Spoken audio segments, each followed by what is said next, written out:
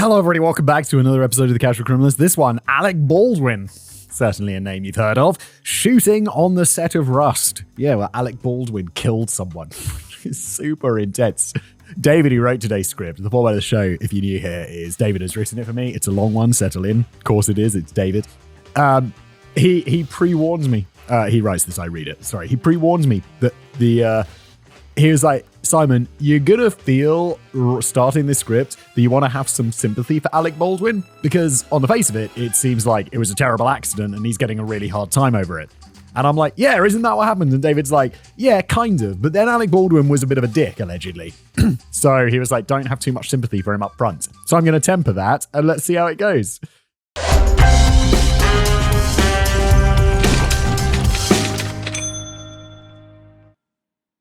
It was October 2021 near Bonanza Creek in New Mexico, on the set of a movie, Rust, a low-budget Western film about an accidental shooting, and given what was to come, no way, it was really?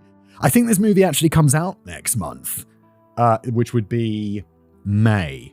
I really hope we're going to get this done in time. That's like 2 weeks, and this is an absolute beast of an episode. I hope so. I might have promised David that. And given what was to come, it was the very worst possible manifestation of life imitating art. The Bonanza Creek Ranch, where Rust was being filmed, lies in the Chihuahuan Desert 30 miles southwest of Santa Fe. Nearby the ranch is an old ghost town, Bonanza City, which had fallen into sharp decline in the 1890s, after just 10 years of life. Only the stone foundations of the buildings and the ruins of an old smelting furnace remain. The rest have been devoured by the harsh desert. I mean, yeah, it's been like 135 years. I'm surprised there's stuff there at all. Meanwhile, the sprawling landscape of New Mexico is an unforgiving place, beautiful in its brutality with miles and miles of wasteland, scrub, and sharp cacti as far as the eye can see. The most I know about New Mexico, and like, yeah, that's exactly like New Mexico. And it's Breaking Bad. And what was it? Is it Mexico's always orange in Breaking Bad? So it's like all I know about Mexico is it's orange. The landscape's quiet devastation is punctuated by skeletal cliffs and towering monoliths left to roast in the hot sun over 70 million years ago after the drying up of North America's gigantic inland sea. Learning all sorts of stuff today. North America had a gigantic inland sea. The landscape is at once both tranquil and dangerous, lifeless and yet alive, a desperate frontier that did not change much as the centuries marched by. It was the perfect setting for a Western film, and unsurprisingly, that is exactly why Hollywood chose it time and time again. For the past 70 years, Bonanza Creek Ranch has played host to numerous production crews, starting in 1955 with The Man from Laramie, starring Jimmy Stewart, and then 150 other projects, including Butch Cassidy and the Sundance Kid, Lonesome Dove, 3:10 to Yuma, and The Ballad of Buster Scruggs. 3:10 to Yuma is quite relatively recent compared to, like, the Sundance Kid, right? Starting in the 1980s, a cluster of 24 period-accurate, fully functional buildings gradually replaced the flimsy facades and temporary structures of yesteryear. Oh, that's so cool. They basically remade a ghost town. Oh, that's so clever. I love that. Now known as Daisy Town, the western set has 4 streets, complete with a saloon, bank, hotel, blacksmith, general store, and a large barn. There's also a 19th century military log fort, an assortment of homesteads dressed to either look thriving or abandoned, a classic Pueblo Spanish adobe house, and a small, lonely, weathered-looking chapel. The sets are designed for exterior and interior filming, and most come equipped with electricity and sources of water. If you want to make a Western film quick and easy, Bonanza Creek is where you'd come. Unfortunately, in October 2021, Bonanza Creek was also the place where an innocent woman would die. Yes, because Alec Baldwin shot her. Jesus Christ. Why don't we go down to the pistol range, squeeze off a few rounds, let the guns do the worrying. Again with the guns. What is it with men and guns? Well, I think I speak for the both of us when I say, because they're metal penises. Now, I remember when that news came out and it was just like, God damn, what a terrible accident. And now I'm really more curious about why Alec Baldwin's being a dick about it, allegedly, according to David's script. Or email. I don't know if it's according to the script yet. The movie Rust was the brainchild of Joel Souza, a 48-year-old writer-director from Fremont, California. Souza's first feature was Hannah's Gold in 2010, a low-budget kids film that hadn't done particularly well. Yeah, never heard of it. Although it's not like I'll be looking out for a kids film in 2010. It was definitely very pre-children for me. 9 years pre-children. Souza followed it up with a movie about a haunted house and then a magic Christmas teddy bear that caused people to body swap. Okay. And then a thriller about a safecracker made for less than 50 grand. And then there's 2019's Crown Vic about a veteran LA cop training a newbie that was criticized for being highly derivative. You're naming the movie Crown Vic. Feels derivative just in the name. Some critics even went as far as to call it a ripoff of 2001's Training Day. But while diligently plugging away in Hollywood, Joel Souza made a powerful friend, a titan of the silver screen, the longtime A-list celebrity actor, Alec Baldwin. Yeah, when you said low budget, I was like, wait, but it's got Alec Baldwin, who's mega famous. And it's like, because he's a mate of the director. In a jaded industry where it does not matter what you know so much as whom you know, and where aspiring artists often climb the greasy pole more from networking and kissing, ass-kicking would be kind of better, than mere talent, this was a major win for Souza. Baldwin assumed the role of producer for Crown Vic and became pivotal in securing its $3.6 million budget and its screening at the Tribeca Film Festival in New York. Alec Baldwin went around trying to secure $3.6 million for a movie. Yeah, Alec Baldwin, just give them $3.6 million. Alec Baldwin's got to be seriously rich, no? Why are you wearing a tux? It's after 6. What am I, a farmer? Alec Baldwin net worth $70 million. Just cut off some money if you just... Why are you going around chasing that when you could just give them 5% of your money and be done with it? The movie failed to claw back even a fraction of its modest budget. Okay, never mind, maybe it was best that old Alec didn't put his money in that. And within 2 months, it was quickly sold off to streaming services.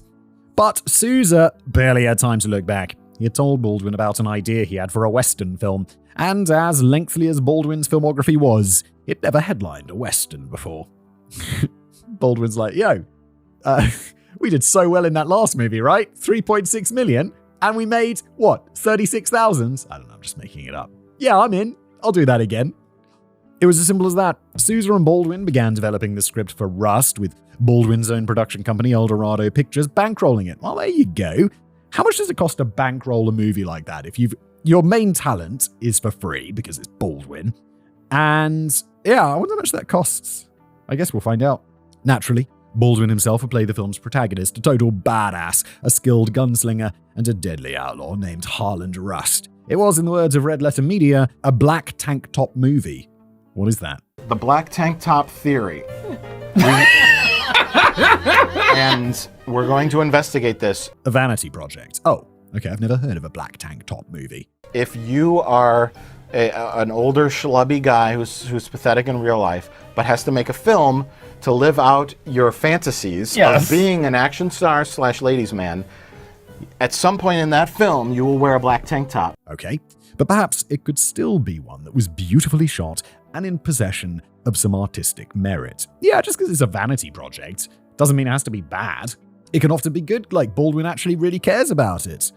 Enter Halyna Hutchins, a 42-year-old cinematographer who in the past few years had rapidly been making a name for herself as a rising star in the industry. She was born on April the 9th, 1979 as Halyna Anatolyevna Andrasovich in the city of Gorodets in the Ukrainian Soviet Socialist Republic. Her father, Anatoly, served in the Soviet Navy. Halyna spent her childhood living on a naval base in Murmansk, Russia, near the Arctic Circle, where she quickly developed a sense of escapism and a love for storytelling. Yeah, no, because you live in the Arctic Circle in Murmansk. It's like, what's to do? Absolutely nothing, so you better have a fucking good imagination, young girl. In 1991, when Halyna was 12, Ukraine became independent of the crumbling Soviet Union, and her family relocated back home. In 1998, Halyna began studying economics at the National Agricultural University, before I wonder how they feel about the Holodomor. Jesus. Economics in Ukraine on agriculture. Before transferring to Kyiv National University to study journalism. After graduating, she became a researcher for documentaries shot in Eastern Europe. One of the most notable films she worked on was a 2006 Discovery Channel documentary about Leonid Stadnik, who at 7'7" was for a time the world's tallest man. Good lordy lord, that's extremely tall. During her years working on documentaries in Eastern Europe, she was exposed to the art of cinematography, prompting Halyna to change the direction of her career. In 2009, at age 30, Halyna emigrated to Los Angeles, where she took a 10-week production course at UCLA, graduating in early 2010. She supported herself by working low-level production jobs on movies and TV sets, along with working on photo shoots in the fashion industry. Around this time, she met Matt Hutchins, a corporate attorney in Los Angeles, and after dating for about a year, they got married and had a son, Andros. In 2013, Halyna enrolled in a master's program at the prestigious American Film Institute Conservatory, graduating in 2015. I don't know, I've never heard of the American Film Institute Conservatory, but I do know that anything that ends in conservatory is always really hard to get into. Her thesis project, Hidden, was screened at film festivals around the country, garnering her critical acclaim and respect in industry circles. Wow, okay. Her thesis project? Impressive. Very impressive start to a career right there. And then it was off to the races. Over the next 6 years, Halyna worked as a director of photography on several movies and short films. Finding work was no longer the challenge. Finding the time to take on the new jobs was a good position to be in for sure. Most notable was her work on Crossing Point, In Absentia, Snowbound. I feel like I've heard of Snowbound. Maybe it's also not a super I might just be imagining that. And the 2019 horror film Darlin. The same year, American Cinematography magazine featured her as one of the top 10 up-and-coming directors of photography in Hollywood. In 2020, Halyna again won critical acclaim for her work on the superhero mystery thriller Arch Enemy. In the summer of 2021, Halyna was in Canada filming the Netflix science fiction slasher flick Time Cut before flying down to New Mexico for the movie Rust. Halyna had never shot a Western before and was excited to dive into a new genre. Little did she know, the film was going to be her last. Principal photography for Rust began on October the 6th, 2021. It was supposed to be a tight 21-day shoot. Whoa! I guess that is on a budget, right? Just 3 weeks? Bada bing, bada boom. Baldwin's production company, El Dorado, along with 4 other production companies and a conglomerate formed for the film, Rust Movie Productions, had managed to scrape together a budget of $8 million, $2 million of which came from selling some distribution rights prior to filming. Yeah, I think the reason they do that, Rust Movie Productions, is it's a legal liability thing, right? Which probably ended up being quite smart in this case, because if it was just a project by Rust, by Baldwin's production company, El Dorado, if something bad goes, if a movie flops, his production company can be I don't know, if they're in debt or whatever, there could be trouble. Whereas if it's a whole new company, then it's much less financially risky. Is that right? Is that why they do that? Because often you see it, you'll be watching a movie and in the credits, it'll be the movie name is a company. Is that why they do that? Despite having an A-list star behind the film, it was nevertheless an indie movie that would have a limited theatrical release. As such, there was only so much leeway for Rust to make its money back. If the shoot ran over schedule, that could be financially disastrous for investors. Wait, I thought Baldwin was bankrolling it. I guess maybe they had investors as well. How much money do you need to film a 21-day shoot for a non-major picture? I'd guess maybe a couple of mil, 3 mil, maybe? I don't know, I've got no idea. That sort of pressure is not unique among movie productions. In fact, it's almost universal, but the danger lies in cutting too many corners in order to complete the film. If you rush a shoot, push your crew too hard, or you skimp too much in one area, the film's quality can decline, and the crew will start to make mistakes. And that appears to have been the case with Rust on several fronts. Yeah, I've been an extra in movies. And it was always, they'd be okay, well, you get £80 to show up for the day or whatever. But that wasn't where you made the money. The money was always made because they'd be no, we ran over time. And it was always running over time. It'd be so here for 12 hours. And those 4 hours extra or whatever would just be you'd get double the money extra or something insane. And then they'd be oh yeah, no, we'd like to cut your hair. And you'd be okay. And they'd be cool, that's another 50 quid. And they'd be there was so many little extras that you'd get, and then you'd collect your slip at the end of the day, and they'd have all these boxes checked for extra stuff, and you'd be sweet, 80 quid turns into 250, 300, like that.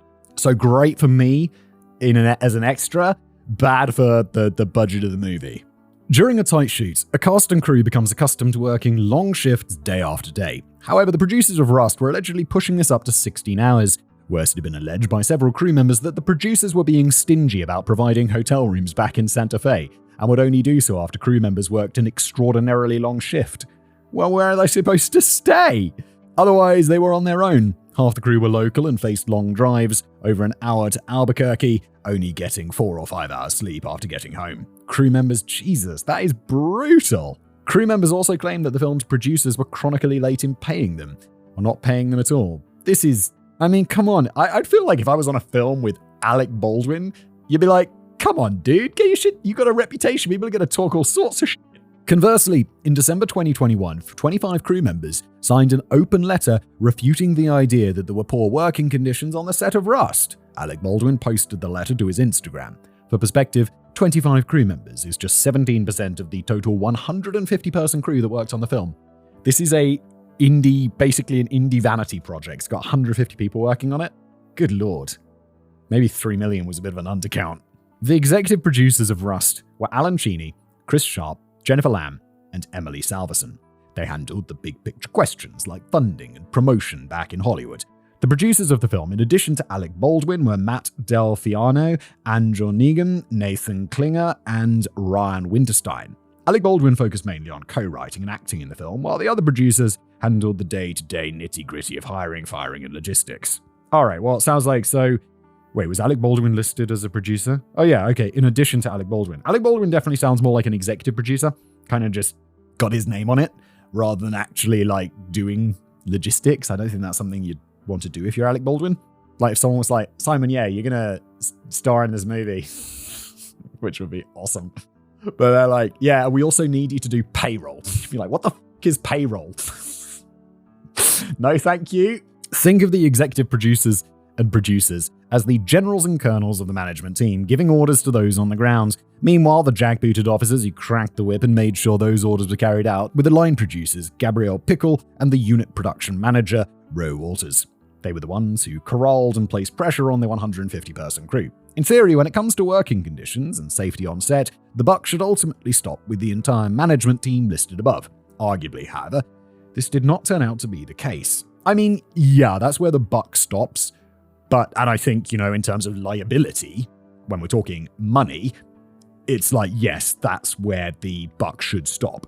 It shouldn't stop with the line producers who are just doing their job, even if it might be their fault, even if they're the one who actually made the mistake. They shouldn't be, they're just doing a job. And if they're a bit bad at their job, it's not like they should be financially responsible for that. Also, they probably don't have the deepest pockets, so probably not who you're going to want to sue. Meanwhile, as writer-director, Joel Souza got to mainly focus on carrying out his artistic vision. His right-hand man was first assistant director, Dave Halls, whose duties consisted of managing workflow and keeping the production on schedule. Halls was also safety coordinator for Rust, and there is evidence to indicate Halls was too preoccupied with keeping on schedule in the 21-day shoot and allegedly letting safety concerns fall by the wayside. During the shoot, several accidents occurred, and Halls violated protocol by not investigating them afterward. Previously, in 2019, when Dave Halls was working on the television series Into the Dark, he allegedly failed to hold safety meetings, did not announce when prop firearms were on set, dismissed cast and crew without ensuring firearms were returned, and ignored blocked exits and the lack of a fire lane. This guy is the safety coordinator? Bro's in the wrong career, allegedly, in my opinion. It was on Dave Halls' watch that actor Creed Bratton got injured when a blowgun misfired and struck Bratton in the eye. Oh, jeez. I don't even know what a blowgun is. Is that like what they'd use, like in the jungle to hunt prey? Is that a blowgun? That's a blow dart, isn't it? That same year, while Dave Halls was working on the movie Freedom's Path, he failed to ensure a muzzle-loading rifle had been cleared of gunpowder after the end of a take. The rifle went off near a boom operator's face, causing him to fly backward and damaging his inner ear. Dave Halls was fired that same day, and production was halted until he had been escorted off set. Wow. He continued... This safety coordinator dude? He does not have a good safety record! Nevertheless, Halls continued to find work, acting as first assistant director on 3 films in 2020 and 5 films in the first part of 2021. Well, yeah, I mean, honestly, it did seem like he was due for a bit of a career change. When Halls was working on the crime thriller One Way in February 2021, a crew member told producers, quote, "That man is a liability. He's going to fucking kill someone someday, and you're going to be responsible." In short, several people within the industry held the opinion that Dave Halls often favored pace over safety while on film shoots. Perhaps in some circles, this devotion to the schedule was regarded as a positive asset. Yeah, I can definitely see that. It's like people be like, oh, for God's sake, health and safety, it's so overblown, so much of this, so much of that. And often they're kind of right. I have an insane health and safety, maybe it's just not that insane, but it's insane to me. So I renovated a house, talked about it before, and when the house previously was a commercial space, it was like not a home. And so when we moved in, we had to have it reclassified as a home, which means you have to have someone from the government come round and have a quick squiz around your house and make sure everything is tip-top. And we've got a staircase, right? And it had to have these grab rails. Like you'd have it on a normal staircase, but like so many, like round, it's like a spirally style staircase. And it had to have these ugly ass grab rails, like at all these weird angles going all the way up. And it just looked insane. And then the health and safety person comes around and they're like, ching, your house is nice and approved. All of the safety stuff's there. And then the next day we're like, yo, builders. I mean, all of this is allegedly, of course, and it didn't actually happen. I mean, it happened in Minecraft, perhaps. Immediately just came in and ripped them out, plastered over, and was like, now we just have a sensible number of handrails? Like, what the fuck? Why? It's my house. It's my personal house. Why do you need to make sure of its health and safety? Either way, it turns out that Rust executive producers Alan Chaney and Emily Salverson, along with producer Ryan Winterstein, had previously hired Dave Halls to work on the 2019 drama The Tiger Rising, a film also surrounded by allegations that producers were not paying crew members on time. And so, with a tight I don't think that's got anything to do with Dave, though. That's obviously a different department. And so with a tight 21-day schedule looming for principal photography of Rust, they hired Halls again to act as first assistant director and safety coordinator. You get what you pay for. Also interesting, we're mentioning a lot of movies and stuff in today's episode. I've never heard of any of these. The Tiger Rising? What was the other one? I never heard of any of these. Arch Enemy? Meanwhile, a key component of Western films are guns. Lots and lots of guns. And Rust was no exception. Guns. Lots of guns.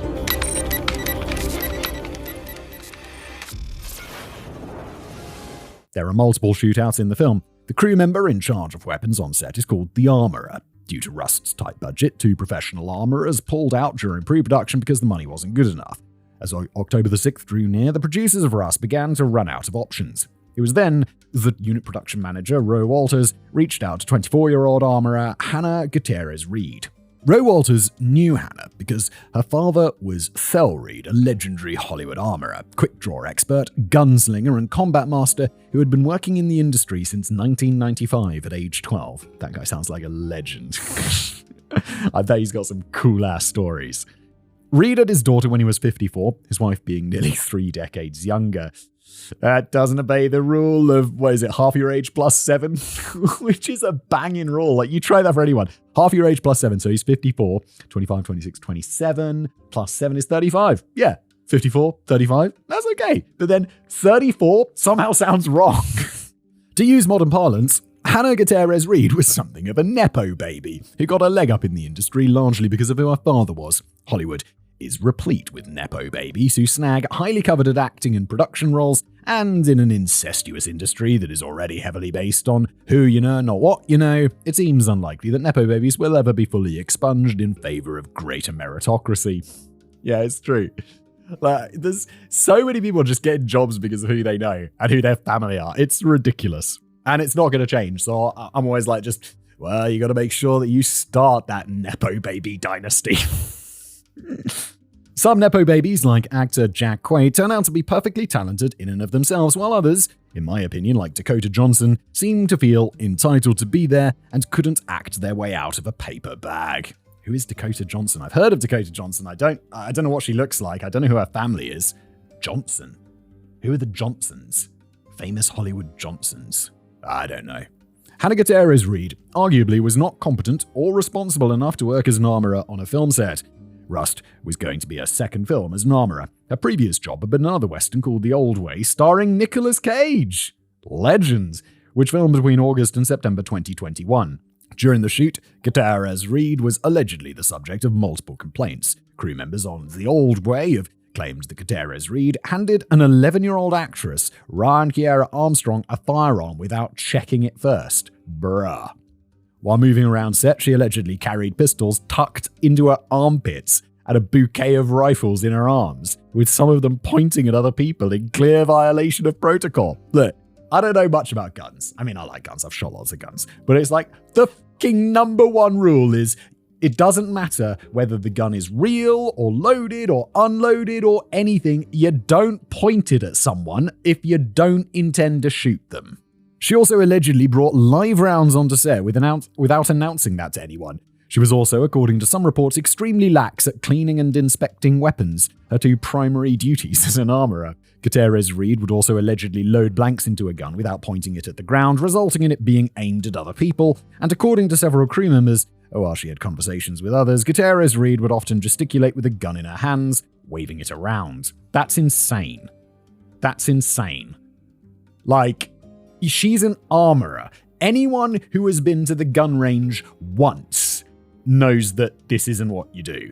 There are also messages to her supplier, Seth Kenny, that imply she allegedly may have been taking movie guns off set to do target practice with live rounds in order to impress some guys on the crew. Stu Brumbaugh, the key grip on the old way, has alleged that twice in 3 days, Gutierrez-Reed discharged a firearm on set without warning. What? On the second occasion, again, this is allegedly. On the second occasion, she fired a gun near actor Nicolas Cage, who said, "Make an announcement, you just blew my fucking eardrums out," before he angrily stormed off set. Yeah, fair play, Nick. Can you teach me how to shoot?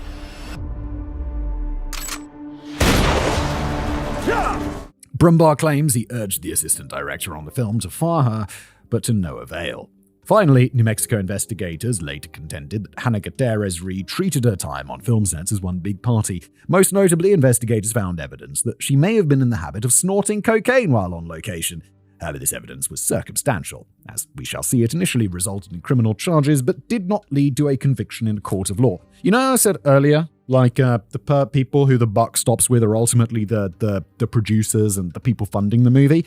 But if there's like gross negligence, where it's not just like, oh, you're a bitch at your job, it's like you're so shit at your job that it is unreasonable. Then like if you're snorting cocaine and shooting off guns around Nick Cage, there should definitely be consequences for that. And I'm not just talking about, you not getting another job. There should be like criminal consequences. So why hire her?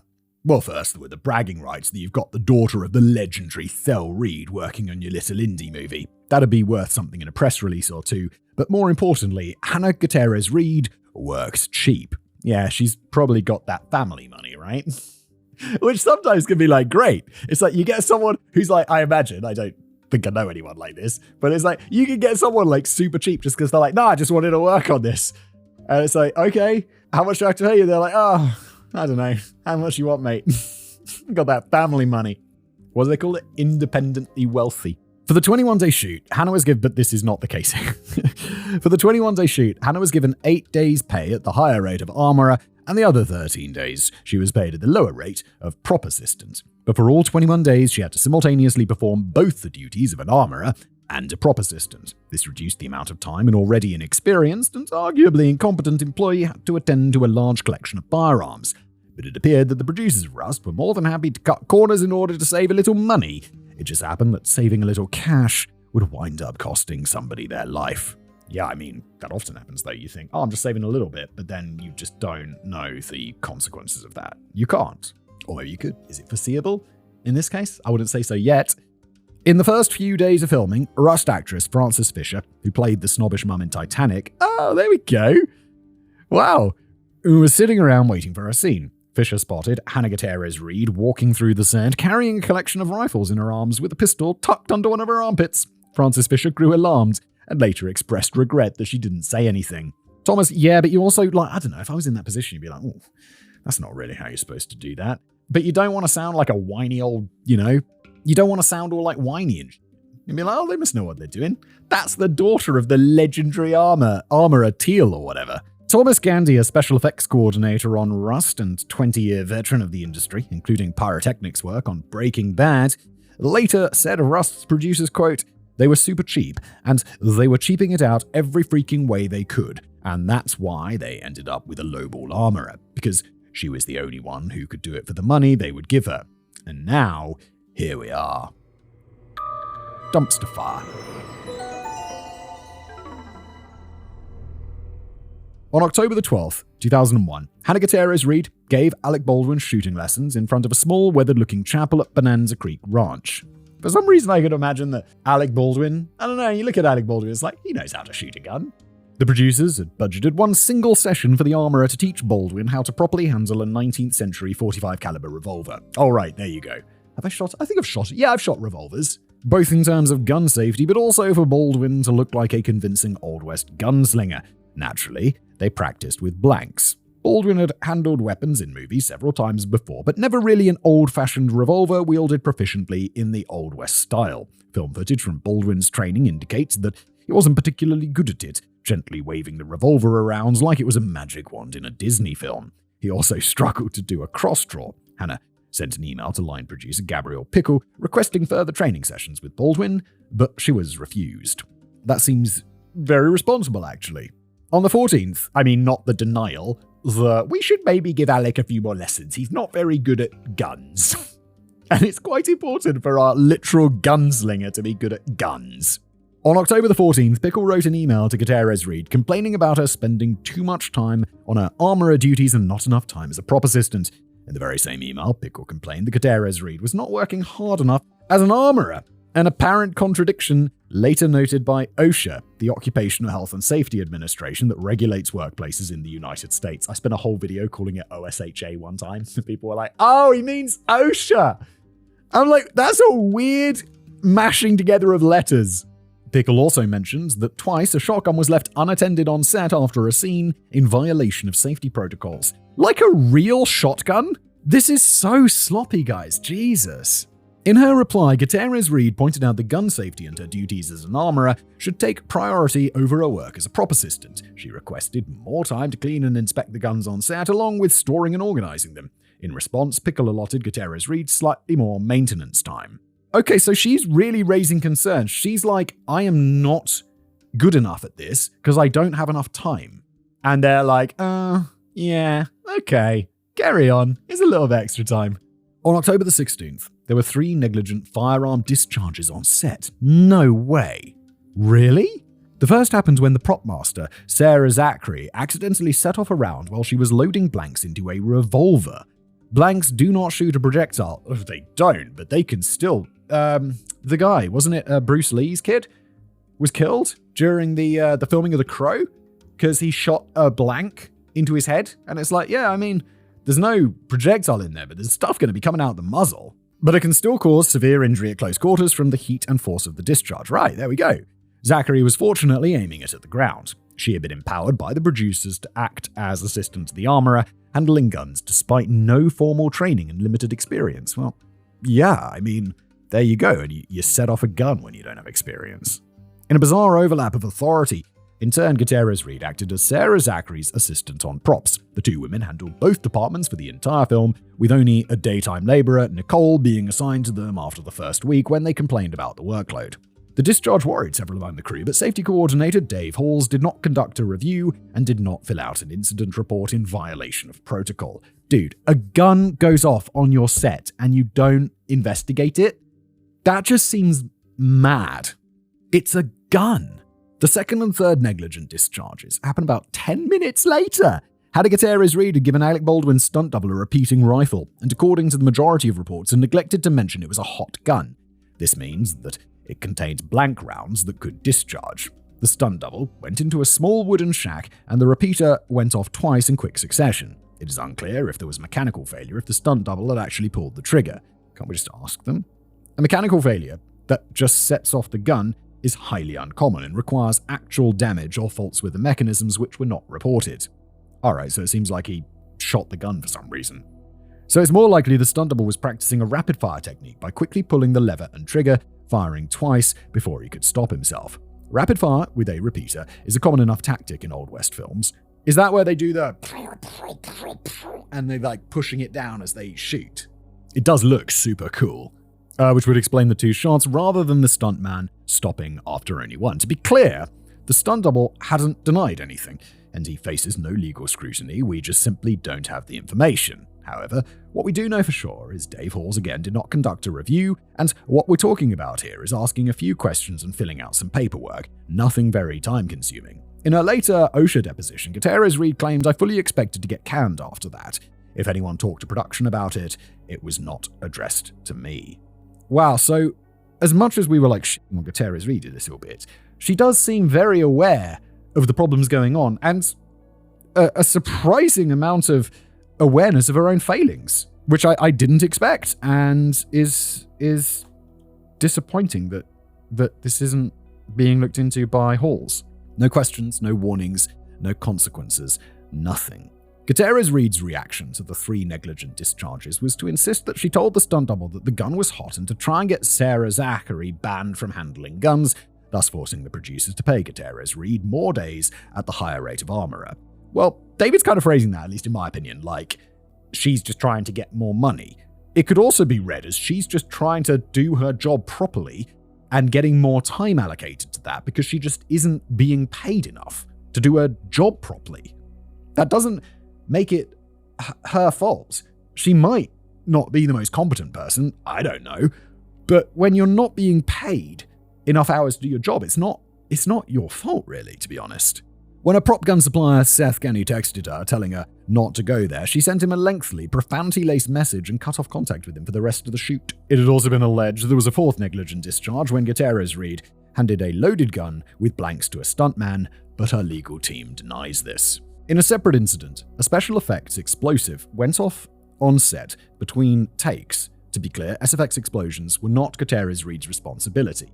No, but it does speak to the level of safety and thought that was going on in this production, and to me speaks to it not really being so much Gutierrez Reed's fault, but just, like, people who are safety conscious will not be safety conscious if they're low down on the totem pole and that is the environment that you're fostering in a work environment. Right? But it was yet one more incident that alarmed crew members about the level of safety on set. Once again, Dave Halls did not investigate. Combined with the long hours, the alleged stinginess about providing hotel rooms, and the chronic tardiness with payment, rumblings of discontent began to grow amongst the crew.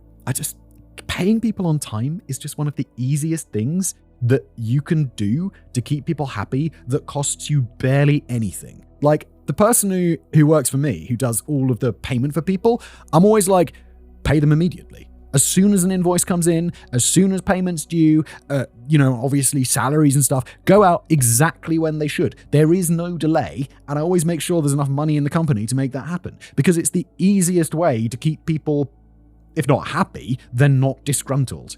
If someone writes an email to me, it's like, hey Simon, remember that time you didn't pay me for 3 months? I'll be like, oh, for fuck's sake. I did forget, but I really don't think that's the case. I apologize if it ever has been. I was also a freelancer once, so I know how fucking stressful it is when it's like, is this person going to pay me?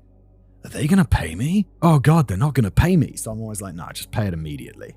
No fussing around. They were particularly incensed by the negligent discharges and the lack of COVID precautions on set. Oh yeah, this is in autumn 2021, when masks, distancing, and vaccinations were still in full swing. Oh my God, I try to block out those years.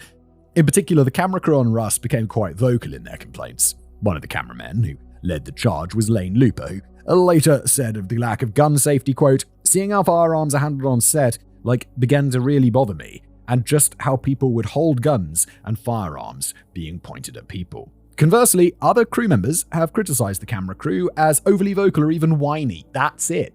That's the thing. That's why I said, if you foster a culture of disregard to safety, then you're going to start labeling people who complain about safety as whiny, and people are not going to complain, and then someone gets f***ing shot.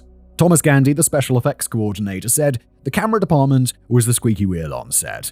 And Teresa Davis, the wardrobe supervisor, has asserted the camera crew were the dark clouds on our set. They were rude. They talked crap about everybody. On October the 20th, cameraman Lane Looper wrote a substantial email to Rust's producers complaining about all the things noted above. In regard to occupational safety, he said, oh, for some reason I assumed Lane was a girl. Lane is a woman's name, no? But isn't Betty a woman's name? Lois Lane? Oh wait, that's the surname. No, Lane could be a dude. I'm sorry, Lane. He said, during the stunts on this job, things are often played very fast and loose. So far, there have been several weapons discharges and one accidental SFX explosion that have gone off between takes. To be clear, there are no safety meetings, and there have been no explanations as to what to expect for these shots. This seems incredibly on point in retrospect. And good for you, Lane, for complaining about this, when clearly there was a culture to suppress this and make the whole camera department seem like whiny bitches, when really, they're the only ones here who seem to have their heads screwed on straight. Lane Looper claims the producers gave him a canned, perfunctory response. And so, 7 of the 9 members of the camera crew resolved to walk off the set the following morning in protest. Good for you.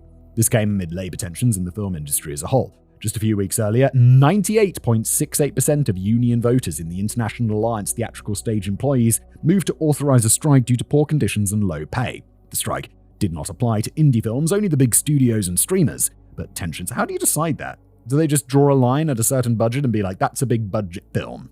But tensions were high on indie sets, and many crew members on Rust were firm supporters of the IATSE strike. IATSE, and David has specifically told me it's pronounced IATSE. Thank you, David, because otherwise I'd be going through it pronouncing it IATSE. Maybe I'll just assume for all American things that it's always shoved together. Like I'll just be like, oh yeah, the SIA, the BI, the NISA. One of the Rust cameramen who decided to walk off was Jonas Huerta. He later explained, quote, "We were sticking up for ourselves, and we were showing these producers that we weren't going to take their shit anymore. We're done." At 6:30 a.m.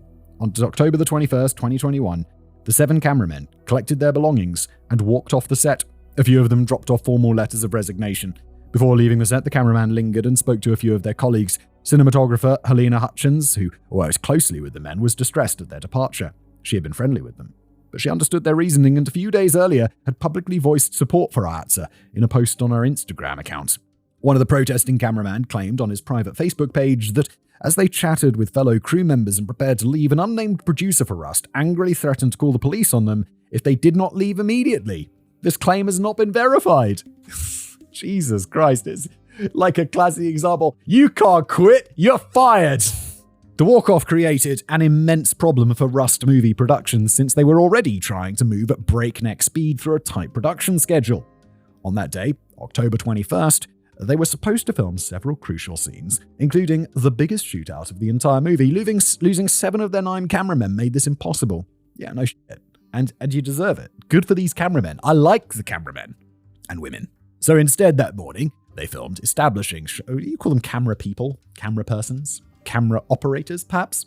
So instead, that morning, they filmed establishing shots in Daisy Town and then some coverage of Rust co-star Jensen Ackles in the chapel. Then they broke for lunch. The scene they were going to film with one camera that afternoon involved a close-up of Alec Baldwin sitting on a pew in a small chapel, pulling out his gun and aiming it at a slight angle from the camera lens. After that, they were going to film some dialogue between Baldwin's character and 2 US Marshals, followed by a brief exchange of gunfire.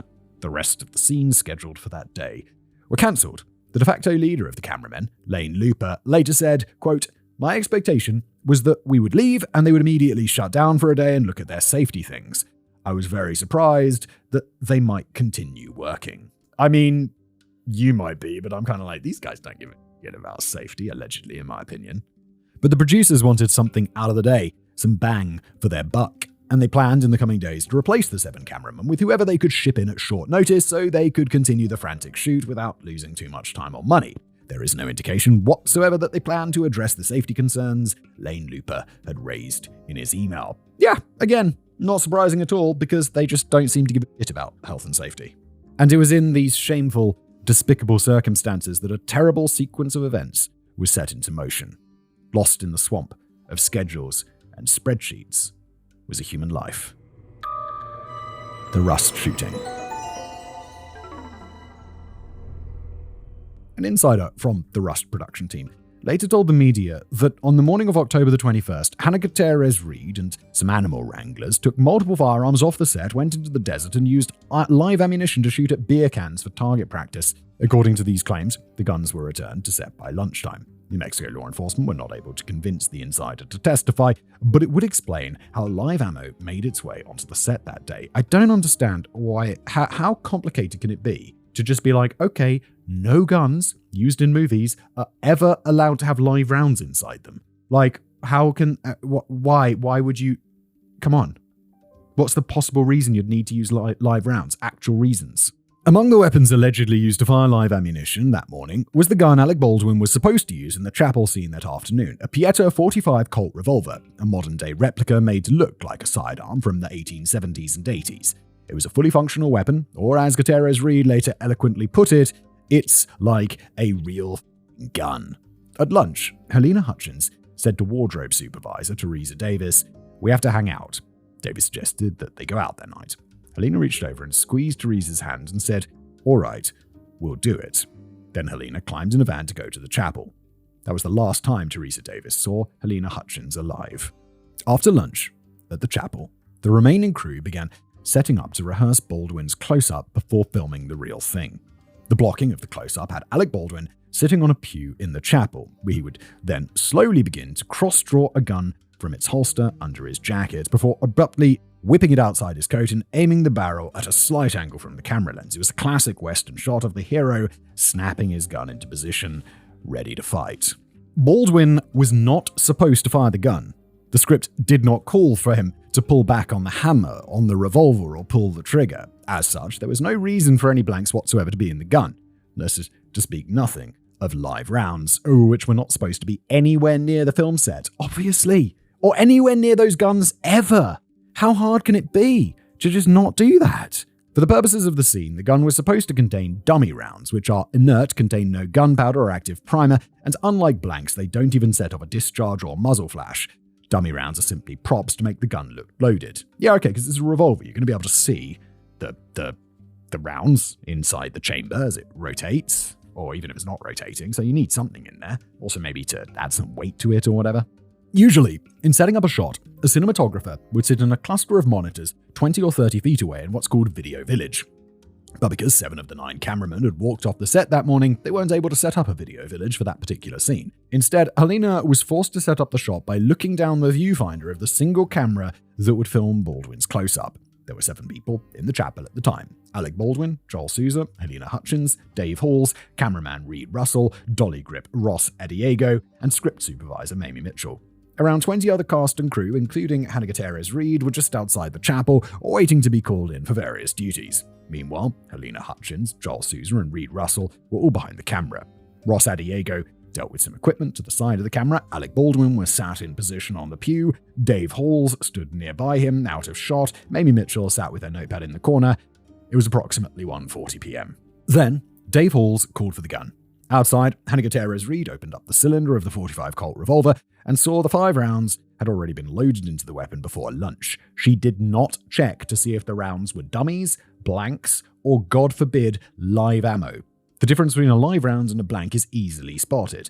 Yeah, the blanks have like a little, instead of having the solid jacket at the top, they have like, it's, like hollow, pinched top sort of thing. A blank does not have a bullet at the top of the casing, which flies out as a projectile. The blank is crimped shut at the top. There you go. You only need to pull each round out of the cylinder for a quick visual check. Given the number of negligent discharges so far on their shoot, Gutierrez-Reed should have been concerned whether she left blanks in that gun. But we're not talking about blanks here, we're talking about dummy rounds, and those would look much more like a live round in a revolver, I imagine, because you'd want to see the jacket at the end of the bullet, the round itself. So it feels like that would be harder to check because it should look like a real round, whereas a blank is obviously not. There shouldn't be any blanks at all. It is slightly more difficult to distinguish between a dummy round and live ammo, there we go, because dummies are props made to look like real bullets, should they ever be used on camera outside the gun. However, there are some key distinguishing features that a trained armorer should easily catch. Firstly, the ones on Rust had clay or brass tips rather than lead, and many of the dummies had a small hole drilled into the casing on the side. You'd need to take the dummy round out of the gun to properly see these things, but Gutierrez-Reed should have been doing that anyway to confirm the bullets weren't blanks. Also, the fake primer at the base of a dummy round is often dented from actors pulling the trigger while the dummy is in the gun or plugged with a noticeable fake cap. To visually check that, you don't even need to pull the bullet out of the gun. It would be visible the moment you open the cylinder. Dummy rounds also rattle when you shake them because they have a loose ball bearing inside the otherwise hollow casing to simulate the weight of a live round. If Gutierrez-Reed had actually checked the bullets in the gun, she would have immediately spotted that one of the rounds was live ammunition. The metal was even a different color, but she didn't. Instead, she took out a small brush, cleaned the empty chamber of the 6-shooter, and then inserted a dummy bullet into it, resulting in the cylinder being fully loaded. She snapped the gun shut. Hannah Gutierrez-Reed entered the chapel and walked up behind Dave Halls. She said to Halls, "Let's do the gun check. I put dummy rounds in the gun." She opened the gun for him, but he didn't bother to spin the cylinder. Halls claims to have merely glanced over and saw only 3 of the 6 bullets loaded into the gun. He did not bother to check them further, as he was duty-bound under safety protocol to do. Dave Halls was supposed to be the last line of defense, and he failed in that duty. It's like the Swiss cheese thing, isn't it? Where it's like there's supposed to be all these things preventing something from happening, but if the holes of the Swiss cheese just line up perfectly, then the error, in this case a bullet, can get through. Halls went over to where Alec Baldwin was sitting in front of the camera. He handed Baldwin the gun and told him it was cold as per protocol, in this case meaning the gun only contained dummy rounds and not blanks, which at close range could cause serious injury. It would not have entered anybody's mind that a live round would be anywhere on set. Yeah. According to a few crew members, Baldwin said, quote, "So I guess I'm going to take this out, pull it, and go bang." Again, the script did not call for Baldwin to pull down on the hammer or pull the trigger. The close-up just required him to aim the barrel at a slight angle from the camera lens. The gunfight came later. So did he, what? That seems very confusing. Why would he think that he had to do that? He's sitting in a chapel. Who's he pulling the gun on? I don't even know. Halyna Hutchins moved in front of the camera, standing approximately 2 feet from where Baldwin sat on the church pew. To Halyna's right stood camera operator Reed Russell, who also moved out from behind the camera to reposition it and remove a shadow. Hutchins did the classic gesture of creating a frame with a thumb and forefinger on each hand. She spoke to Baldwin as he posed with the gun, saying, "Right there, how does that feel? We'll just tilt it down, kind of cheat it, so I can see your thumb. Great, I like that. Oh, we know this specific dialogue because I assume the sound's rolling, right?" By standing in front of the camera and asking Baldwin to aim the gun at her so that she could set up the shot, Halyna Hutchins was in fact breaching safety protocol. And even though Baldwin was simply following her instructions, he was also violating safety protocol by obeying and pointing the fully functional weapon at her. Well, this is where Dave Halls is failing, because he's the safety guy. He should be like, "Guys, you can't do that." And they'd be like, "Oh, okay." They're not supposed to know all of these tiny ins and outs. That's the safety guy's job. Swiss cheese. Swiss cheese. Then Baldwin asked Halyna, "Now, do you want me to cock the gun?" Even though the script and close-up didn't call for it. Baldwin put the gun back into its holster under his coat and prepared to rehearse the cross-draw needed for the shoot. As this was going on, writer-director Joel Souza moved from behind the camera and came up on Halyna's left to peek over her shoulder as she set up the shot. Halyna turned slightly to look over her shoulder and speak to him. Baldwin pulled the revolver from his holster in a quick, fluid movement. Then, the gun went off. A live, .45 caliber bullet passed through the right side of Halyna's chest, tore across her body in an upward diagonal direction front to back, punctured her right lung, and smashed through her spine before exiting out of her left shoulder. Joel Souza had been peering over Halyna's shoulder at the time, and the bullet continued and lodged in his right shoulder. He screamed. Souza likened it to being struck with a baseball bat. Meanwhile, Halyna was in shock. She clutched her chest and said, that was no good. That was no good at all." She staggered and crumpled to the floor. Standing outside, special effects coordinator Thomas Gandy's initial response was to turn his head in the direction of the gunfire and say, "Oh fuck, Hannah's going to be getting yelled at now." Meanwhile, Hannah Gutierrez-Reed ran into the chapel shouting, "Wait, was that the gun?" Dave Halls, thinking it was Black, replied angrily, "Yeah, it was the fucking gun." Gutierrez-Reed cried out, "Oh my god, Joel, I'm so sorry." Several crew members ran to the end of the church where Joel Souza and Halyna Hutchins now lay on the ground. Souza recalls just lying there, staring into Halyna's eyes. Thomas Gandy reached them and saw blood soaking the clothes around Halyna's chest wound. Now, in the movies, small devices called squibs explode with a burst of blood to simulate being shot.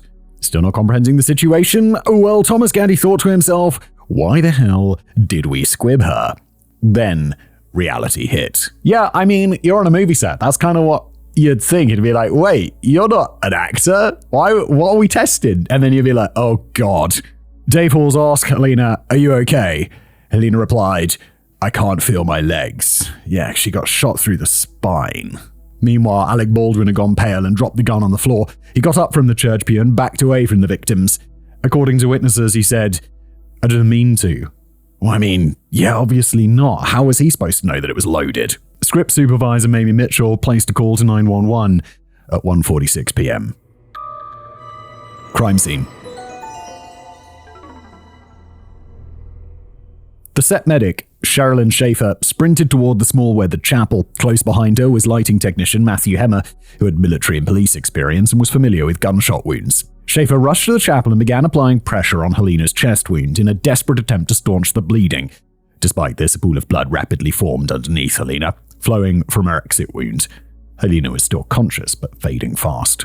Meanwhile, Hemmer went over to assist Sousa and picked him up off the floor and seated him on the church pew. Sousa's injuries were not fatal, and he was stunned but still looted.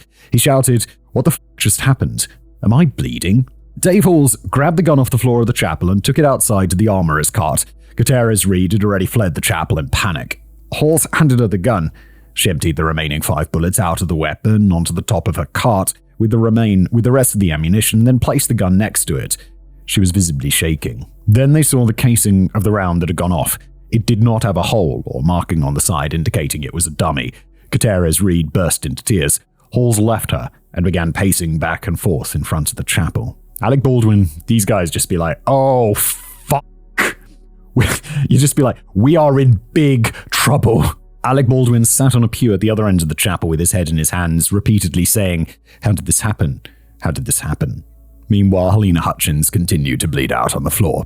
Although Bonanza Creek was out in the desert, a paramedic unit was staged in the area in anticipation of film accidents, though more likely construction mishaps rather than gunshots. As such, an ambulance arrived on set within 12 minutes at 1:58 p.m. A medical helicopter arrived 2 minutes later from Albuquerque at 2 p.m. That's impressive. 14 minutes. And you got from the time the call is made to a medical helicopter arriving. I've taken not helicopter lessons, but piloting lessons, flying lessons. And it's a process getting that plane off the ground. So when it's like a medical helicopter, I just guess they're like, go, get it up in the air. It's very impressive. By the time paramedics arrived, Halyna Hutchins was unconscious, unresponsive to stimuli, her pulse weak. She was airlifted to University of New Mexico Hospital in Albuquerque. She died in the air. Paramedics called the time of death shortly after arrival at 2:31 p.m. Meanwhile, Joel Sousa was taken by ambulance to Christ of St. Vincent Medical Center in Santa Fe. He was still in shock and confused about what had happened. He refused to believe that he had been shot. To Sousa, the idea of a live round somehow making it onto set was unthinkable. Perhaps some debris had flown out of the gun. But a bullet? Impossible. In order to prove it to him, or as Sousa put it, to shut him up, doctors eventually showed him an x-ray. Sousa said that the bullet in the image was so prominent against his bones that it looked like it had been sloppily photoshopped there. Police first responders arrived at the film set at 2:15 p.m. Their first order of business was to find the gun, so they tracked down Hannah Gutierrez Reed. She took an officer over to her armorer's cart and surrendered the Pieta .45 Colt revolver. The bullet casing from the spent live round was back inside the chamber. The gun was bagged at 2:20 p.m. The officer asked Gutierrez Reed to point out the other rounds that were in the gun, and she indicated several bullets on top of the cart. However, at this point, Gutierrez Reed was hyperventilating and intermittently blubbering like an infant. The officer asked her to calm down, but to no avail. Yeah, asking someone who's having a panic attack to calm down is maybe not the most helpful thing in the world. Eventually, they simply bagged up all the ammunition on the cart. There were over 500 rounds, blanks, dummies, and more live ammo. I do understand why it's so sloppy, because this whole thing is safety sloppy. But it's just insane that they would have live rounds. An officer located the shooter, Alec Baldwin, outside the chapel and asked, "Are you okay?" Baldwin replied, "No, I'm not actually." Sheriff Aidan Mendoza arrived at 2:30 p.m. and took command of the situation. His deputies began photographing the inside of the chapel and the pool of blood still wet on the floor. Witnesses were ordered to pack up the equipment outside the chapel, but to remain on site for questioning. They were eventually led into a large plastic mess tent down the hill from the chapel, the base camp. Meanwhile, Baldwin had walked a few feet away from the chapel and was sitting on the ramp of an equipment truck. Dave Hall stood nearby. Baldwin asked him how Joel and Halyna were. Halls replied, "Joel's doing okay." Baldwin responded, "He is? What's her story?" After a moment's hesitation, Hall answered cryptically, "A little bit rougher." The police officer standing across from them piped up. He explained that the bullet had traveled diagonally across Halyna's torso, left to right and also front to back, exiting out of her left shoulder. Baldwin's reaction was to repeat, "It traveled across her body." He hunched over. The wind knocked out of him, looking shocked and devastated. Yeah, if I remember rightly, most bullets, I think when people get shot in movies, right? Like by, I guess there's two types of bullets, right? There's the hollow points which explode inside, with the idea that, police carry these, even though they're much more devastating. The idea being that it's not going to pass through someone and hurt someone else like it did in this case. But with actual, non-hollow point bullets, I think they can bounce around. So they can hit a bone and then travel and then hit another bone and travel. And that causes all sorts more devastation. Meanwhile, Hannah Gutierrez-Reed had been moved to the back of a police cruiser, quietly weeping. An officer came forward and asked her to spell her name. She was taken into Santa Fe for questioning. Soon after 2:45 p.m., Alec Baldwin was put in the back of Sheriff Mendoza's vehicle and hauled off to Santa Fe as well. Finally, Dave Halls was also marched towards a police cruiser. Along the way, a producer said, "Why are you taking him down as well?" The officer explained that Halls had also come into contact with the gun. I mean, that's fair. He is the safety lead on set, and someone has just been shot and killed. Seems very reasonable that the police would want to talk to him. I'd say even more so than Alec Baldwin. Alec Baldwin, and I know David said don't defend Alec Baldwin because it's not going to be a good look for you, but right now, he just accidentally shot someone. I mean, sure, his production company is behind this, behind the movie, not behind the shooting, just to be absolutely legally clear there.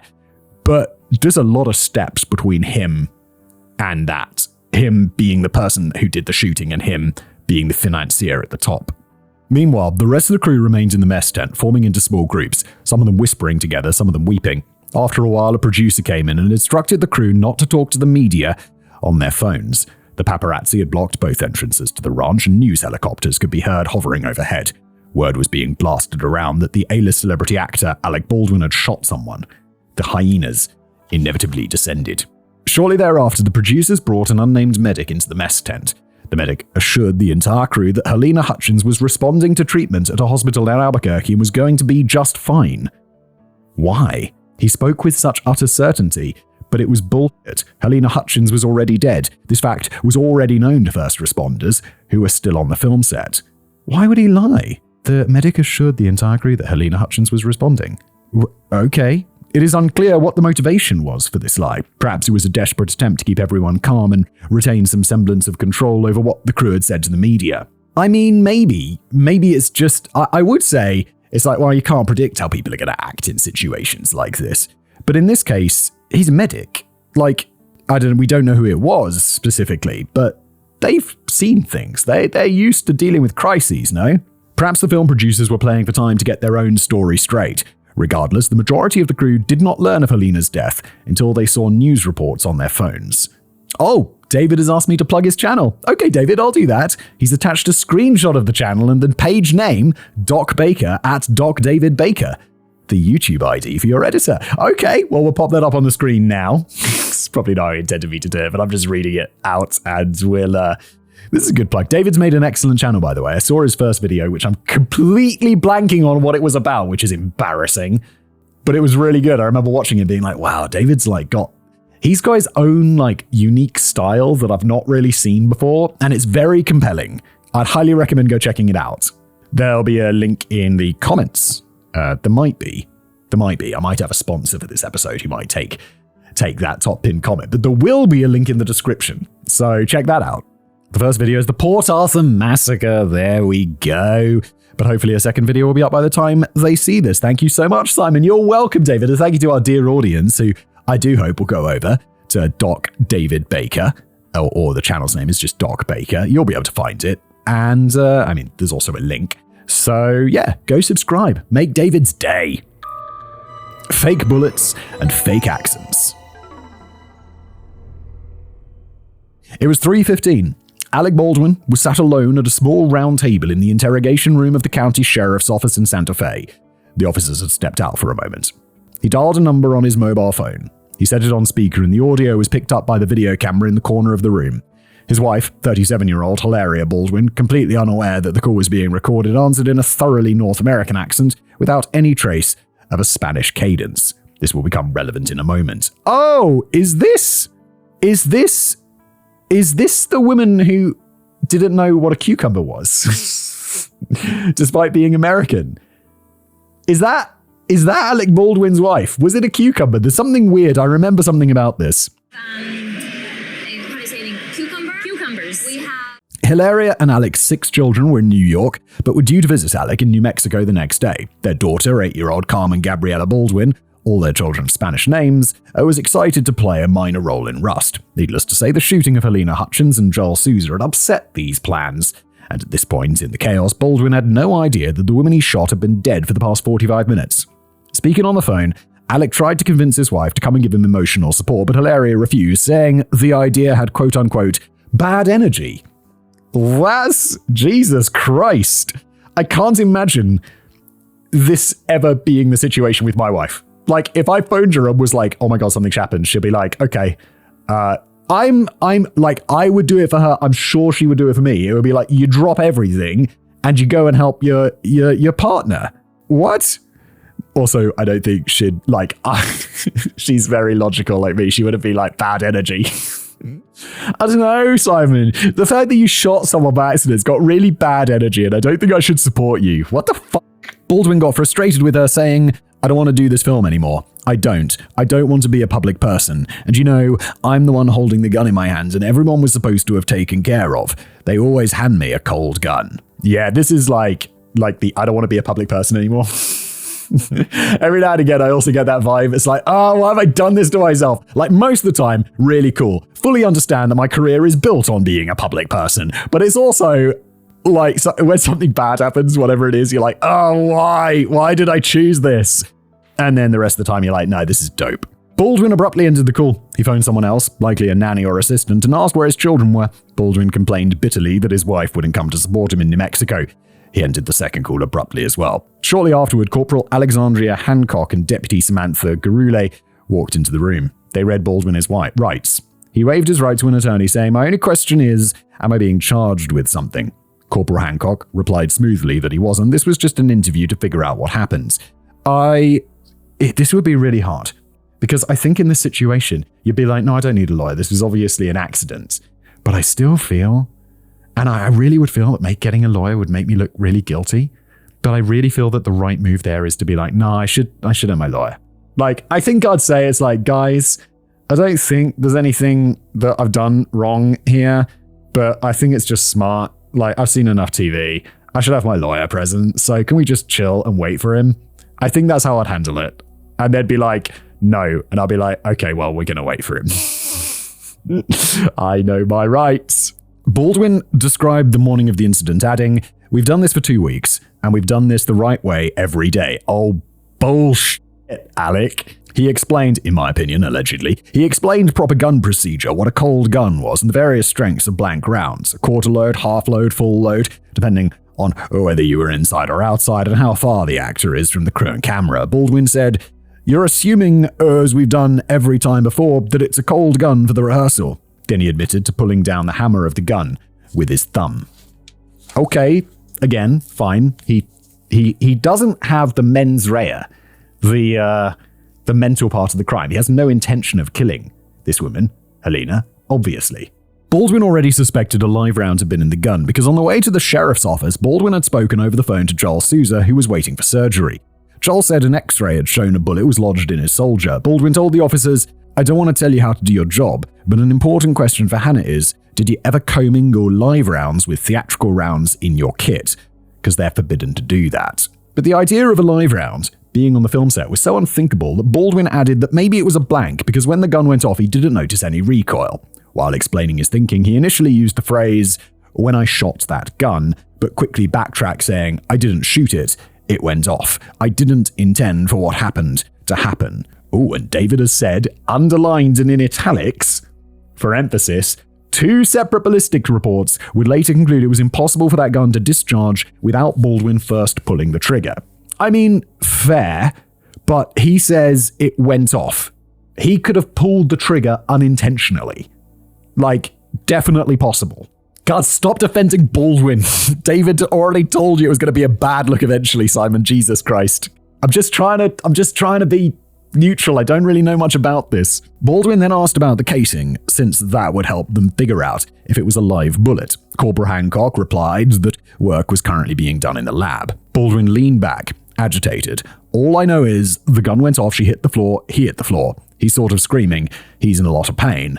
She went into shock. Referring to sabotage, Hancock asked if he thought any part of the incident was intentional. Baldwin replied, I can only say this. To me, to base a bullet that is a live round to make sure that a bullet is in the chamber, if I were to squeeze the trigger in a rehearsal that the bullet came out, someone has to have extraordinary access to that weapon for me to do that. Wait, what's that mean? That's a little bit, I don't know, that felt a little bit word salady. It's sometimes the case when you're like reading a direct quote from something like this. So he's kind of saying that someone put a live round in there somehow, right? Sort of. Again, Baldwin had made reference to pulling the trigger to cause the gun to fire. In fairness, the statement was partially hypothetical, dealing with someone deliberately placing a live round in the gun in anticipation it would fire. It's a bit of a stretch, but it is nevertheless curious that Baldwin chose to describe events with him actively pulling the trigger instead of the random misfire of the gun he would otherwise claim. I just don't think he's not going to have perfect memory. And second, you'd be like, oh, maybe I did pull the trigger. I didn't mean to. I mean, maybe I tapped it, whatever. It doesn't feel that crazy that he wouldn't know. Stop defending him, Simon. Why? But it nevertheless is curious that Baldwin chose to describe events with him actively pulling the trigger instead of the random misfire of the gun he would otherwise claim. This is important because Baldwin's criminal culpability largely hangs around whether or not he pulled the trigger on that gun when he wasn't supposed to. Returning to the question of sabotage, Baldwin said it was difficult to imagine anyone would plant a live round in the gun intentionally. He briefly explained the situation with IATSE and the walkout of the 7 cameramen early that morning. He denied that any of them would have been angry at Joel Souza or Halyna Hutchins. He claimed that Lane Looper and Halyna were on good terms. Deputy Garule took out her phone and showed Baldwin Joel Souza's x-ray. Baldwin looked at it and said, "That's not a movie bullet. That's a bullet. How'd that happen? This is the most horrifying thing I've heard in my life." I'm speechless. Garule asked Baldwin if he'd looked at the rounds in the cylinder. Baldwin said no. But Baldwin was still reeling from the idea that a live round had been in that gun. He said, "A bullet passed through this girl's body. She's in critical condition in hospital right now, and I fired the gun." Again, mildly notable phrasing. And you don't think I'd feel really shitty about that? I do. But the question becomes, ask Hannah, did you commingle live bullets? At this point, Baldwin welled up with tears. Again, at the risk of defending Baldwin, all incredibly reasonable responses so far. Baldwin then misremembered who handled the gun. He insisted it was Hannah. He went so far as to say that Dave Halls never brought the gun to him during setup, but would only take it away from him on a few occasions during breaks. We now know from other witness testimony that Gutierrez Reed handed the gun off to Halls, and Halls passed it to Baldwin, telling him it was cold. Again, the fallibility of human memory. Turning to another area of culpability, Corporal Hancock gently asked, "Have you ever been told in your experience that you're not supposed to cock the gun?" Baldwin replied, "No, Halyna wanted me to cock the gun as part of the scene." Now this may well be true. It was not in the script, but it is distinctly possible in setting up the shot that Halyna instructed Baldwin to do so. However, witnesses remember Baldwin asking Halyna if she wanted to see him cock the gun, not the other way around. Either way, given their proximity, forced by the absence of a video village, they would be both in violation of safety protocol. Why is cocking the gun violation of safety protocol? I feel it's the absurdity here is the live rounds on set. The idea that there could possibly be live rounds on set. If I'm an actor in this situation, I'll be like, sure, of course I can cock the gun. There's gonna be, you talk about, I was talking about earlier how at the gun range, you never point the gun at someone else if you're not intending to shoot them. Obviously, there are exceptions. For example, a movie set where you're pointing a gun at people, as part of a movie. There might even be scenes where you point the gun at your own head. Is that okay in a movie setting? Yes. Cocking the gun? Yes.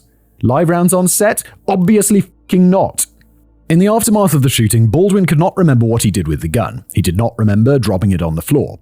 He was, unsurprisingly, in shock. His memory appeared to be faulty over both who brought him the gun before the incident and what he did with it afterward. Nevertheless, Baldwin was very insistent that he remembered not pulling the trigger. Corporal Hancock brought some ammunition into the room and asked Baldwin if he could discern a dummy from a live round. Baldwin failed to do so and got confused. Chuckling, he said sheepishly that he was not an expert. And why would he be? He's an actor. This isn't what they do. They act. Baldwin then launched into a long and cheerful story about how his wife wouldn't let him own a gun. He prefaced the story by saying that he and Hilaria had produced 6 children in 7 years, the last one by surrogate. He marveled at the idea that he had 6 young kids at 63 years of age. Then he said, "My wife was born in the US but raised in Spain, so this is how she sounds." Baldwin then proceeded to do an impression of his wife, speaking with a very thick Spanish accent, saying that he couldn't have a gun with 6 kids in the house.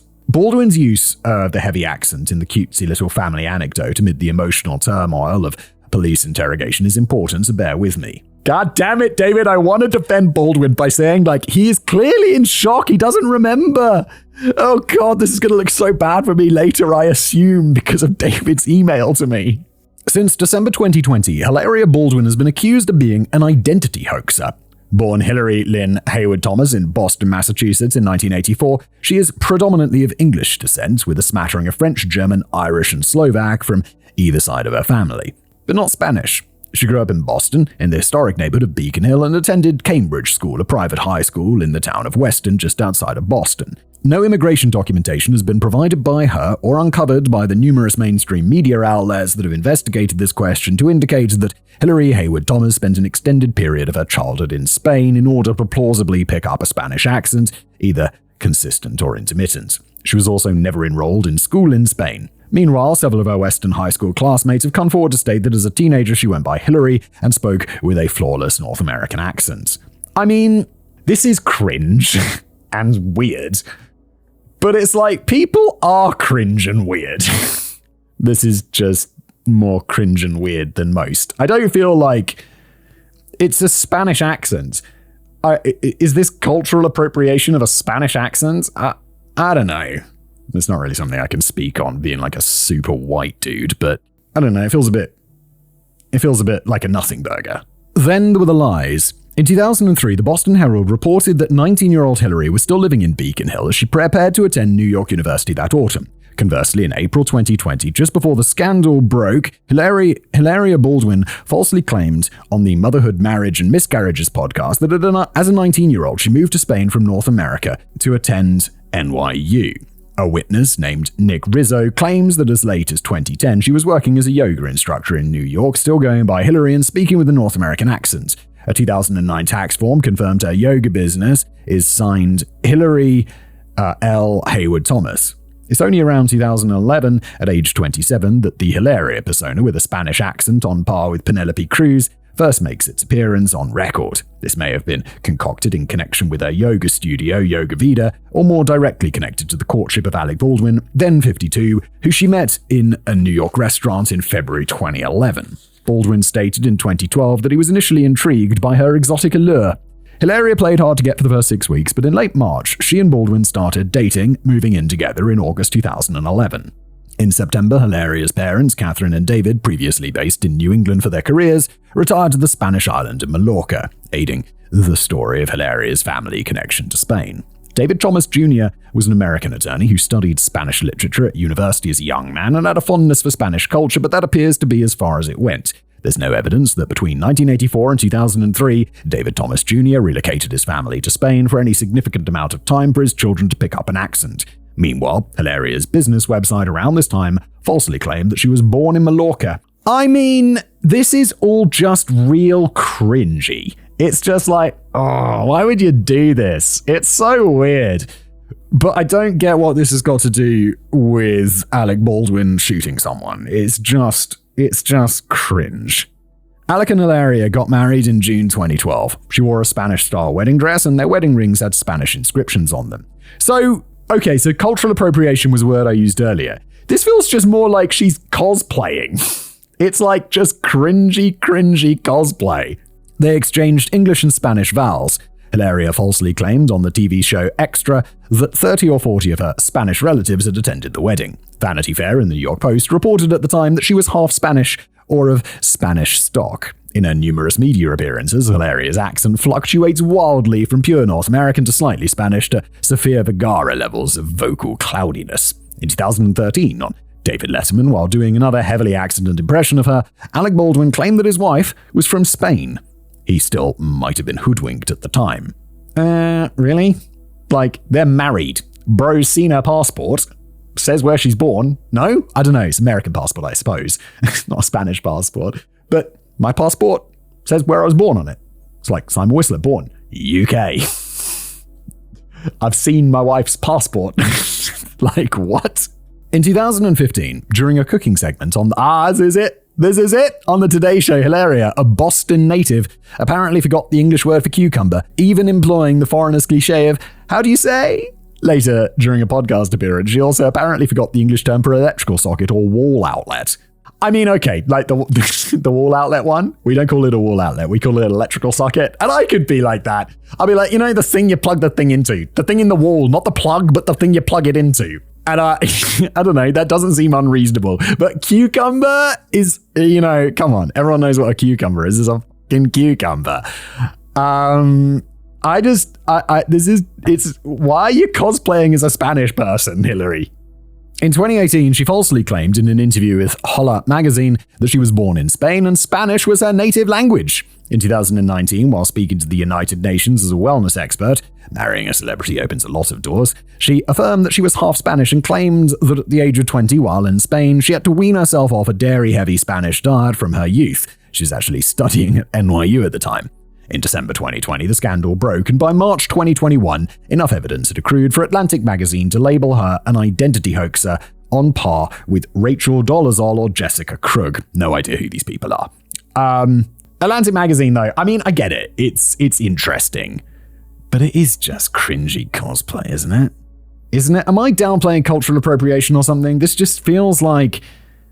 I don't know, I've said it enough. Let's just carry on. Since then, Hilaria has modified her claims to be that she drifts in and out of Spanish because of her childhood spent in Spain, but she remains vague on exactly how long this was. There's no evidence to substantiate the claim that she spent a great deal of time in Spain outside of a few family holidays, and her former classmates dispute the existence of her Spanishness in her teenage years. I make no definitive claims in either direction as to the overall veracity of her story. Yeah, I mean, David's put that in there, I assume, as some sort of legal disclaimer. It's like, yeah, we're just quoting other people. I don't really care enough.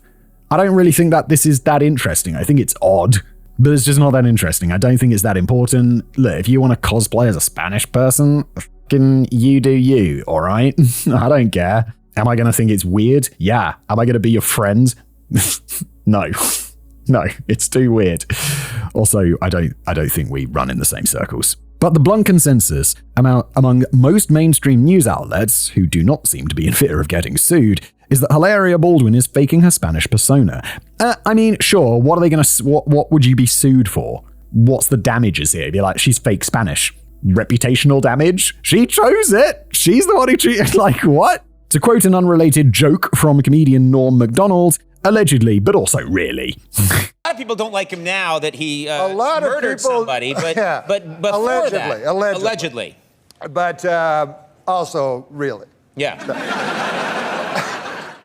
The scandal was exposed in December 2020, so for Alec Baldwin in October 2021 to be recorded in the interrogation room talking to his wife who had a thoroughly North American accent, only to burst out a heavily Spanish one 40 minutes later in his impersonation of her, is, shall we say, curious. As is the accuracy of his statement, my wife was born in the US but she was raised in Spain, so this is what she sounds like. It sounds like he's just being a husband. He's like, yeah, no, I know my wife's a little bit loopy.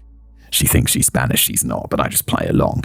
Just be like, he's just trying to be, in his own weird way, supportive, I guess? Stop defending Baldwin, what the fuck? If you watch the interrogation online, you might be tempted up to this point to feel sympathy for Baldwin. He was agitated and occasionally broke down in tears, and those emotions were likely genuine, given the situation he found himself in. After all, through a string of other people's incompetent mistakes, Alec Baldwin had been forced to mortally wound one person and severely injure another. He was understandably upset and devastated. Yeah, fully agree. In that same that's where I am right now.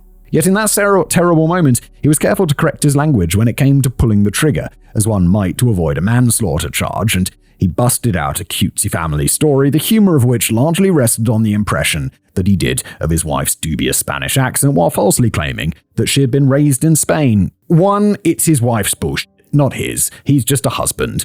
2, he's in shock. He just shot someone who he just shot 2 people, essentially. Sometimes during the interrogation, Baldwin was upset, but several times he was laughing and cracking jokes. Again, you don't know how people are going to react. You can't judge. You don't know what a response is. I just don't feel comfortable being like, well, he should have been completely straightforward and had his shit together. It's like, well, yeah, well, you try shooting someone, then being interrogated by the police and see how you can do. Perhaps it was just the chaos of a trauma response, right?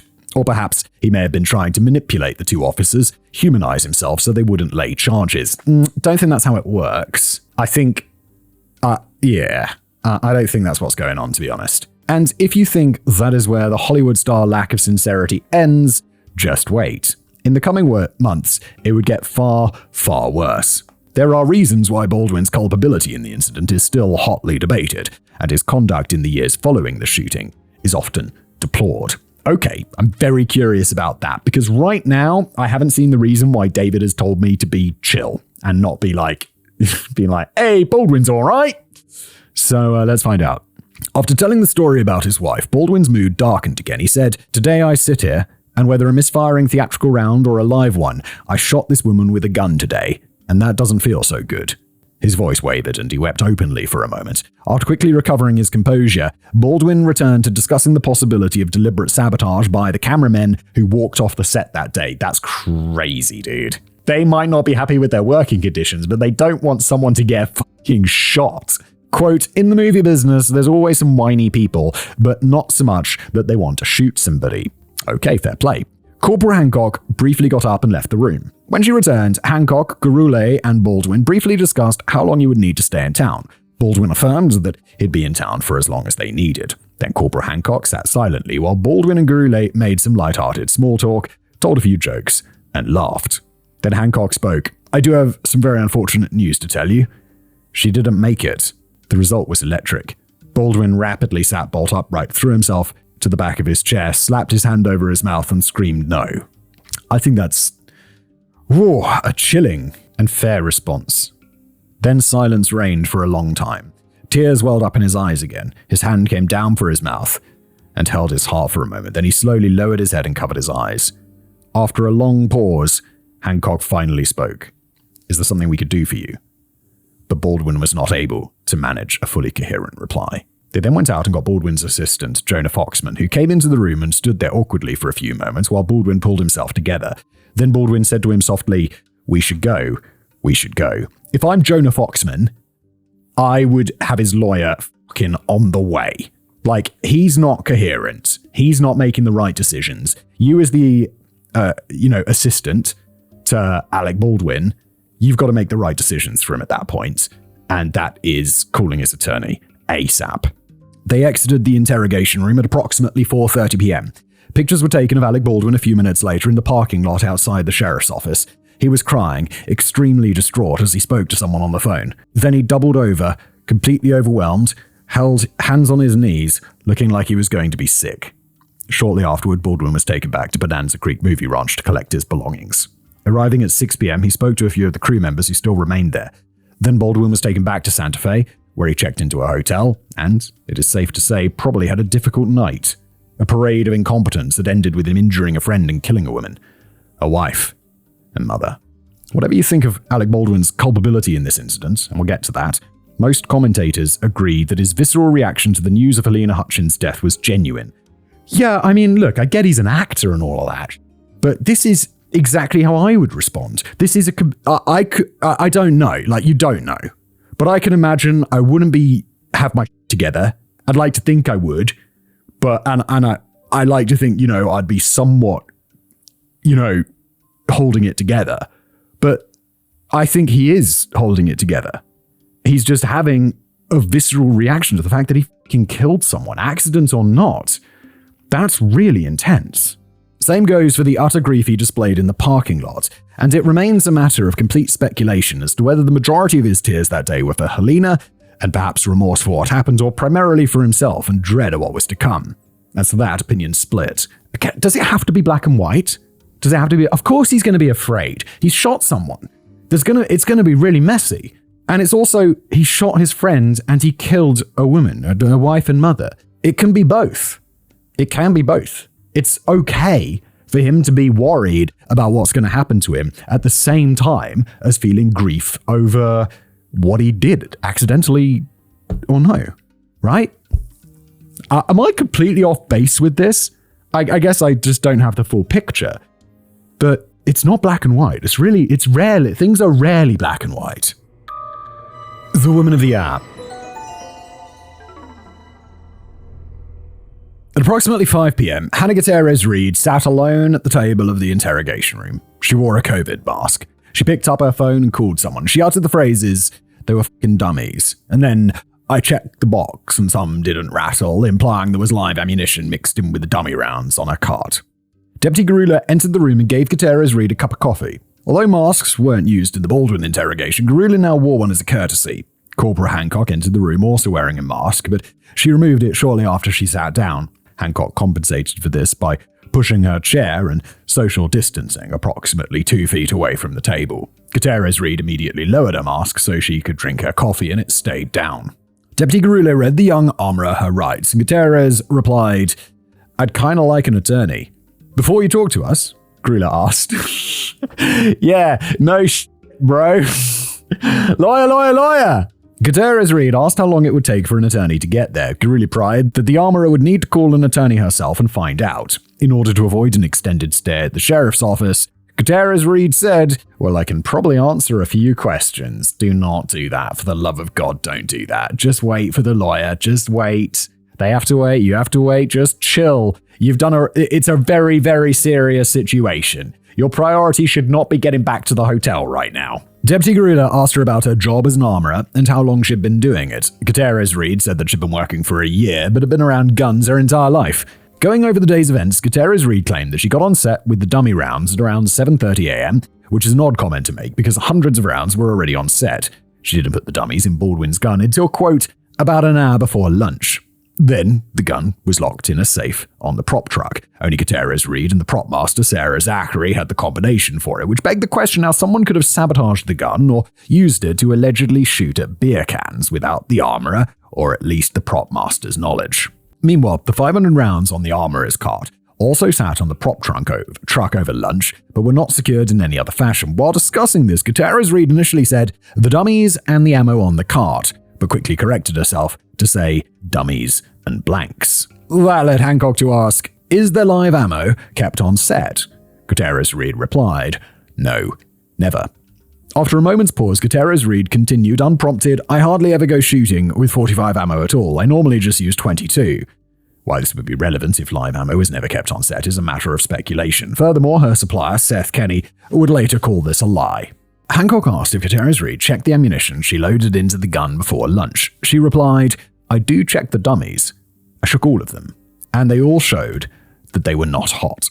Gutierrez-Reed said that when she got back from lunch, there was nothing out of the ordinary. She began her preparations. Her fanny pack was full of blanks for the small action scene that would follow Alec Baldwin's close-up. Meanwhile, she had only loaded 5 dummies into the gun before lunch. Quote, "There was one that wouldn't go in. And so, when we got back from lunch, I took the, little cleaner guy, and I cleaned it out real quick and put another dummy in there. I didn't really check it too much after lunch, because it was already locked up and everything." When the gun went off, Gutierrez-Reed was outside the chapel with her cart. She rushed inside and saw Joel Sousa on the ground. She ran out again. Dave Halls came out with the gun and handed it to her. Quote, "I opened the gun up, and one of the dummies somehow had been discharged." She took the rest of the bullets out of the gun and placed them on top of the cart. At this point, Gutierrez-Reed made a series of extraordinary claims. Honestly, that box of dummies might have some wonky ones in it. We got that, I think, a week ago. The box of dummies has some wonky ones in it?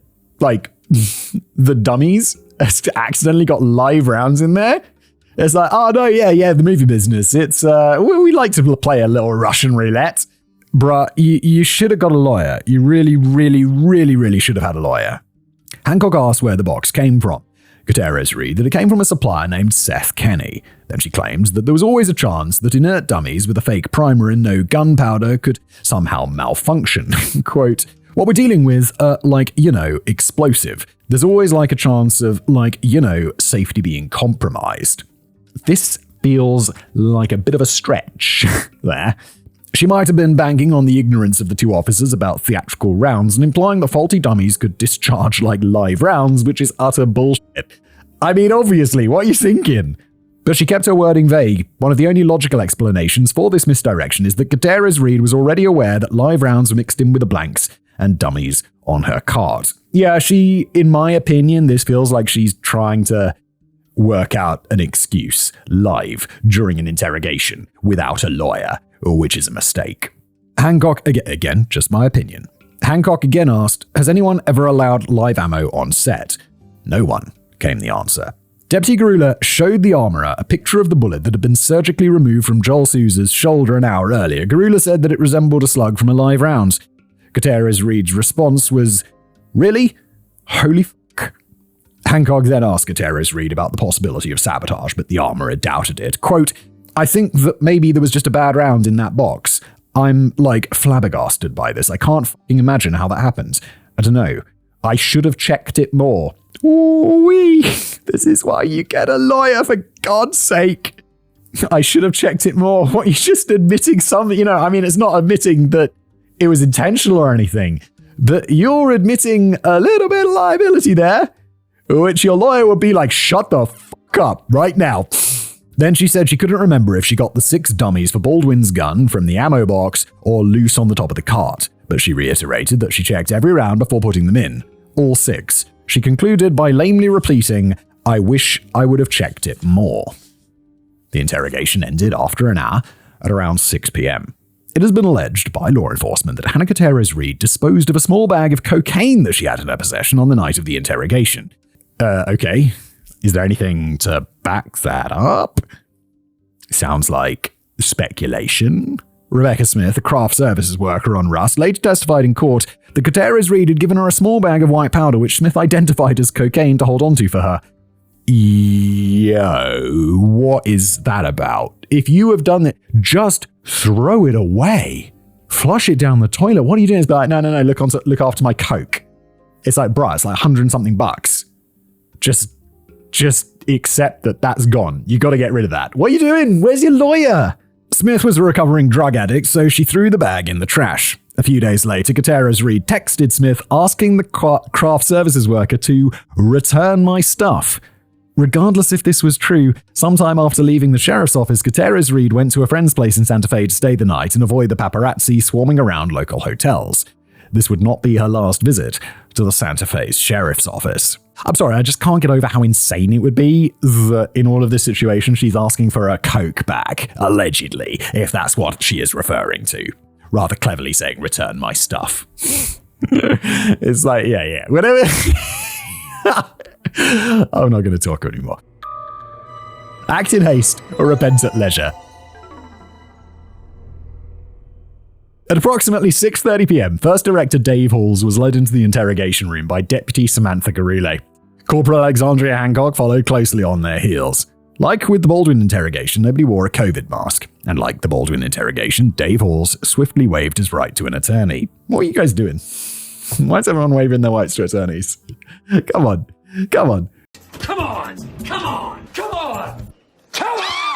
His first statements almost immediately tipped his frame of mind. It was a typical movie set day. We had a very busy schedule, and we were going at it pretty fast-paced. Apparently realizing how that might be construed in the context of a fatal accident, Halls glanced nervously at Hancock and added, and we just ran the schedule. We weren't rushing it, especially when it comes to safety with guns. Halls described what scenes were filmed that day before moving on to discuss where the guns were stored. But it quickly emerged that Halls, as safety coordinator, was completely ignorant of the armorer's day-to-day responsibilities and the safety measures she was supposed to employ. As a minor point of interest, it also emerged that he didn't know Hannah's last name. That's okay. I mean, it's a 21-day shoot. What, you going to learn everyone's first and last name? You just be like, yeah, the armorer. Halls claimed to have checked all the guns in the morning, but pointed out that Alec Baldwin's weapon was not used before lunch. Halls described the rehearsal in the chapel. He was standing a few feet away from Baldwin, just out of shot of the camera. Gutierrez Reed came up behind him. Quote, she opened the hatch, and I saw 3 bullets that all had depressed primers. This meant that the 3 rounds he saw were dummies which had been placed in the gun before and had been struck by the nose of the hammer when an actor pulled the trigger. Meanwhile, the fact that Halls did not bother to inspect all 6 rounds in the gun was pure negligence, something he readily admitted to in the interrogation.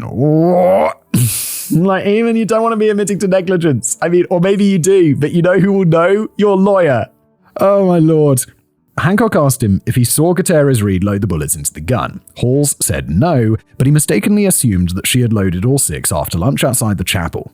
It is clear that Dave Halls was in denial that it had been a live .45 caliber bullet, saying that would have thrown Halyna across the room. It would have ripped her shoulder off. So unthinkable was it to Halls that a live round might be on set that he began to speculate about how a blank could have malfunctioned. Then Halls broke down as he described the aftermath of the shooting. His voice shook. He sighed. He put his head in his hands. Then he mentioned how he and Gutierrez Reed inspected the gun. They emptied it out and noticed that one casing did not have dummy markings. Halls assumed this meant the round had been a blank rather than a live round. Corporal Hancock asked him several more questions about gun safety, which he could not answer. In his defense, Halls said, "I'm not in charge of safety. I coordinate safety. There's some things that are beyond my expertise that I can't. That's why it's called a coordinator." Hancock changed gears and asked, "What's your impression of Hannah?" "Fine," Halls said. "I'm not used to seeing a female armorer, and an armorer that age. We had a couple of misfires, meaning the gun would go off in transport, but that happens sometimes. But no, she was very diligent about doing the checks. There was never a gun on set that wasn't checked. But I don't know how anybody that age could have much experience with guns. I heard her father was a big-time armorer." The quote ends. Hancock asked him about the possibility of deliberate sabotage. Halls asserted that he was fairly certain it was an accident. For all the gripes some crew had with the producers of the film, there would be no motive to attempt to maim or murder Joel Souza and Halyna Hutchins. Halls added, "The DP was a lovely, lovely woman." And at that point, his voice broke down. Hancock gave Halls some rounds to identify. He looked for the primer depressions, identified some dummies, but lacked confidence in his appraisal. His contact with live rounds was limited, he added. "We never use real bullets. That's beyond the realm of thought." Hancock asked, "And are there protocols in place to make sure that doesn't happen?" Halls hesitated. He didn't directly answer the question. He just repeated that a .45 caliber bullet would have, quote, "gone right through the director too, and through the wall to the back of him." Sounds like he knows a lot about guns, and well, he doesn't, because it's obviously not what happened. But he's like, "No, I don't know anything about real bullets." And then he's like, "Yeah, but it would have blown her shoulder off." Okay.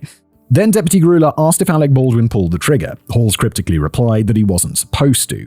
It is clear from how Halls talked around the subject that he hadn't seen Baldwin either pull the trigger or have his finger off it when the gun went off. Then Halls speculated that maybe someone had changed the stage direction and Joel and Halyna wanted Baldwin to pull the trigger. At that point, Gruller confirmed that a live round had been pulled out of Joel Souza's shoulder. Okay, so he didn't know at this point. Oh, I'm sorry, I must have missed that. He didn't know that it was a live round, which definitely explains his speculation as to, he's in complete disbelief that it could be a live round. It's not something he'd consider. And I think that's kind of fair. And now he's confronted with oh my god, there is a real bullet. Halls looked horrified and broke down and cried. He said, I don't know how this happens." Continuing to grasp at straws, he then speculated that perhaps it was a malfunctioning error with a blank, that somehow the factory had placed a metal slug on top of a blank round, the top of which was usually crimped shut. Hancock again asked about sabotage. Halls mentioned the cameraman walking off that morning and said their leader, Lane Looper, really liked Halyna and Joel. He had no motive to endanger them with a live bullet.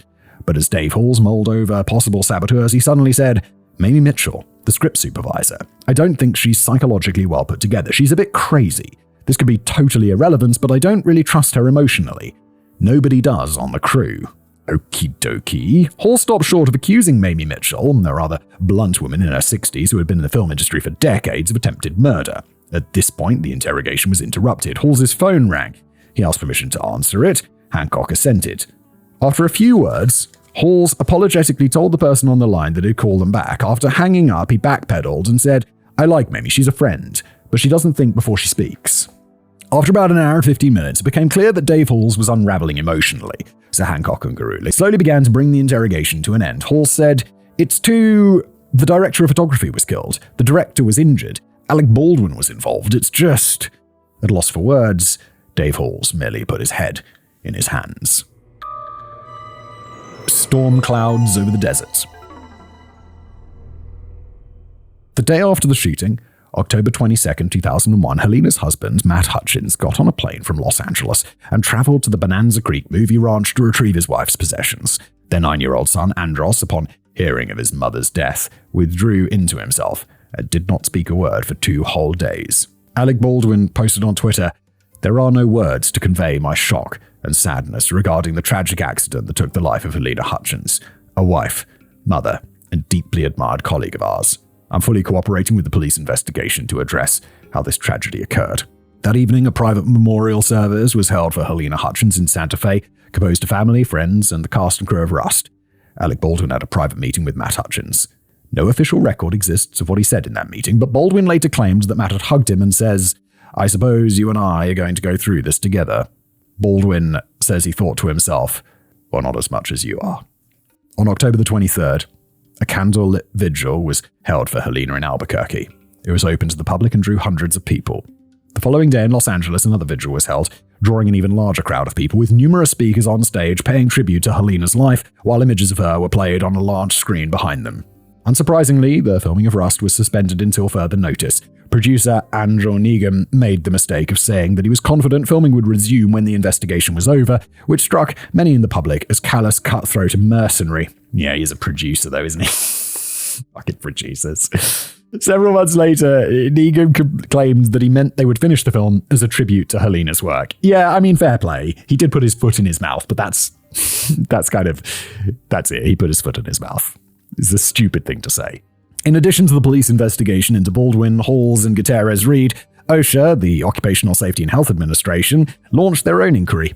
They hope to nail more than just 3 people for negligence, extending culpability to the entire production and its executive management team. Yeah, I mean, fair play. You gotta go, the buck stops somewhere. Over the next few months, OSHA interrogated 14 members of the cast and crew. Rust Movie Productions also conducted its own internal review, but numerous commentators deemed it would likely become a whitewash by the film's producers. On October the 26th, the Rust producers lawyered up, as did script supervisor Mamie Mitchell, who was extremely pissed off that she had been exposed to danger by being in a room with a live weapon. Yeah, fair play, Mamie Mitchell. I don't really know who you were until you were mentioned a second ago. But it seems a bit unreasonable that Halls chap is like, "Oh, Mamie Mitchell, maybe." Allegedly. I know he probably didn't mean that. Maybe he did. I don't know. But this poor woman is just now she's like, "I was in the room with a live gun that killed someone." I'd also be not chill with that. Mitchell hired attorney Gloria Allred, who among other things is known for chasing high-profile cases. Finally, on October the 28th, Dave Halls and Hannah Gutierrez-Reed each lawyered up with their own respective firms. Battle lines were being drawn. As for Alec Baldwin, his crack legal team had been contacted on the evening of October 21st. He might have waived his rights to an attorney at the start of the interrogation, but that was before he knew Halyna Hutchins was dead. Yeah, okay, no surprises there. As soon as people, it's like, "You should get a lawyer." On November the 1st, 2021, Corporal Alexandria Hancock questioned Gutierrez-Reed's supplier of guns and theatrical rounds, Seth Kenny, owner of PDQ Props in Albuquerque. Kenny opened by saying how he can only keep track of inventory for as long as the ammo was in his possession since, quote, "Once it goes out of custody, I have no idea." Fair play to you, sounds exactly right. He added that it was entirely possible that Gutierrez-Reed brought in old boxes of ammo from the old way with Nicolas Cage and from unknown sources. He pointed out how the rounds the police found on set of Rust were a disorganized mess, when they should have been kept segregated by type, caliber, and manufacturer. The conversation turned to the 7 live rounds police discovered on the film set. Kenny was disturbed by the fact that they all had casings manufactured by Starline, a small company that did not make live ammunition. They didn't even make dummies. They just made casings. So whoever made the live bullets found on set had cobbled them together with their own gunpowder and other component parts. This narrowed the scope of their origin significantly. The live rounds certainly weren't bought in a store, and only a limited number of suppliers sold Starline casings. Okay, that's very weird. Why wouldn't you just buy bullets? People are really making their own bullets out there? This drastically reduced the chances that a cameraman or another disgruntled crew member had simply bought live ammo and tossed it in with the dummies on purpose. If they did buy Starline casings to make their own ammo, the handful of vendors who sold Starline could easily be contacted to identify the suspects. Yeah, it seems incredibly... I thought it was unlikely that the disgruntled cameramen would throw in live bullets. It's like, you could be unhappy with your job, but then stepping that up to like potentially randomly murdering someone or, causing someone's death is a really different game. And then it's like, oh yeah, and they'd have to have made their own ammunition from something that's potentially quite traceable rather than just, buying the bullets in Walmart like a normal American. Perhaps most crucially, Seth Kenney also stated that he knew Hannah Gutierrez-Reed and her father, Thel Reed, regularly saved discarded casings to make their own live ammo by this very method. Okay, well, there you have it. That seems like a much more likely explanation than the cameramen making their own bullets. Why would you make your own bullets, Hannah?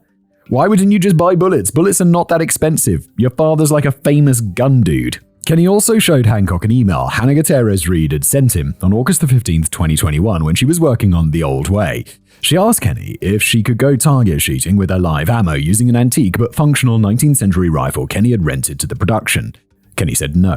Gutierrez-Reed replied that fine, she'd go shooting with her own gun, a replica of a 19th century 45 Colt revolver that her father had given her as a present. Meanwhile, rumors that Hannah had been using Baldwin's gun to shoot live ammo at beer cans with some animal wranglers on the set of Rust have been circulating around the film crew since October 23rd. Look, I don't know, I'm just speculating, but it does seem quite likely that it's wildly irresponsible, but they were using the guns they were going to use on set to go and shoot beer cans. Like, people like shooting, I get it, but then you can't be doing it like this. You can't be doing it. And then, I don't know, like, you shouldn't be doing this on the same day even. You shouldn't be, you should be going home, dropping the gun off, and then going to work. You shouldn't be allowed to even consider taking live ammo to a set where they're using guns. It just seems extremely obvious to me, and I'm sure there's rules about this. Kenny also mentioned that he'd been in contact with a man named Troy Teska, a retired policeman from Bullhead City, Arizona, where Thel and Hannah lived. Teska had been friends with Thel for years, along with being Hannah's stepfather, having married Thel's ex-wife Amy after their divorce. Thel had given Teska 2 boxes of self-made ammunition for safekeeping. Cobbled together from spare parts 2 years ago, Teska thought that the ammo might be from the same batch as the live ammo found on the set of Rust. Seems like a reasonable assumption. If that was true, it pointed strongly toward Hannah Gutierrez-Reed knowingly bringing her own live ammo onto a film set rather than it being mixed in by a saboteur or accidentally being mixed in with dummies supplied by Seth Kenney. Yes, and I think that is by far the most likely situation. However, reasonable doubt is a thing. This is a criminal thing, most likely, allegedly, probably, and you got to be sure beyond all reasonable doubt. I think you could establish that for the cameramen, but you could just be like, maybe it was a saboteur. Maybe someone was upset at this. Maybe someone didn't like somebody very much. Is it likely? No. Is it beyond the realm of possibility? Also no. Interestingly, Hannah's defense team, here we go, would later argue that the presence of the same batch of rounds at Troy Teska's house indicated that the live bullets were, quote, already floating around the supply chain, pointing the finger at Seth Kenney. It's a pretty weak argument, considering the only reason Teska had them was because Thel Reed had given the DIY rounds to Teska in the first place. Yeah. Is it weak? Yes. Could the lawyer bring it up as just one more thing for reasonable doubt? Sure.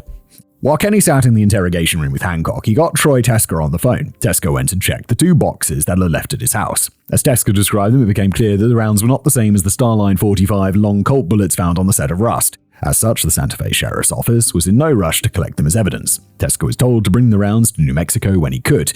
They had no way of knowing at the time, but years later, the Teska evidence would bite the Santa Fe investigators on the arse. Ooh, okay. Not quite sure how yet, but we'll see. A strong personality. On November the 3rd, Gutierrez-Reed's attorney, Jason Bowles, gave a TV interview where he implied that Halyna Hutchins had died as a result of on-set sabotage. Alright, he's setting the stage early for that reasonable doubt, isn't he? Phrasing things carefully indicated that the 7 cameramen who had walked off the set that morning were likely suspects. In the coming days, Bowles would also lash out at Alec Baldwin for aiming the gun at Halyna in a violation of safety protocol.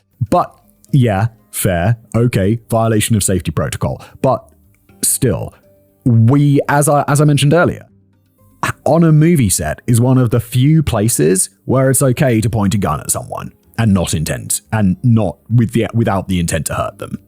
And I'm again defending Alec Baldwin. On November the 9th, 2021, Hannah Gutierrez-Reed returned to Santa Fe County Sheriff's Office. As they waited for the interview to begin, Bowles tried to put Hannah at ease with some small talk. You could tell that she was tense. They briefly discussed how another Hollywood armorer had recently made negative comments about her in the press. Hannah said, well, you know, a lot of armorers right now are just talking absolute shit about things they don't even know about. So it's really just the whole industry. Just everyone wants the final word, just commenting when they don't know the story. She also accused the armorer of having a vendetta against her father, Fell. The conversation returned to Hannah's mother, Amy. Ball said, I bet it's tough for her too. Hannah replied, yep, especially because I'm the good kid, in reference to her brother Tyler, who had a tendency to get arrested, once by his own stepfather, Troy Desker. Oh, dude. Holy shit, your stepdad's a cop and he arrests you. Their conversation concluded with Hannah telling Bowles about how she discovered that she had a half-brother 4 days ago. Several years back, her father, Thel, had apparently impregnated another woman and neglected to mention it. I mean, yeah, neglected to mention it. It's not like, oh yeah, whoops, I forgot. It's like, no, he didn't tell you on purpose. And I see why. Corporal Alexandria Hancock entered the room and gave Gutierrez, Reed, and Bowles each a bottle of water. A male officer sat down in a chair and quietly took notes during the interview. Hancock marveled at how Gutierrez Reed's hair, which had previously been neon yellow and purple, was now dyed a more subtle brown. Indeed, slightly more subtle. It's like yellow and green. Purple. Wow. You know your hair? I know of it. It's all blue. I change my hair every week and a half to get used to it. Indeed, for our second interview, Gutierrez Reed had adopted a decidedly more sober-looking appearance. Her tank top and cargo pants had been replaced by black slacks and a sweater vest. Her half-shaved head was now covered with a ponytail bound by a yellow Maid Marian ribbon. All of this was probably done on the advice of a lawyer. Indeed, the media had not been kind about Hannah's appearance in the aftermath of the Rust shooting. Yeah, I don't think that you should judge people on their appearances particularly much, like especially when there's other things you can judge their competence on, but people do, and I think this is probably a good move by the lawyer, just making her look more competent. Hancock asked Gutierrez Reed how she was, and she replied that she'd been depressed. I can imagine, Hancock said. After reviewing Gutierrez Reed's career history, Hancock brought up the unannounced gun discharges on the set of The Old Way starring Nicolas Cage. Hannah denied that the gunfire was unannounced, claiming that the assistant director failed to relay her announcement over the radio. As for Cage storming off set, Gutierrez Reed dismissively said he, quote, got a little pissy because he forgot to put in his earplugs. This is contradicted by witnesses who claim Cage said, make an announcement, you just blew my eardrums out. Yeah, I don't... There's witnesses saying this. Like, this seems to be established fact, apparently. Nicolas Cage seems entirely in the right here. If I was on this set and someone shot a gun next to my face and I was not expecting it, I would be like, make an announcement, you just blew my fucking eardrums out. I'll be like, what the fuck? What the actual fuck are you doing? You amateur. And then there'd be a clip of me going around the internet saying that, and people would be like, oh, what a dick. And I'll be like, you probably have the same reaction, you penis. Gutierrez Reed then discussed how she had no official training or certification, just informal training by her dad, Thel Reed. I feel like, look, I'm not one for like over government involvement and regulations and all of this stuff because, like, I don't know, earlier I was talking about that bloody staircase in my house. It's like just ridiculous. But in this case, yeah, there should be certificates. There should be some sort of like official stamp of being like, yeah, you can handle guns that are pointed at people. Right? She added, most of the jobs I've gotten have just been like word of mouth and everything. In other words, she had found work through her daddy, which was true. Thel had brought her on several jobs as an assistant and scored her a job on The Old Way. Ah, yes, Nepo baby vibes. Turning to her employment on the set of Rust, Hannah complains that they had overburdened her with the armor and prop jobs, which OSHA later found out was a legitimate complaint. Yep, and I remember reading that and completely agreeing they were overworking her. Line producer, and this is one of those things, like, I'm almost certain I'm going to end this episode and be like, yeah, there's no single person to blame here. It's the Swiss cheese thing. Lots of stuff went wrong. Lots of stuff was improperly handled. Although David thinks that I'm going to just be upset at Alec Baldwin. So let's see. Line producer Gabrielle Pickle had apparently told Hannah the props were a great opportunity for her, but Hannah said bitterly, really, I just got to do 2 jobs for less pay. According to Hannah, however, she had thrived as prop assistant, quote, ultimately, I have a very strong personality, and also, a lot of the times, like, my personality would be stronger than the prop masters in a lot of respects. A lot of people were already gaining respect for me, so they wanted me on set more to kind of, be a presence and really, kind of be a demanding force. She presumably meant a commanding force. Yes. Yeah, this is the thing. It's like, it's just a slip of the tongue. Gutierrez Reed then also, she does seem, let's just say, very confident in herself for someone who probably, in my opinion, shouldn't necessarily be so confident in herself. Gutierrez Reed then indicated that on Rust they had a shortage of long Colt 45 dummies, the type that went into Alec Baldwin's gun. They're just like, so just use a real one. What could go wrong? That was a joke. Just in case it's not 100% clear, I did my jokey voice. Their supplier, Seth Kenny, had not given them many, so she went through the dummies left over from the old way, which wrapped a month before. She had left them in a bag in the trunk of a car. The rounds were loose in the bag rather than being organized in boxes. If the arrival of live rounds on set was purely accidental and not the result of Gutierrez Reed doing live target practice, then here was a potential way for lives to get mixed in with the old dummies in her car. After retrieving them, Gutierrez Reed said she placed the 45 long Colt dummies into 2 boxes. She insisted that those dummies were mostly, if not all, used up loading bandoliers. All right, not sure what that is. Gun belts, and so forth, well before the day of the Rust incidents. Hancock asked, "Do you remember what those boxes looked like?" Gutierrez Reed took out her phone and showed Hancock a picture of one of them. It looked different from the boxes supplied to her by Seth Kenny. Unbeknownst to the armorer, she had just dropped herself in the shit. Your lawyer's sitting right there. They should not be dropping you, letting this happen. I don't know. Yeah, I feel like the lawyer should be like, I need to have a look at that first, please. If I was the lawyer, I'd be like, no. Put that phone down. You don't want to just be introducing evidence. Not like this, please, no. The box was identical to the one found on top of the cart by police, containing an additional live round mixed in with the dummies. 2 lives were also found in the gun belts worn by Alec Baldwin and his co-star Jensen Ackles. Wow. That's crazy. Those belts were stuffed with bullets on October the 10th. This was circumstantial evidence that Hannah Gutierrez Reed had knowingly or unwittingly brought live rounds onto set, and they had been there for 11 days prior to the incident. Changing the subject, Hancock asked if she'd ever seen the cast conduct their own safety checks, even though they were not required. Hannah said that Travis Fimmel and Devin Werkheiser both conducted visual checks of the open cylinder, and Jensen Ackles went one step further and let loose 6 clicks while pointing his gun at the ground. Ackles was a gun owner, and a careful one. Wow. That is incredibly responsible. Good for you, Jensen. I feel like I've heard of you. Jensen Ackles? I just want a picture of you in my mind, Jensen. That is really responsible. I like that. Well done. Come on, internet. What's going on? Apparently my internet's not working, so I'll just have to have an imagination of Jensen Ackles in my mind. Hancock then gently turned to the next crucial issue, the target practice with live rounds. Hancock moved slowly. She asked Gutierrez Reed if she'd ever had access to the guns for any purpose outside filming. Hannah denied this. Hancock asked whether she ever fraternized with the crew.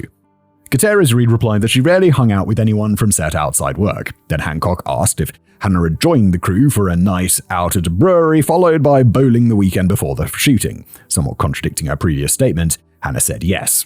Well, she said she rarely hangs out. Maybe she just felt she had to go to this, social event. People have to go to work social events. And then they're just like, do you hang out with people from work? You'd be like, no, I've got my own friends. Hancock was building up to something. She asked, have you ever in your entire history of working encountered live rounds on the set? Never, came the answer. And how do you know that? Hancock asked. Gutierrez Reed hesitated. Then she said, because every dummy I've ever shaken has been a dummy, and the other ones have holes in the side. So yeah, I am shaking all of them most of the time. Hannah asked, is anyone allowed to bring their personal firearms on the set? No. Did you ever see anyone bring live ammo? No. Did anybody ask you about going target shooting? And the penny dropped. Gutierrez Reed hesitated. She was visibly tense. The atmosphere in the room noticeably shifted from that point forward. Yeah, the Wranglers made a joke about it one time to me, and I said something to the effect of, well, you can try, but you don't have the ammo. Hancock asked, what did they say? Do you remember? Gutierrez Reed replied, not really. I don't remember what they said. But they insinuated about shooting actual rounds. Gutierrez Reed answered, yeah, I think they were joking though. A lot of boys on the set would be like, oh my god, can you go shoot the guns? Hancock began to ask, so no one pressured you into... But Gutierrez Reed cut across her. No one ever seriously pressured me into it. The discussion turned to the topic of on-set safety and training the actors. This led organically to the topic of the negligent discharges on October the 16th. The first blank set off by Sarah Zachary when the prop master was loading a revolver. Hannah blamed entirely on Zachary's incompetence. According to Seth Kenney, Hannah then started to campaign to have Zachary banned from handling guns. In Hannah's version of events, she said that she thought the producers might do this all by themselves. As to the negligent discharges let off by the stuntman, Gutierrez Reed insisted that she told the man that the gun was loaded with blanks, contradicting other witness testimony that she had neglected to announce a hot gun. She added, "I can't be responsible for every fucking dickhead stunt guy who gets a hold of a gun and doesn't understand the concept that it's hot." I'm pretty sure the stuntman would understand that. Like, if someone handed me a hot gun, like a gun, and said it's a hot gun, like, I don't have any experience with this, but I'd be like, what do you mean? Like, it's not got bullets in it. But no, it's got blanks in it, you idiots. And they're like, oh, okay. If I'm a stuntman, that's my job. I would definitely know what that means. Oh, I forgot to mention, I'm signing these scripts. Gosh, this is far into this episode. If you want to get a signed script live used on the set, right here. Set, I sound like I'm in the movies. In my office, in my little studio.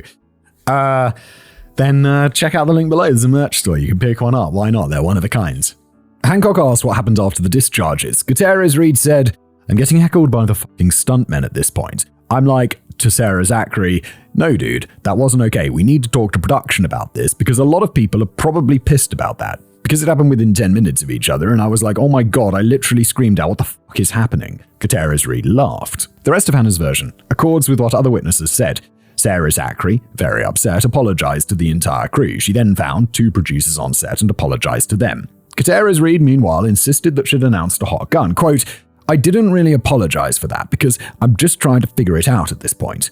End quote. Dave Halls did not follow up on the incident and the producers did not raise the issue with Hannah or Sarah again. Then Hancock asked, "To your knowledge, do you know of any employees doing drugs or drinking on or off set?" Gutierrez Reed replied, "Offset, I know, yeah. People probably participated in, we all went to the bar, like drinking and drugs. People smoked weed for sure. To be clear, marijuana had been legalized in New Mexico in April of that year, so there was no problem saying this to a cop.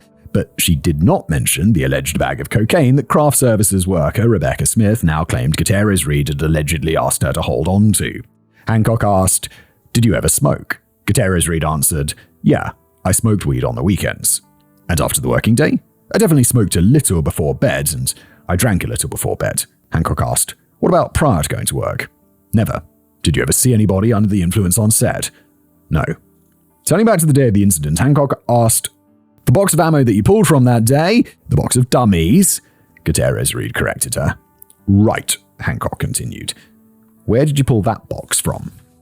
Now, as at this point, the Gutierrez Reed launched into a very odd bit of testimony that strongly implied that the live rounds were on the set as a result of sabotage. Quote, so that box is kind of peculiar, actually, now that I've thought about it a little bit more." Gutierrez Reed explained how they were running short on 45 long Colt dummies, the type used in Alec Baldwin's gun. She added that the 45 long Colt dummies that she'd fished out of the trunk of her car had been mostly used up at the beginning of shooting. This claim is contradicted by the picture. Wait, long Colt dummies? Used up? How are they used up? They're dummies, can't you just use them again? This claim is contradicted by the picture Hannah had shown to Hancock a few minutes earlier, which matched the one found on top of the cart and still had rounds inside it, including one 45 live round. But according to Gutierrez Reed, those had mostly been used up, and then another box of 45 long Colts just magically appeared on October 21st, the day after the incident, source unknown. Hannah Gutierrez Reed nervously but eloquently described the strange appearance of the new box. Quote, "I hadn't been aware of any more long Colt boxes and everything, and this extra box was just like sitting right next to my face on like this kind of bag. I thought it was kind of weird looking back at it now. It was just kind of sitting on top of my stuff. I saw that box and I exclaimed, and I was like, where the f*** did this box of dummies come from? I was like, have we had this the entire time?" She claimed that the box had an odd label written in irregular font. It did not resemble the boxes that she possessed or those supplied by Seth Kenney. According to Hannah, after discovering the box, she brought it to the cart and checked the rounds. She claimed they all rattled. Before lunch, Hannah claimed that she loaded 5 dummies into Alec Baldwin's gun. 4 of them were discernible as dummies because they had hammer strike depressions on their primers. Another had an intact primer cap, but rattled. Hannah claimed she tried to get a 6th round, which also had an intact primer cap, in the gun, but the chamber was blocked. She cleaned it and inserted the round after lunch. Hannah claimed she pulled the 4 dummies with depressed primers from her pocket and the 2 with intact primer caps from the strange new box. Now here's the problem. Hannah claimed that the 4 with depressed primers she pulled from her pocket were leftovers from the old way. In her first interrogation, she had pulled 6 more of those types of dummies from her pocket and placed them on the table to discuss how to identify them. This naturally led Hancock to ask, if you had more dummies in your pocket, then why pull 2 extras from the box? Yeah, okay. Could just be forgetfulness. Like, I don't know, you just be like, I don't know, I just forgot. I just didn't remember. I don't know, it was just automatic. Which sounds so weak, but people do forget. People are not perfect. Gutierrez Reed's answer was, I totally forgot there were 2 more dummies in my pocket. Okay, which doesn't sound like crazy unreasonable. Hancock asked, did you notice anything different about any of the rounds that were in the gun? No, Hannah said. She claimed that after the gun went off, she was too distraught to inspect the strange box for more live rounds, so Gutierrez Reed told Sarah Zachary to do it. Of course, the box they were pulling from did not resemble what Hannah described. It resembled the ones containing the rounds Hannah had fished out of the trunk of her car. Zachary came back and told Hannah that, quote, there were some bad ones in there, as in live bullets. Sarah Zachary's own testimony affirms the sequence of events. Gutierrez Reed went on to claim that Zachary told her that about half the rounds in the box were live.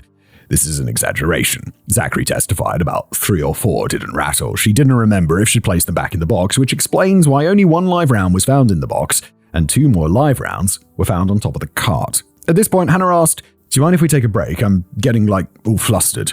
The attorney, Bowles, made small talk with Hancock while Hannah went to the washroom. After she returned, Hannah stood in the room by herself for a few minutes before the interview resumed. Corporal Hancock said, I'd like to ask you guys about some public statements you released. Before Hancock could even ask a specific question, Gutierrez Reed launched into a story of how a PR agent they hired, a man named Bob, had said some quote-unquote weird stuff and crazy statements and had been taken off the case. The aforementioned Bob had told the media that Hannah had left Alec Baldwin's gun unattended on the armorer's cart for 2 hours after loading it and did not check it again after lunch. This was likely to fuel the sabotage line her legal team had been pushing, but inadvertently made Hannah look grossly incompetent, so Bob had to go. At this point, you gotta be going I don't know. If I'm the lawyer, I'll be like, you gotta go for gross incompetence. You gotta be like, you are absolutely rubbish at your job, because otherwise, the alternative is worse. I don't think you're getting away from this clean. Mildly amused, Hancock asked Hannah to confirm that she'd checked Baldwin's gun again after lunch, and Gutierrez Reed said yes. Hancock swiftly moved on to Jason Bowles' press statement that implied sabotage. Gutierrez Reed pointed out that it was quote-unquote super weird to find live ammo on set. Hancock asked, and who do you think would do that? Gutierrez Reed replied, honestly, I'm not sure. I will say that Seth provides all the boxes, and on top of that, I was beefing with Seth at the time. Right, yes. Seth thought he'd sabotage you by putting live ammunition into your props so that someone on your set will get shot and you'll get fired. Is there any indication that Seth is an absolute fucking psycho? Don't think so. This was a reference to how she'd sent a profanity-laced text to Seth Kenny after the negligent discharges and cut off contact with him.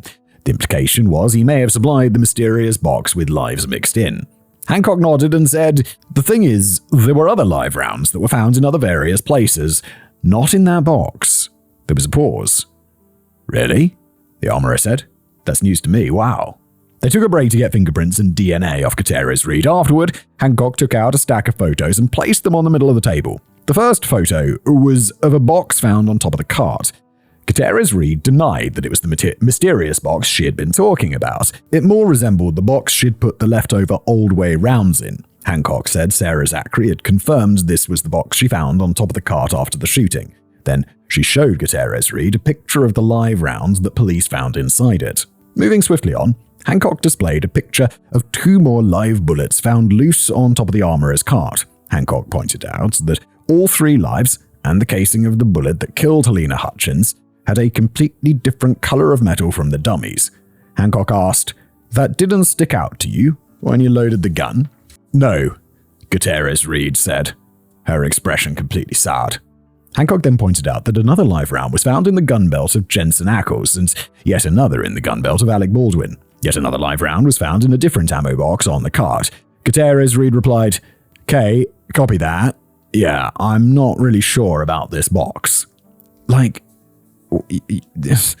Oh, I just feel like gross incompetence is kind of your best bet here at the moment. Next, Hancock pointed out that all the live rounds found on set that day had casings manufactured by Starline, a company that didn't produce live ammo, which meant that an individual had made the live rounds from their own supply of gunpowder and component parts, sort of like the bullets her father, Thel Reed, was known to make. Gutierrez Reed's reaction was to slide back in her chair, throw up her hands theatrically, and shout, "So what the fuck? That's insane. I don't know how that happened then." Hancock now firmly had the bit between her teeth. "Why would there be live ammo on the set?" Gutierrez Reed answered, her voice wavering. "I have no idea. At this point, kinda seems like these were mixed in." Adding several tons of weight to each syllable, Hancock asked, "Did you ever do gun practice on set?" "Never. Not once." And I think there would be videos, pictures of that. Everyone would be pretty stoked if we were going shooting on set, Gutierrez Reed replied. Then Hancock asked with just an ounce of subtlety, "You wouldn't suspect anyone to tell me that you were out there?" Gutierrez Reed said, "I don't know why people would say that, because 100% I was not." How do you figure this isn't going to come out if this has happened? At some point, these people are going to be put under oath, and they're going to have to say, they're not going to lie for you. Not under oath, not facing perjury. Why would they? Even if they're close friends of you, which it doesn't seem they are, I don't think they'd lie for you. Not long afterward, the interrogation came to an end. Hancock asked, "Do you have any questions?" Hannah kept her eyes fixed on the table while she fidgeted with a pen in her hands. She shook her head. "No, not really. That's pretty crazy. That's I don't know how you would do that." She gave a deep sigh, leaned forward, and rested her head on her fist, eyes still fixed on the table. Crawl out through the fallout. On November the 10th, the Rust lighting technician, Sergei Svietnoy, sued the film's producers, financiers Alec Baldwin, Hannah Gutierrez Reed, Dave Halls, and even Sarah Zachary for general negligence. Svietnoy considered the producers and financiers liable for creating an unsafe work environment by rushing the production, cutting corners, and hiring an inadequate armorer to save money. He sued the rest of the individuals for failing to inspect the gun as it traveled along their chain of custody. Additionally, he considered Baldwin liable for aiming the gun at a person. Sarah Zachary was included because she had fetched the gun out of the safe after lunch and handed it to Gutierrez Reed without checking it. Seth Kenny was also included in the lawsuit because it was not yet clear whether the rounds originated from his shop. Svietnoy had been outside the chapel when the gun went off. He'd rushed in and held Halyna in his arms while the set medic tended to her. At the time of writing in 2025, Svietnoy's lawsuit is still listed as pending, though in 2023 he dropped the suit against a couple of the film's producers, which could imply a negotiated settlement with a few of the defendants. How did this affect him? I know he rushed in and had to hold her after she'd been shot, but he didn't have to do that. He chose to do that. So what's he suing for? What's his damage? It's mental anguish? I mean, come on. You're an adult. I don't want to say that what you did's horrible. What you experienced isn't horrible, but do you really need to sue over this? I think there are cases for lawsuits here, obviously, most notably from Halyna's family, but from the lighting technician? Just a little surprising. On November 17th, script supervisor Mamie Mitchell also filed a lawsuit against the same group of defendants for much the same reasons. But what is notable about her lawsuit is that Mitchell also targeted Baldwin in particular for cocking and discharging the gun when the script did not call for either in the close-up. Her complaint adds that Baldwin, quote, had no right to rely on some alleged statement by the assistant director that it was a cold gun. Mr. Baldwin cannot hide behind the assistant director to attempt to excuse the fact that he did not check the gun himself. Is he obliged to check the gun himself? I feel that this is a bit unreasonable. Oh God, am I defending Baldwin again? Look, he is an actor. He sits on the set, someone hands him a prop. He's like, it's not my job to check fucking props. I'm just acting. Give me the gun. I trust you. That's the thing. I don't know, maybe because it's a gun, he's supposed to check it, but I don't think actors should be responsible for checking this stuff. That's what the crew are for. He should be focused on being in character and doing a good job with the acting, no? Mamie Mitchell's case against most of the Rust producers was thrown out of the Los Angeles Superior Court in July 2022, but she was allowed to proceed against Baldwin. However, Mitchell's lawyer, Gloria Allred... Have I heard of Gloria Allred? Did we mention her earlier, or is she just a famous lawyer? She got her to withdraw the case and refiled jointly with Halyna's parents and sister in order to add more heft to the prosecution. They also shifted the case from Los Angeles back to New Mexico, where the incident happened. The case is still ongoing. On November 21st, 2021, Halyna Hutchins was buried in Los Angeles after a private family service. Her husband, Matt Hutchins, briefly spoke to the press, mentioning the suffocating stillness that followed her loss. Yeah, that dude and his family and her family, they have a case. I'd be, if I was him, I don't know, probably don't see myself as a very litigious person. Never sued anybody. Don't intend to. But, in that case, I'd be suing the out of these people. Meanwhile, Hannah Gutierrez-Reed and her legal team pivoted away from the cameraman sabotage theory and pointed the finger directly at Seth Kenney of PDQ Props.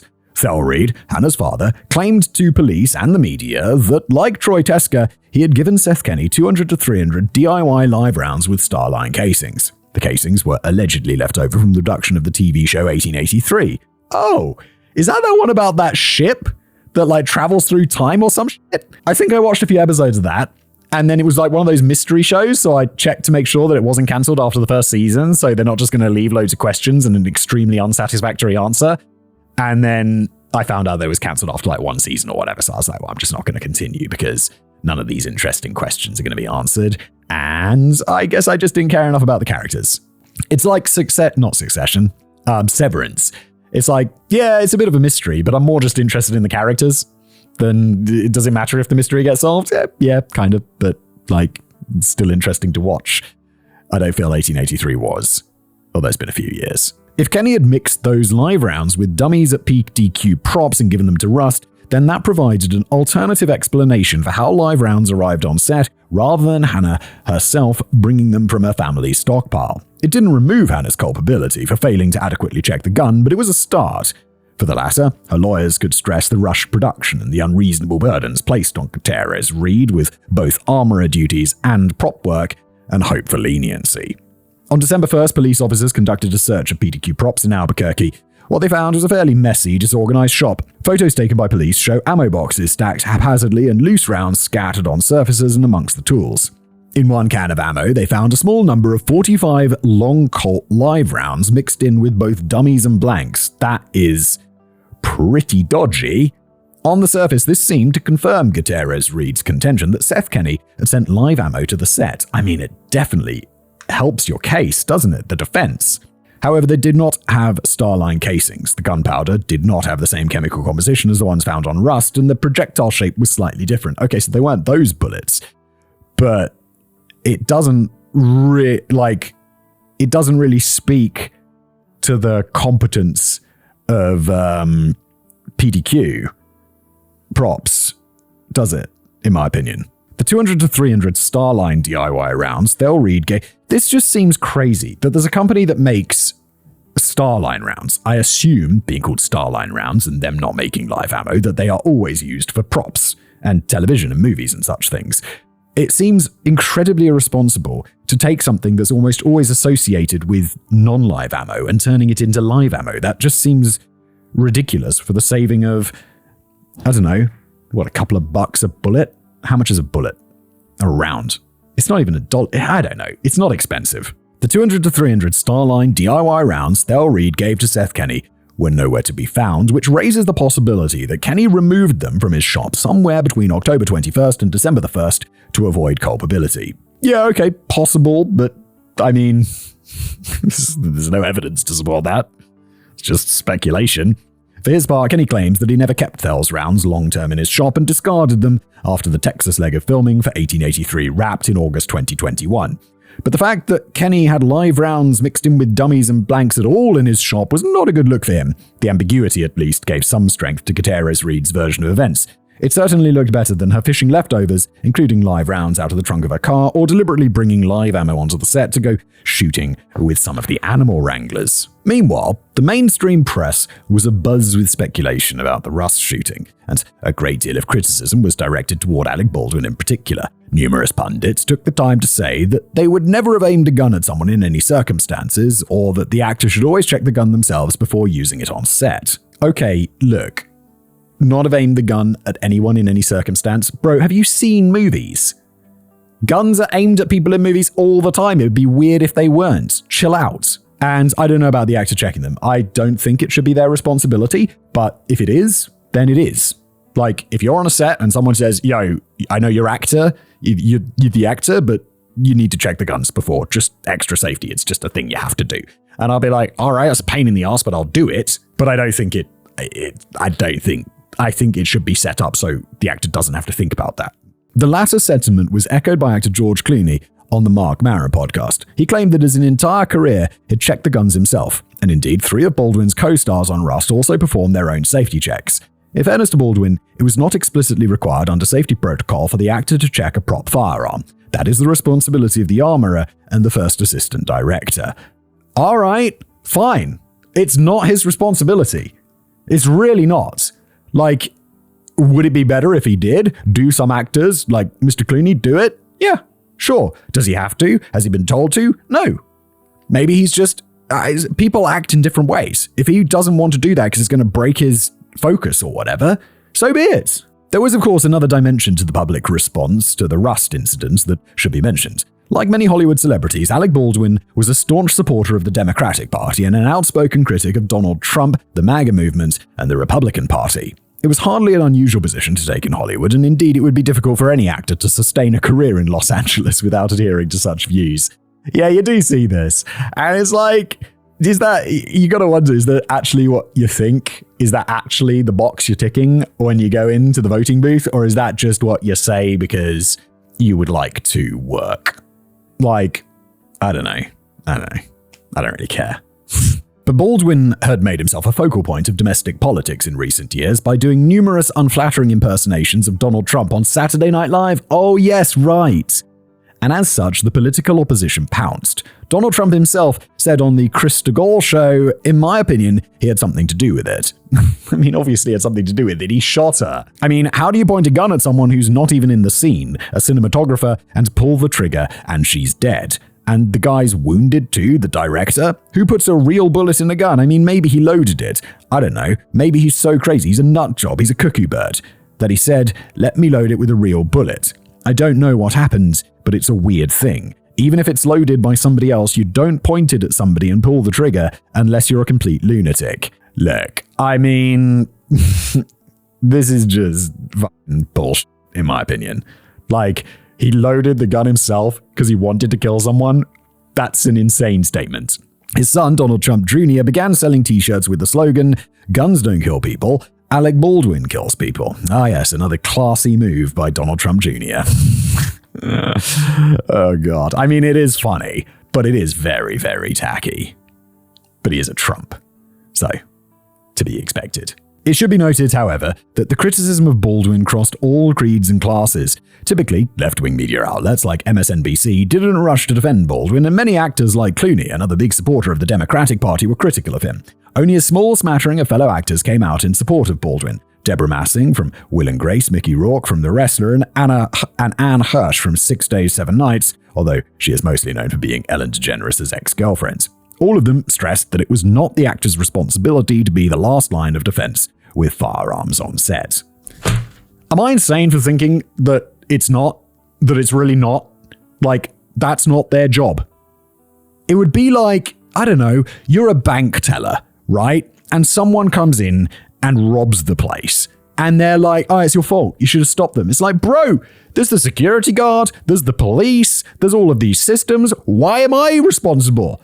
I'm like, I'm not the last line of defense here. By December, the public discourse around Baldwin had deteriorated to such an extent that he decided to go on ABC and do an interview with Chris Stephanopoulos. In the hour-long edited discussion, Baldwin said he wanted to, quote, correct the record, and couldn't wait for the long judicial process to do it for him. Baldwin also stressed several times that he did not want to come off like he was claiming to be a victim when a woman was dead and his friend was injured. Unfortunately, the interview ended up being an utter PR disaster. Look, and fuck me, David. I know I'm supposed to, not defend Baldwin. And I have not followed this story at all, so maybe there's more to it. Maybe there's something I'm missing. Maybe for some reason I should just be on the side of the wider public in hating Alec Baldwin here. But he is not the victim. But he definitely suffered because of this. He killed someone. He killed a person. That's gonna fucking weigh on you, even if you know in your mind that it is not your fault. And in my opinion, if I was Alec Baldwin, I'd sue. I'd sue it's his production companies. I'd sue myself and get that insurance money. Fuck me, I've got to stop this. At the start of the interview, Baldwin said, quote, Halyna and I had something profound in common, and that is we both assumed the gun was empty. He then went on to describe how he had met Halyna 10 days earlier, how she was a gifted artist and a wonderful human being, and how everybody loved her and admired her. Then Baldwin burst into tears for the first time in the interview. Stephanopoulos asked Baldwin what he thought of Halyna Hutchins, and Baldwin said, I assumed, because she was there that she was hired, that she was up to the job. Baldwin denied that he knew Gutierrez Reed was overburdened with both armourer and prop duties, adding, when you do a low-budget indie movie, I always assume everyone is stretched thin. He also denied hearing anything about a lack of safety on set and defended the production from the accusation that they were cutting costs at the expense of safety. That's not a good look. Especially when it's your production company. I mean, he's saying he personally doesn't know. Don't know whether he knew or not. It does seem like he probably should have known. Then, in a long rambling tangent, Baldwin drifted from how wonderful making movies is for everyone involved, how hard the crew was working on the film, to how doing Rust made him love making movies again, and then name-dropping how previously he did movies with Anthony Hopkins and Meryl Streep. Bro, that's not a good look. Come on, you're media trained. That's not what you say. I wouldn't even say that, and I'm not media trained. Then he burst into tears for a second time. He would do so several more times. Baldwin claimed that the close-up shot in the chapel involved his cocking the gun, and he described how Halyna had asked him to point the gun at her, quote, I'm holding the gun where she told me to hold it, which ended up being aimed right below her armpit. I take the gun, and I start to cock the gun. I'm not going to pull the trigger. I let go of the hammer, and the gun goes off. Okay, so he pulls the gun back, and he expects it to click into position, and he's saying, I guess it didn't click into position, or the click didn't hold.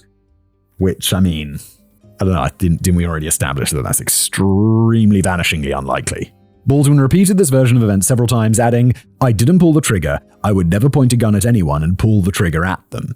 Never. Bro, I don't understand why people can't get this into their heads. That's just a fucking lie. Like, allegedly, in my opinion. Because, okay, so, I don't know, maybe Alec Baldwin has never been in a movie where he's pointed a gun at someone and pulled the trigger. Like, that happens in movies. We discussed earlier how they have squibs. It's like someone gets shot, and then the blank goes bang, and the squib goes off. Bye, Miss Laura. It's one of the few situations, as I've said so many times, where it's okay to point a gun at someone. Probably not the cinematographer, mind you. At this point in the interview, a voiceover said that the attorney for Dave Halls told ABC News that Halls was watching the rehearsal and he agrees that Baldwin did not pull the trigger. Not only that, but Halls' attorney claims that the assistant director saw Baldwin's finger was outside the trigger guard the entire time. The certainty of the statement stands in stark contrast to Dave Halls' police interrogation, where he not only failed to answer whether Baldwin pulled the trigger, but even speculated that maybe Halyna or Joel changed the stage direction and asked him to pull it. There would be no reason for Halls to speculate if he had seen the whole thing happen. Perhaps in the subsequent weeks, Halls remembered things more clearly. I'm not really sure that happens. I think you just think you're remembering things more clearly as your brain tries to patch up the holes in the memory.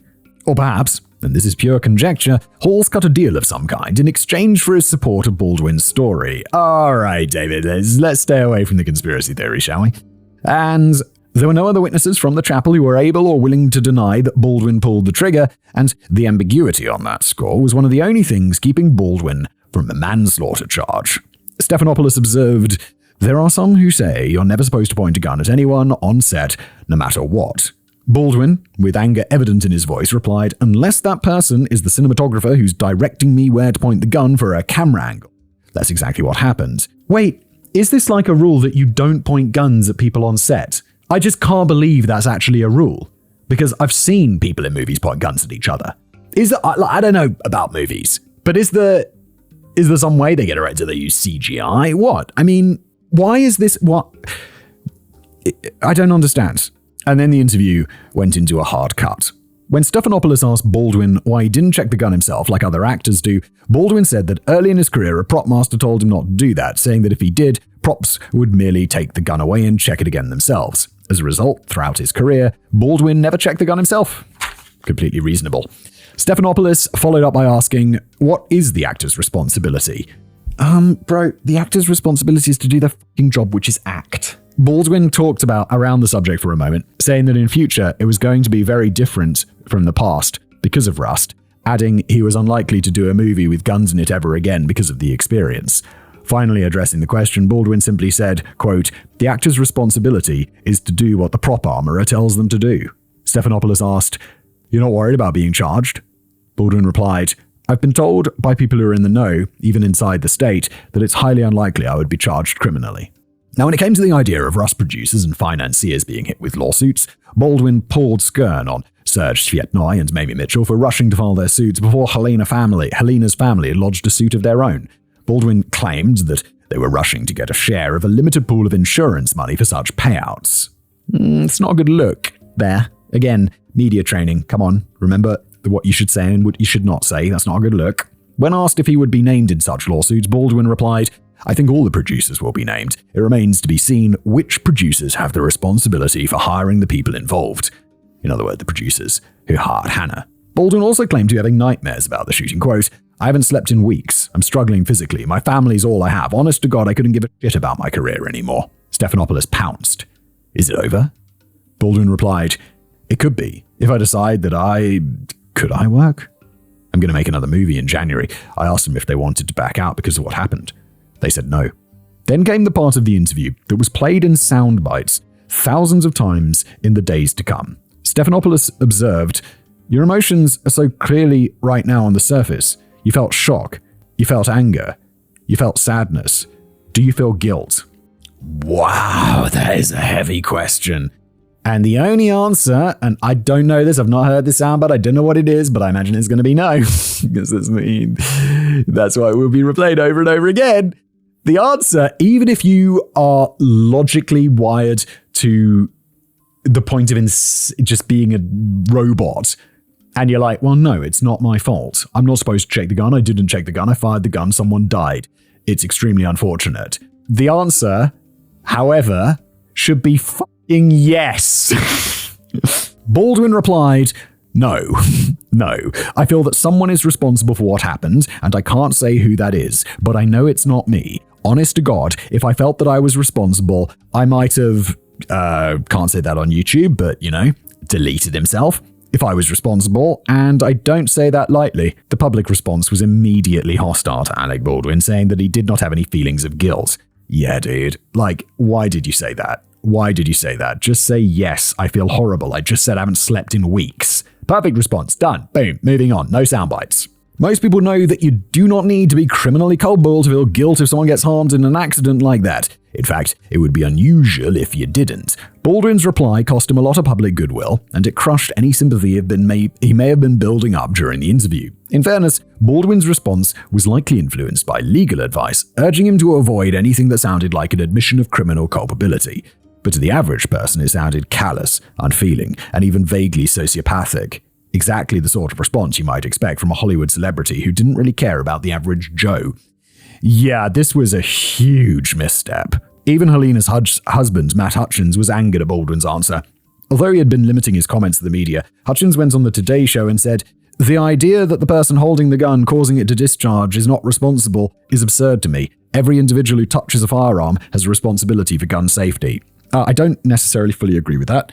But I completely understand where he's coming from. I just don't think that he's the primary person responsible. Should he be feeling guilt? Obviously!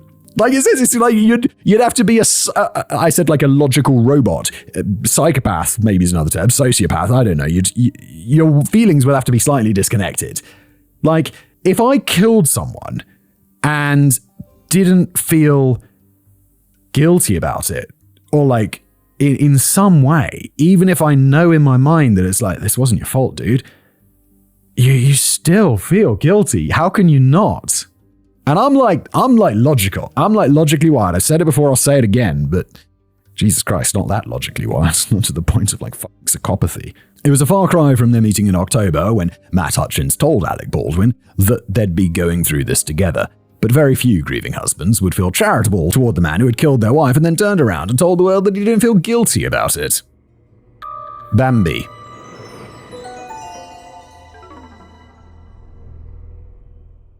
In the aftermath of the ABC interview, public contempt for Baldwin flowed in thick and fast. On December the 5th, 3 days after the interview aired, Baldwin deleted his Twitter account. His wife, Hilaria, deleted hers the following day. From that point forward, Baldwin's main method of communication with the public shifted to Instagram. Okay, where the focus is more on the pictures or videos posted by the user, and negative comments are more easily ignored. Yeah, I mean, I said okay. I didn't really understand the switch from Twitter to Instagram, or X. No, it was Twitter back then. When did Elon Musk buy it? 2022 this was happening? Oh, I don't know. Doesn't matter. Twitter is more toxic than Instagram, I think. I'm not really involved in either. I have accounts on both, but I don't really use them very much. On January the 12th, 2022, Gutierrez-Reed sued Seth Kenney and PDQ Props, alleging he negligently mixed live rounds with dummies and sent them to the set of Rust. The complaint was written to remove as much culpability as possible from Gutierrez-Reed. Quote, "The introduction of live rounds onto the set, which no one anticipated, combined with the rushed and chaotic atmosphere, created a perfect storm for a safety incident."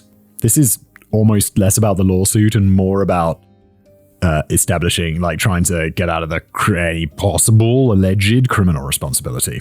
The lawsuit claims that the live ammunition arrived the day of the shooting in the mysterious box Gutierrez-Reed said she found on top of her bag. It also accused Sarah Zachary of wanting to cover up any accidents, implying she may have swapped out the mysterious box with one of Hannah's. The lawsuit went nowhere. No surprise there. Even, civil law, which is balanced probability, so was it more likely than not? In this case, there's just, other than the guy being a bit sloppy in his props making place or whatever it was called, other than that, there's not really any evidence. That's not even evidence. That's just, he's a bit sloppy. Doesn't mean he actually sent live rounds to someone. The blunt fact was that no Starline rounds were found mixed with dummies in Kenny's shop, and there was no evidence whatsoever of the existence of a mysterious box. But given how the case was progressing and the lingering question of a mysterious box, Santa Fe investigators decided to have another conversation with prop master Sarah Zachary. She had briefly given a statement back in October in the aftermath of the shooting, but she had not been brought down to the station, nor had the lead investigator, Corporal Hancock, questioned her personally. Hancock interviewed Sarah Zachary, who was accompanied by her lawyer at the Santa Fe County Sheriff's Office. Zachary, a former EKG technician who decided to try a hand at the film industry, had a reputation for a soft and gentle temperament. Seth Kenney once compared her to Bambi. Aside from the fact Bambi was a boy, Bambi was a boy? All right. I just learned that. That impression was borne out by Zachary's shy and polite behavior during the interview. Zachary hadn't been working in the film industry long, and her promotion to prop master on Rust was more a symptom of its small budget than Zachary's work experience. Still, though, Alec Baldwin's a big star, and I know big stars sometimes do small movies, but it's gotta be cool to be I'm the prop master on a Alec Baldwin film. You'd be like, whoa, okay, shit, props. Pun intended. Zachary also had no training with guns. Although in charge of props, she had been empowered on Rust to assist Gutierrez-Reed with weapons and tried to confine herself to handling cold guns. However, several times when Gutierrez-Reed was already busy, Zachary found herself loading blanks into weapons and handling hot guns as well. That seems you know how earlier I was saying about there should be certificates or something for this? Come on. Due to the burden on the two women dealing with props and weapons, after a week, the producers hired a low-wage assistant, Nicole, to help them. Zachary and Gutierrez-Reed collected the initial ammo for Rust from PDQ Props in early October. After a few days, Gutierrez-Reed began to complain that they were running low on the 45 long Colts required, among other things for Baldwin's gun. Zachary made another run to PDQ Props, and Seth Kenney gave her an additional box of 45 long Colt blanks, not dummies. So just a refresher, blanks are the ones that go bang with no bullet in the end. Dummies are the ones that look like real bullets but don't do anything.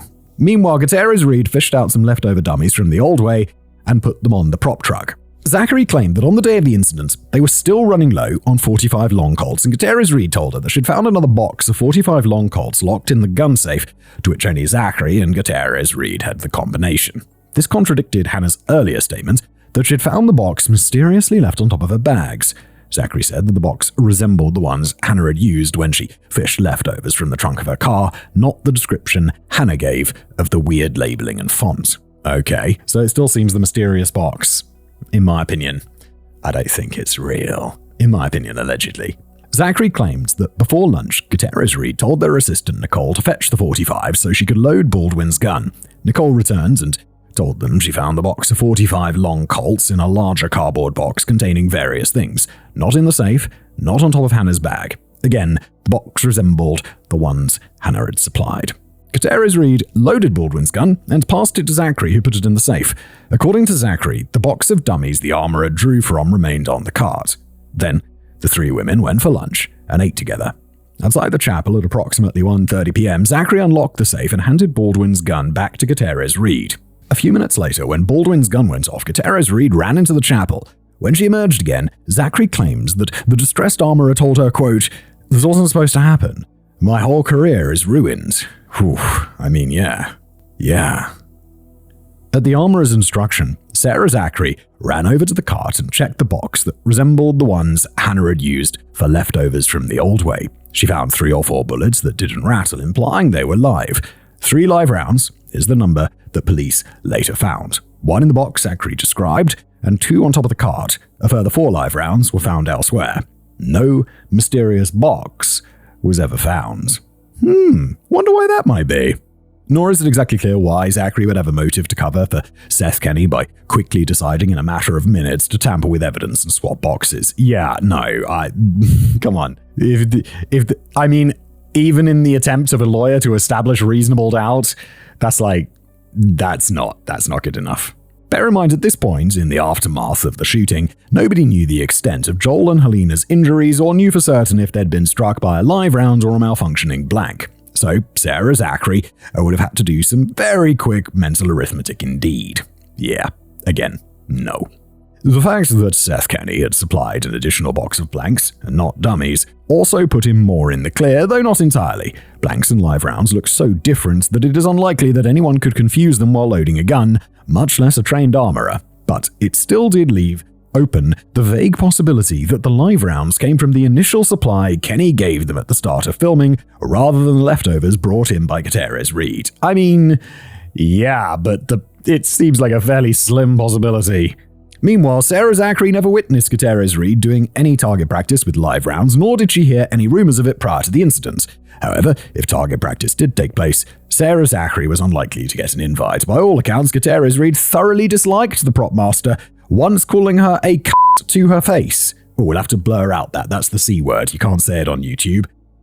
So we'll bleep that. But yeah, pretty serious stuff right there. And I know the British people will be using the C word a bit more casually. For Americans, it feels more intense, right? And the feeling of dislike was mutual. In the aftermath of the negligent discharges on October the 16th, Zachary thought Gutierrez Reed should have been fired for allegedly failing to inform the stuntman that his repeating rifle was a hot gun. Yeah, I'm kind of with Zachary on this one. And in the aftermath of Halyna and Joel getting shot, Zachary formed the opinion that Gutierrez Reed belonged in prison. Well, again, it doesn't really sound like she's going to be wanting to cover for her very much, does it? Pulling the trigger. On February the 7th, 2022, the set medic, Sherlyn Schaefer, filed a lawsuit against Russ Movie Productions, claiming that she'd suffered shock, trauma, and emotional distress from the shooting and was unable to return to work. She named Gutierrez Reed, Hall, Zachary, and Kenney for their alleged negligence. She did not specifically name Alec Baldwin. Look, I mean, I don't want to sound like a dick, but you are the medic.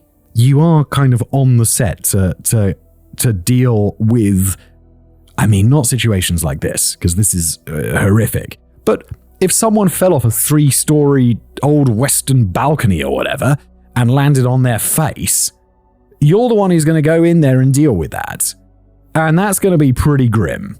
So isn't this kind of like part of the job, Sherilyn? I don't know. I don't want to...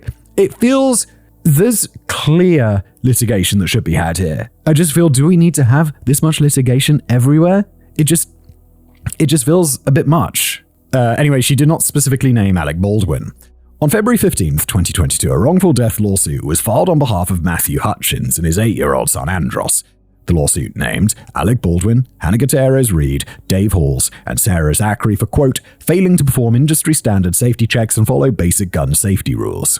It also named the producers of Rust for, quote, cutting corners on safety procedures where human lives were at stake, rushing to stay on schedule, and ignoring numerous complaints of safety violations. Now that's a lawsuit.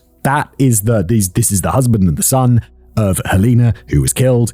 This is the lawsuit, and they should get an awful lot of money, in my opinion. On April the 20th, 2022, OSHA fined Rust Movie Productions $136,793 for work safety violations. That's enormously specific. The focus of the fine was on how safety coordinator Dave Halls had passed the gun to Alec Baldwin without adequately checking it and took no action following the other negligent discharges on set. Compared to the potential windfall from the other lawsuits, $136,000 was a trifling amount of money considering a woman had lost her life. Nevertheless, Rust Movie Productions disputed the fine and entered into negotiations with OSHA. Bruh, just pay the fine. This fine seems slap on the wrist territory, to be honest. I know it's a 6-figure sum, but, like, guys, pick your battles. You're gonna get sued the shit out of. There's gonna be a lot more money than that changing hands, in my opinion, allegedly. On August the 14th, 2022, the FBI released a report on the ballistics tests performed on the Pieta 45 Colt revolver wielded by Alec Baldwin in the Bonanza Creek Chapel. The ballistics report concluded that 1. The gun's components were intact and functional, and therefore could not have discharged as a result of mechanical failure. 2. The gun could not discharge with the hammer being in a quarter-cocked, half-cocked, or full-cocked position without the gunman first pulling the trigger. These definitive conclusions were reached by testing the gun under normal conditions. All right, yeah, I think we suspected this from the beginning. It's, guns are hard to make go off accidentally. And, especially like an old revolver and something like this. I know there are hair triggers and such things, but I don't think that's what we'd have here. However, when examiners performed a stress test to see if the gun would misfire by pulling the hammer back with extreme force, the gun fractured internally in 2 places, preventing further analysis. Baldwin's attorney used this incident to cast doubt on the report, claiming the gun was in poor condition generally. Yeah, it's a nice little extra for them. But the damage from the test had done nothing with the gun's inability to fire without a trigger pull in its original condition at the start of testing. It wasn't an antique. It was a newly manufactured replica. Oh, I didn't pick up on that. Or maybe I forgot about that. I'm like, they're just ruining this antique gun? And I mean, it's a criminal investigation, of course they can.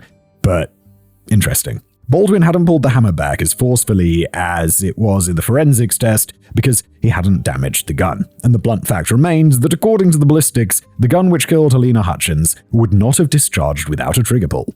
It wasn't a question of maybe or some grey area. The conclusion was a flat negative. But to eliminate any lingering doubts, in April 2023, the New Mexico District Attorney's Office brought in an independent firearms expert, Lucian Haig, to perform a second round of testing. Haig reassembled the gun with its intact parts and replaced the fractured ones with parts provided by Pieta, the manufacturer. Haig's team subjected the gun to more tests, and unlike the FBI, they did not damage it. In June 2023, Lucian Haig submitted a report to the New Mexico DA, also concluding that it was impossible for the gun to fire without someone first pulling the trigger. Why do you need this independent guy? I feel like the FBI, in this case, aren't the FBI interested in figuring out crimes? They're not wanting to prosecute. That's the job of the courts and the prosecutor. They're just like, okay, we'll find out if, we'll just collect the evidence, right? Aren't they supposed to be independent? Like the police are oh God, it sounds awfully naive, doesn't it? I realize. If the 2 ballistics reports are to be believed, that leaves 2 possibilities. 1, Baldwin pulled the trigger when rehearsing his cross draw in the chapel, but did not remember doing so. After all, in the immediate aftermath of the shooting, Baldwin did not remember who brought him the gun and what he did with the gun after it discharged. An event as traumatic as the Rust shooting must have interfered with Baldwin's memory. As to his later statements, he might be in denial.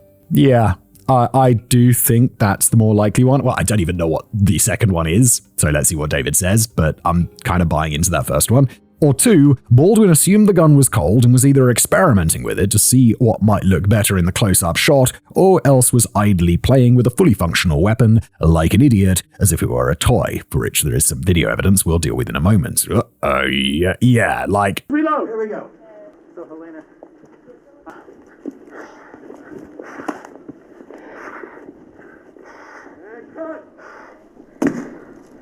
You shouldn't be playing with guns. You know, I've made excuses for, well, yeah, of course you're going to point guns at people in a movie. What you shouldn't do is be playing with guns unless the script calls for you to play with guns. Then he made the poor decision to pull the trigger while a woman stood 2 feet away from him in his gun sights. This would be an egregious violation of safety protocols.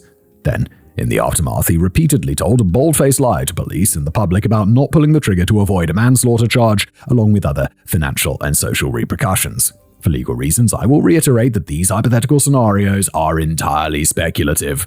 Yes. Okay, so that second one, I don't know. So I said I already believed the first one, but now I'm like, the second one does feel possible, in my opinion, right? Like, beyond all reasonable doubt, absolutely not. Possible? Yeah. Could this go through on a civil thing? Yeah. Criminal? Don't think so. Again, all in my opinion. On August the 20th, 2022, 6 days after the initial FBI report was released, Baldwin went on CNN. He again denied pulling the trigger. He also pointed the finger at Gutierrez Reed and Dave Halls for their roles in the incident. Baldwin also speculated about Seth Kenny's role and whether he had commingled live rounds with dummies. Baldwin said he thought it was unlikely he'd be criminally charged, and it was unlikely Gutierrez Reed or Halls would be charged either. Quoting him, "I'm pretty confident neither one of them should work on a film set again. I sincerely believe that investigators are going to say that this was an accident. It's tragic." On October the 5th, a settlement was reached between the Hutchins family and the producers of Rust, including Alec Baldwin, for an undisclosed amount. The film had been insured for a maximum of $6 million in case of injury or death, and it's possible the producers of Rust had to pay out on top of that. Typically, in such high-profile cases, wrongful death compensation can exceed $10 million. Yeah, honestly, completely fine with that. That seems, $10 million is a hell of a lot of money, but someone died. A wife and a mother. If those civil precedents were followed, then the Hutchins family was likely awarded a sum approaching or exceeding the film's entire original budget. In addition, as part of the settlement agreement, Matt Hutchins was named as an executive producer on Rust, under the condition that the film be finished and Halyna's work be shown to the world. Wow, okay. I guess that makes sense, but I'd just be like, oh my god, no, I can't have that. Matt Hutchins released a statement saying, "I have no interest in recriminations or attribution of blame to the producers and Mr. Baldwin. All of us believe that Halyna's death was a terrible accident. I am grateful that the producers and the entertainment community have come together to pay tribute to Halyna's final work." That is either awfully mature of you, Mr. Hutchins, which I think is the case, or part of your settlement agreement. But I think he's just being an adult. And of course, however you want to say it, it was an accident. How predictable of an accident? Whether there was gross incompetence? That's, I imagine, still to be decided. On October the 15th, 2022, it was announced that Rust would resume filming in January 2023, this time in California instead of New Mexico. The announcement was met with general skepticism and negativity by the public. Accusations were hurled around that Matt Hutchins had quote-unquote sold out so the producers could recover some of their sunk costs. Oh my god, the guy's wife was killed. You can f*** off, public, on that one, to be honest. It was speculated that the film's revenue might be considerably larger than originally anticipated due to its notoriety. I mean, this is his choice. Don't make it your choice. Don't judge him. He is a victim here.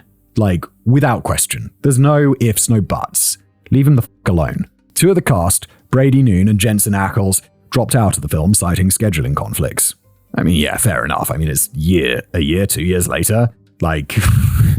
They're gonna have other jobs. Several crew members spoke to the media anonymously, often due to NDAs they'd signed, objecting to the resumption of filming. One crew member said, "They're continuing on and using this whole scandal for publicity, which Hollywood does all the time. It does not sit right with me." I don't know. I can't say how much they used it for publicity. I just don't know. Obviously, the only reason I've heard of Rust is because of this, but I haven't seen them using it to promote the film. That'd be weird. Another crew member said, "I absolutely want nothing to do with it. It was traumatizing across the board." Another said, "The whole thing is challenging and complicated and messy. A lot of people around me were really hurt by those events. There's just sort of a concern about how I would emotionally respond to being in that space again.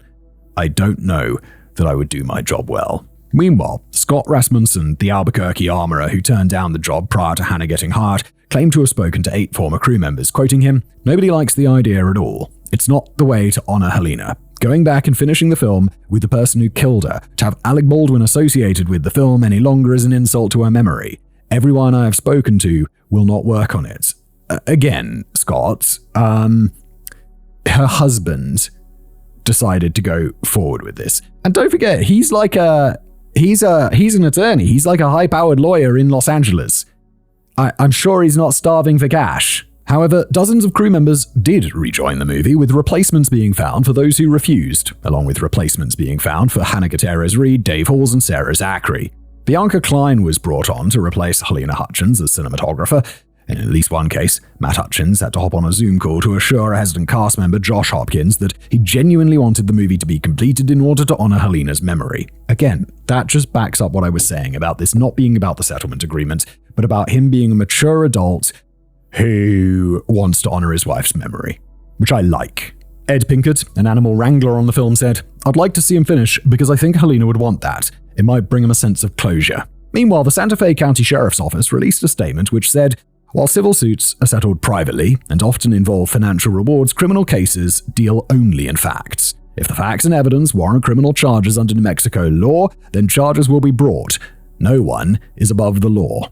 Given a Hollywood celebrity was involved in the coming months, the last of those statements was certainly going to be put to the test. Oh no. No one should be above the law like this. Oh my God, Simon, the naive shit you're saying in today's episode is extraordinary. It's against the law. I am above the law. On January the 19th, 2023, New Mexico District Attorney Mary Carmack Altwise announced her intention to charge Alec Baldwin and Hannah Gutierrez-Reed with involuntary manslaughter. Filming of Rust was again put on hold. Meanwhile, the New Mexico DA struck a plea deal with Dave Halls, who agreed to plead no contest to a misdemeanor charge of negligent use of a deadly weapon. Prosecutors later revealed that they had also offered Gutierrez-Reed a plea deal, which came with a reduced sentence for manslaughter but required her to admit to knowingly bringing live ammunition to the set of Rust. Gutierrez-Reed rejected the offer. I feel this is I feel that, I don't know, like, can't predict it, whatever. But I feel you've got to accept that your career's probably over. Like, there's a lot of really bad stuff that happened, in my opinion, and you should probably sacrifice that in order to avoid potential jail time, maybe. Again, just my opinion.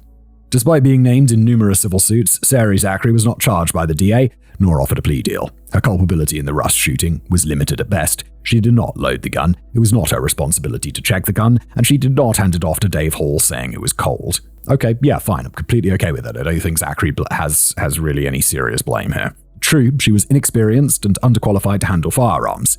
Yeah, but she was told to do that by her boss. Like, it would take a strong person to be like, "No, I'm not doing that." They'll just be like, "You're fired." Like, she's a junior person on a movie set. There's powerful people around. And she had accidentally fired a blank 5 days earlier, but had taken the precaution of pointing at the ground while loading it. Zachary was a prop master who had been roped in by the producers to work as an armorer's assistant. In the main, Sarah Zachary simply had the misfortune of having stingy bosses and a shitty co-worker, and it had exposed her to civil litigation and probably strangled her showbiz career in its infancy. On January 31st, Baldwin and Gutierrez-Reed were officially charged with involuntary manslaughter involving a firearm. If convicted, they could each spend up to 5 years in prison. On February the 9th, Halyna's Ukrainian parents and sister, represented by Gloria Allred, filed a lawsuit against Baldwin, Gutierrez-Reed, Halls, and the producers of Rust. The previous lawsuit, conducted by a different firm, was just on behalf of Matt Hutchins and his son Andros. Hutchins' lawyer said that Matt had no prior knowledge of his in-law's intention to file and asserted the opinion that no other family member had a claim under New Mexico or California law. I mean, that's for the courts to decide. If they want to sue, they can sue. Meanwhile, Baldwin's lawyers argued that New Mexico legislation, which added extra time if manslaughter involved a firearm, was passed months after the Rust shooting and therefore did not apply. As a result, on February the 20th, the firearm enhancement was dropped for both Baldwin and Gutierrez-Reed's cases, reducing the maximum sentence from 5 years to 18 months in prison. Again, that's how law works. It's very rare to make a law retroactively retroactively imposed. Like, if you commit a crime, and then they make that a crime later, you're not responsible for that crime that you committed generally, right? Makes sense. Sensible. On February 23rd, Alec Baldwin pled not guilty to the manslaughter of Halyna Hutchins. On the following day, OSHA and Rust Movie Productions reached an agreement reducing their fine from $136,793 to $100,000, and they were not required to release a statement of wrongdoing. Meanwhile, the producers of Rust announced that filming would resume in Montana, notwithstanding the manslaughter charge against Baldwin. To cap off the month, on February 27th, 3 more crew members filed a lawsuit against Baldwin and the producers for negligence. On March 31st, 2023, Dave Halls, as agreed, pleaded no contest to the charge of negligent use of a deadly weapon and was given 6 months probation, a $500 fine, and 24 hours community service. Speaking later in a documentary interview, Hall said, "I was negligent in the inspection of the gun. A thorough inspection didn't happen. I could have been the last line of defense," after which he burst into tears. On April 20th, the special prosecutors assigned to the Rust case, Kari Morrison and Jason Lewis, dropped the manslaughter charges against Alec Baldwin, citing the discovery of new evidence and the need for more time before the case went to trial. The prosecutors made clear that this did not absolve Baldwin of criminal responsibility, and they asserted their right to refile the case. There were rumors in the media at the time that the new evidence was the gun that had been modified to fire without a trigger pull, but these rumors were inaccurate. The new evidence they referred to was actually Lucien Haag conducting a second round of ballistic tests on the gun to confirm it could not be fired without pulling the trigger. His report was submitted in June. Given that the trigger pull had less bearing on Gutierrez Reed's case, the manslaughter charge against her was not dropped. On the same day, April 20th, 2023, filming of Rust resumed in Montana. Baldwin arrived on the 24th of April to finish filming his scenes. Principal photography concluded on May 22nd. The prop guns on set used this time were incapable of discharge, even of blanks, and were basically hunks of metal, paperweights. Muzzle flashes were created with CGI. On June the 22nd, 2023, the New Mexico DA added a second felony charge to Hannah Gutierrez Reed, evidence tampering.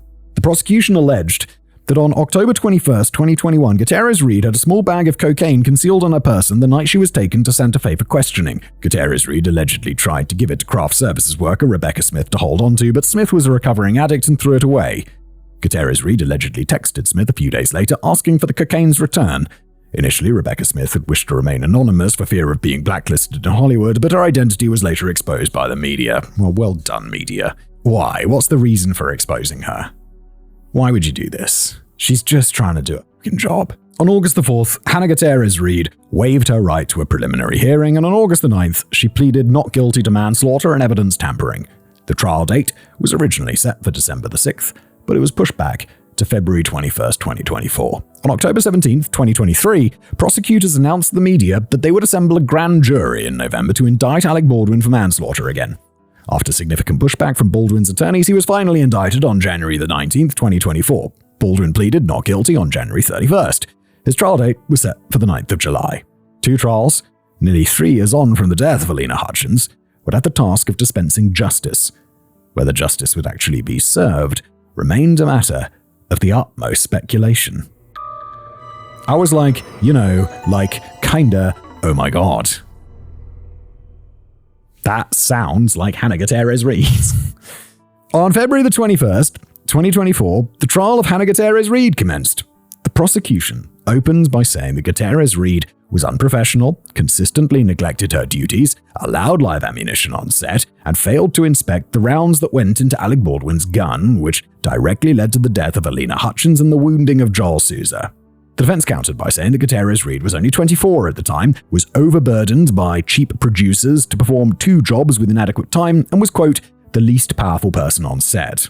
The defense claimed that Alec Baldwin had been reckless with the gun, the producers had created a rushed, unsafe environment, and Gutierrez Reed was being scapegoated to protect a group of far more powerful and wealthy people. It's a good defense. It's a pretty good defense. It's going to appeal to a regular-ass jury. Corporal Hancock of the Santa Fe Sheriff's Office testified they had circumstantial evidence that Hannah herself had brought the live rounds to set on around October the 10th, 2021. During her second interrogation, Gutierrez Reed had shown Hancock a picture of the boxes she used to bring leftover rounds from the trunk of her car to set. That box matched the one found on top of the cart after the shooting, containing a live round, and likely had contained 2 more which Sarah Zachary had tested and then laid on top of the cart. Furthermore, all the live rounds had Starline casings, which had likely been cobbled together by Thel Reed. 2 live rounds were also found in the gun belts of Alec Baldwin and Jensen Ackles, which had been outfitted on October the 10th, meaning live rounds were floating around set for at least 11 days prior to the shooting, which, as I've said so many times, should just be something that never happens. Special Prosecutor Kari Morrissey said, What this means is that she wasn't shaking any dummy rounds. She wasn't testing anything. If she's not checking the dummy rounds during filming, this was a game of Russian roulette every time an actor had a gun with dummies. The prosecution could not find someone willing to testify that Hannah Gutierrez-Reed had used rust guns to shoot live rounds at beer cans in the desert. This would have implied that she had known there were live rounds on set and might have brought even more live rounds that police did not find, but without someone to testify, they had no direct evidence that the target shooting happened. I have to say, if no one's coming forward on a set where everyone seems very happy to sue each other and hate each other and talk shit about each other, it does seem kind of unlikely that it happened, no? Because they're all agreeing like, no, we didn't do that. And there's going to be people who went to do shooting who, like, the punishment for them doing the shooting is going to be way less than perjury charges, right? So the prosecution focused on the idea that Sel Reed's ammo had gotten mixed up with the dummies when Hannah brought them from her car. Beyond that, maybe she knew live rounds were on set, maybe she didn't. Seth Kenny of PDQ Props testified that he individually checked all the dummy rounds he sent to the production of Rust, and the live rounds found after the shooting did not visually match the dummy rounds he gave to them whatsoever, and didn't resemble any dummies that he kept in his shop. Ballistics expert Lucian Haag later took the stand and confirmed this. Dr. Heather Jarrell, the forensic psychologist who performed the autopsy on Halyna Hutchins, presented her findings to the jury. Sorry, not psychologist. I was like, what's she doing? Pathologist. My bad. This involved showing photographs. When Gutierrez-Reed saw the photographs, she welled up with tears and had to look away. An experienced armorer, Brian Carpenter, took the stand. Production footage from Rust was played in court, showing Gutierrez-Reed carelessly pointing a shotgun at her own face. The footage also showed cast and crew members carrying firearms around the set when they were not filming. Gutierrez-Reed should have been collecting them. The footage also showed a stuntman aiming a gun at the crew and Alec Baldwin using his revolver as a pointer as he talked. Brian Carpenter said that a competent armorer should have shut down all of this sort of behavior. Yeah, you should have. This set was fast and loose.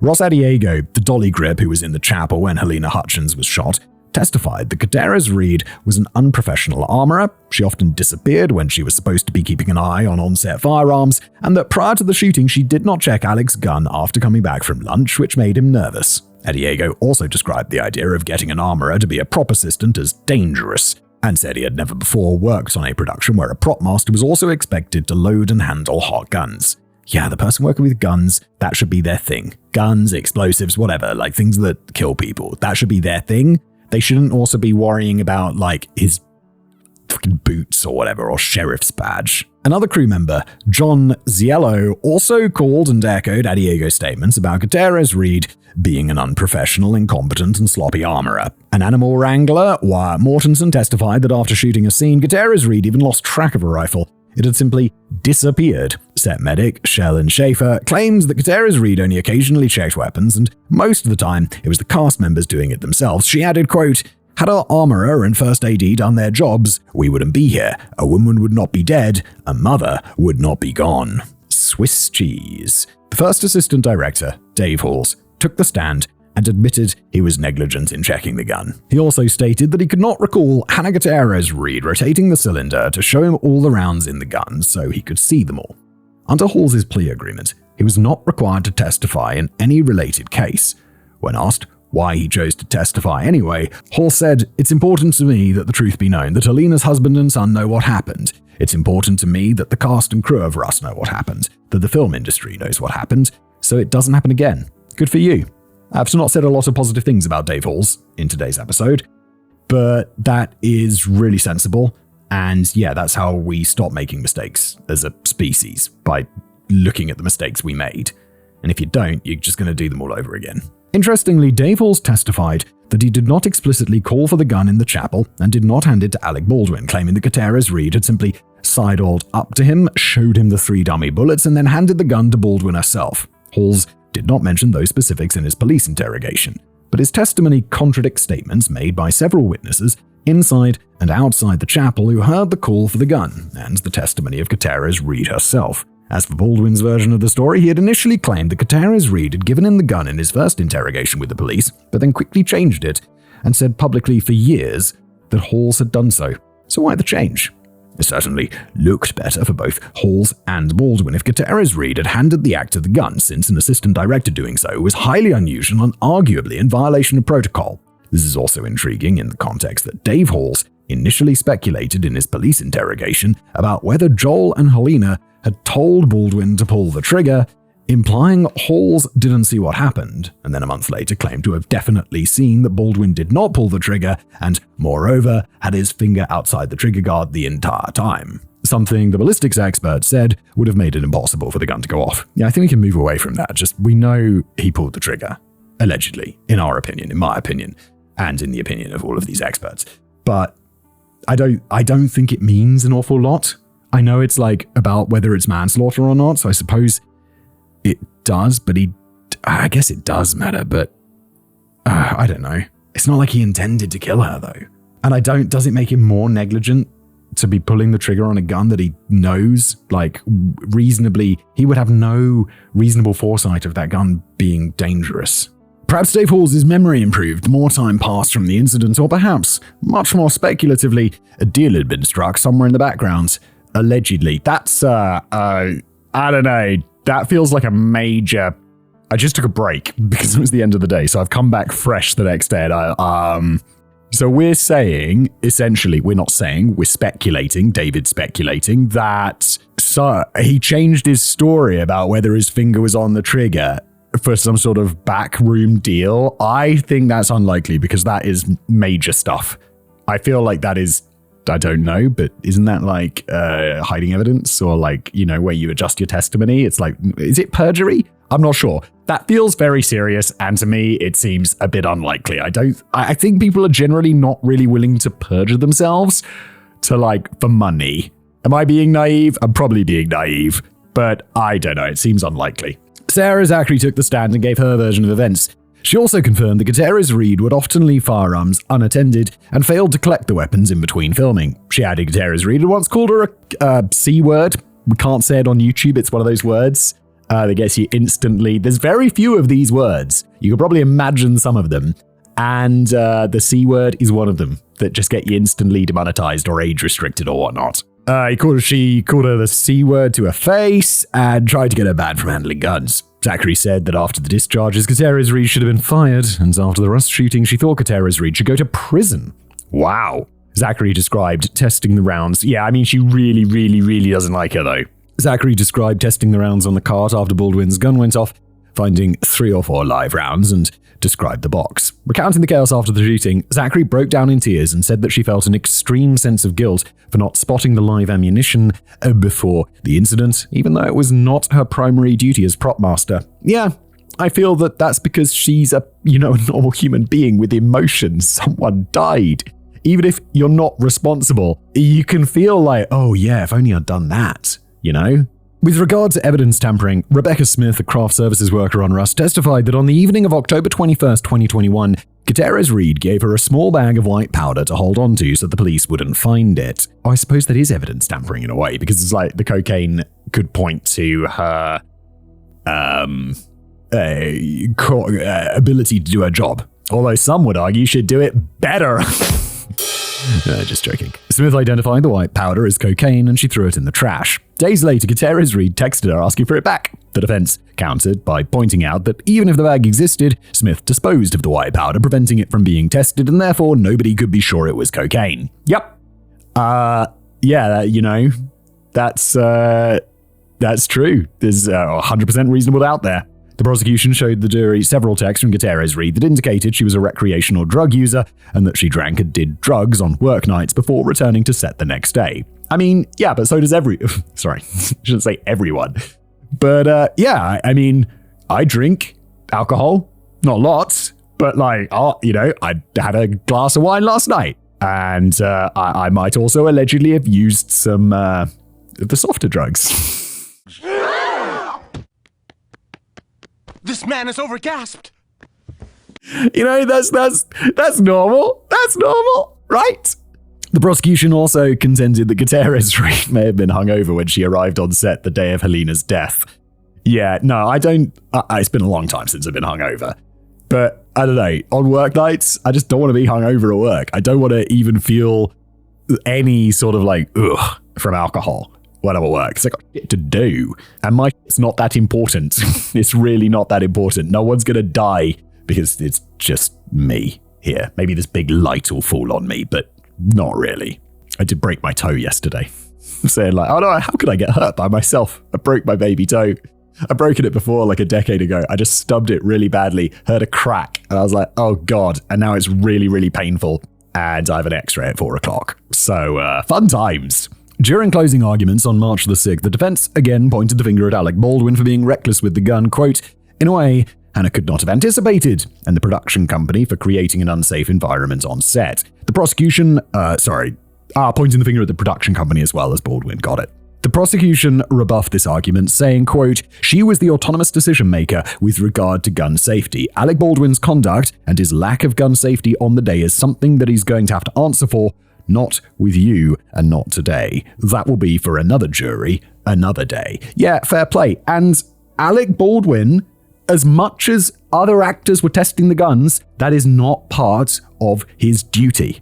As I speculated and as we established should he have done it? Yeah. I mean, that would have been good, but he's not obliged to. That's not his job. As we established, as the rules of filming established, I assume as the law might establish. The jury took 3 hours to deliberate, then found Hannah Gutierrez-Reed guilty of involuntary manslaughter and not guilty of evidence tampering. Given the white powder could not be tested, the jury could not exclude reasonable doubt. At a sentencing hearing on April the 15th, 2024, Gutierrez-Reed, now in a prison uniform, said, my heart aches for Hutchins' family and friends and colleagues, as it has since the day the tragedy occurred. Halyna was, and always will be, an inspiration to me. When I took on Rust, I was young and naive, but I took my job as seriously as I knew how to.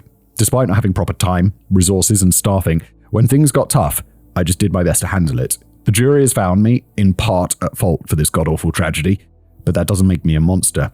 That makes me a human. In my opinion, a pretty sloppy human. Do I think you intended for anyone to get hurt? Absolutely not. No, that would be wild. Do I think you were negligent to the point of criminality? Well, it doesn't really matter what I think. The jury thinks so, and I'm inclined to agree with them. Gutierrez-Reed asked that she be sentenced to probation rather than facing jail time. Instead, she was given the maximum sentence of 18 months in prison. Judge Mary Sommer said, quote, you were the armorer. You alone turned a safe weapon into a lethal weapon. But for you, Miss Hutchins would be alive. A husband would have his partner and a little boy would have his mother. Yep, completely agree. I think 18 months, probably a little bit light. I think she was dreaming about getting probation. Like, come on now. Your negligence, gross negligence, allegedly. She was guilty of manslaughter, involuntary manslaughter, so I don't know if that would include negligence or gross negligence. I guess so. Who knows? Not saying it as a statement of fact. Legally covering myself. 18 months feels light, though, to put the point across. Hannah Gutierrez-Reed gave no visible reaction as the sentence was handed down. The trial of Alec Baldwin. And David has put that in like 3 speech marks. So, trial. Shortly after Hannah Gutierrez-Reed's conviction on March the 6th, 2024, her stepfather, Troy Teskey, dropped off 2 boxes of ammunition at Santa Fe County's sheriff's office. He had been given the boxes by Hannah's biological father, Thel Reed. The 2 men had discussed the possibility that the ammo boxes were connected to the Rust shooting, and according to Teskey, Reed had advised him to get rid of them. Back in November 2021, when Corporal Hancock was interviewing PDQ supplier Seth Kenny, they spoke to Teskey over the phone about the 2 boxes. That the ammo did not seem like it was a match for the live rounds on the set of Rust. Thus, no great urgency was attached to obtaining the ammo as evidence, and Teskey didn't seem to be in a hurry to travel from Arizona. No, yeah, I've told this story before, but I once had evidence for a criminal case.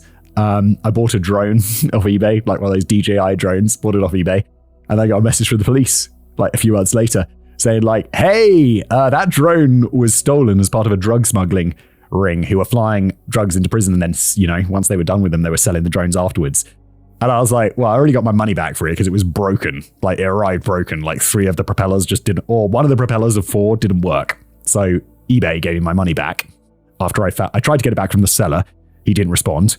Turned out the reason was he was in prison for flying drugs on drones into prisons. And they were like, well, the insurance company would like it back.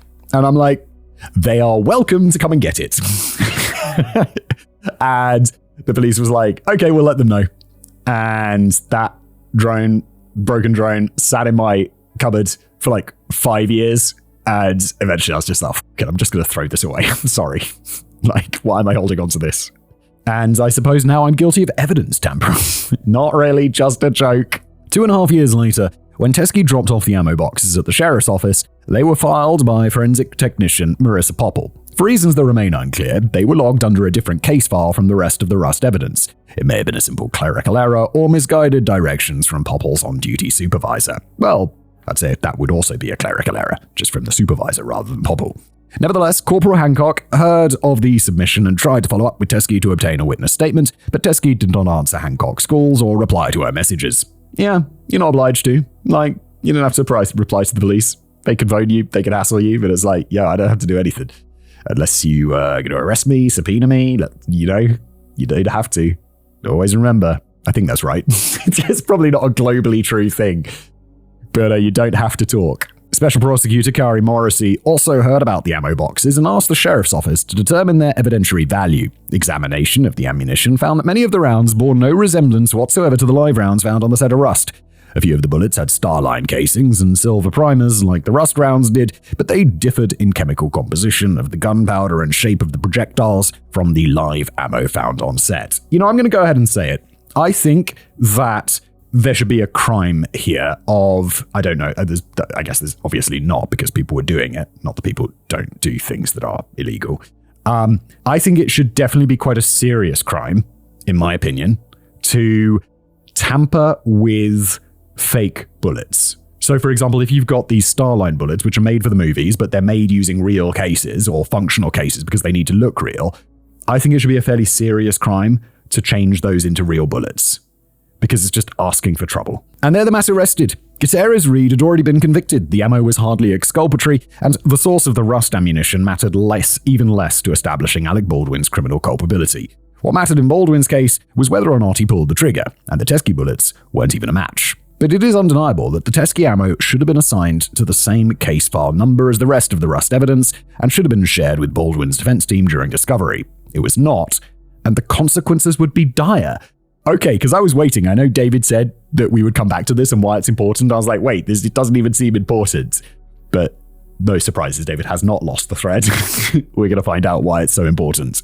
On April the 5th, 2024, it came out that the previous October, the New Mexico DA had offered Baldwin a plea deal along the same lines that Dave Hall had accepted, downgraded to a charge of negligent use of a deadly weapon, 6 months probation, a $500 fine. Alec Baldwin's estimated net worth is $70 million, 24 hours community service, and what was different, a compulsory firearms class.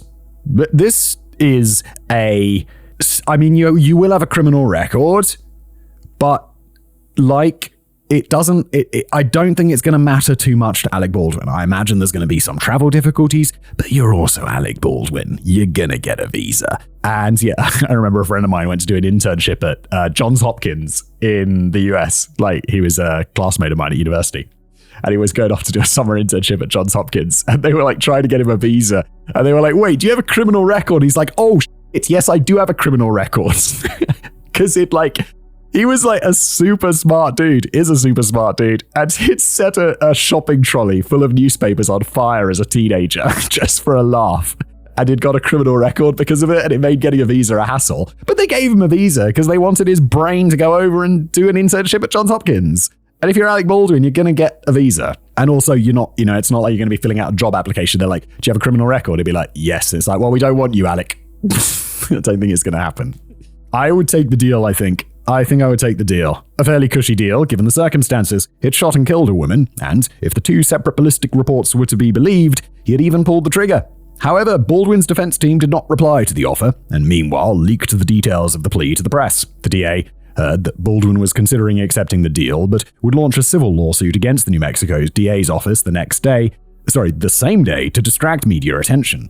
There were also reports that Baldwin's people were pestering key witnesses in the case. As such, that is hearsay, just to point that out. There's reports of, doesn't mean it happened. As such, the DA rescinded its offer of a plea deal and resolved to go ahead with trial.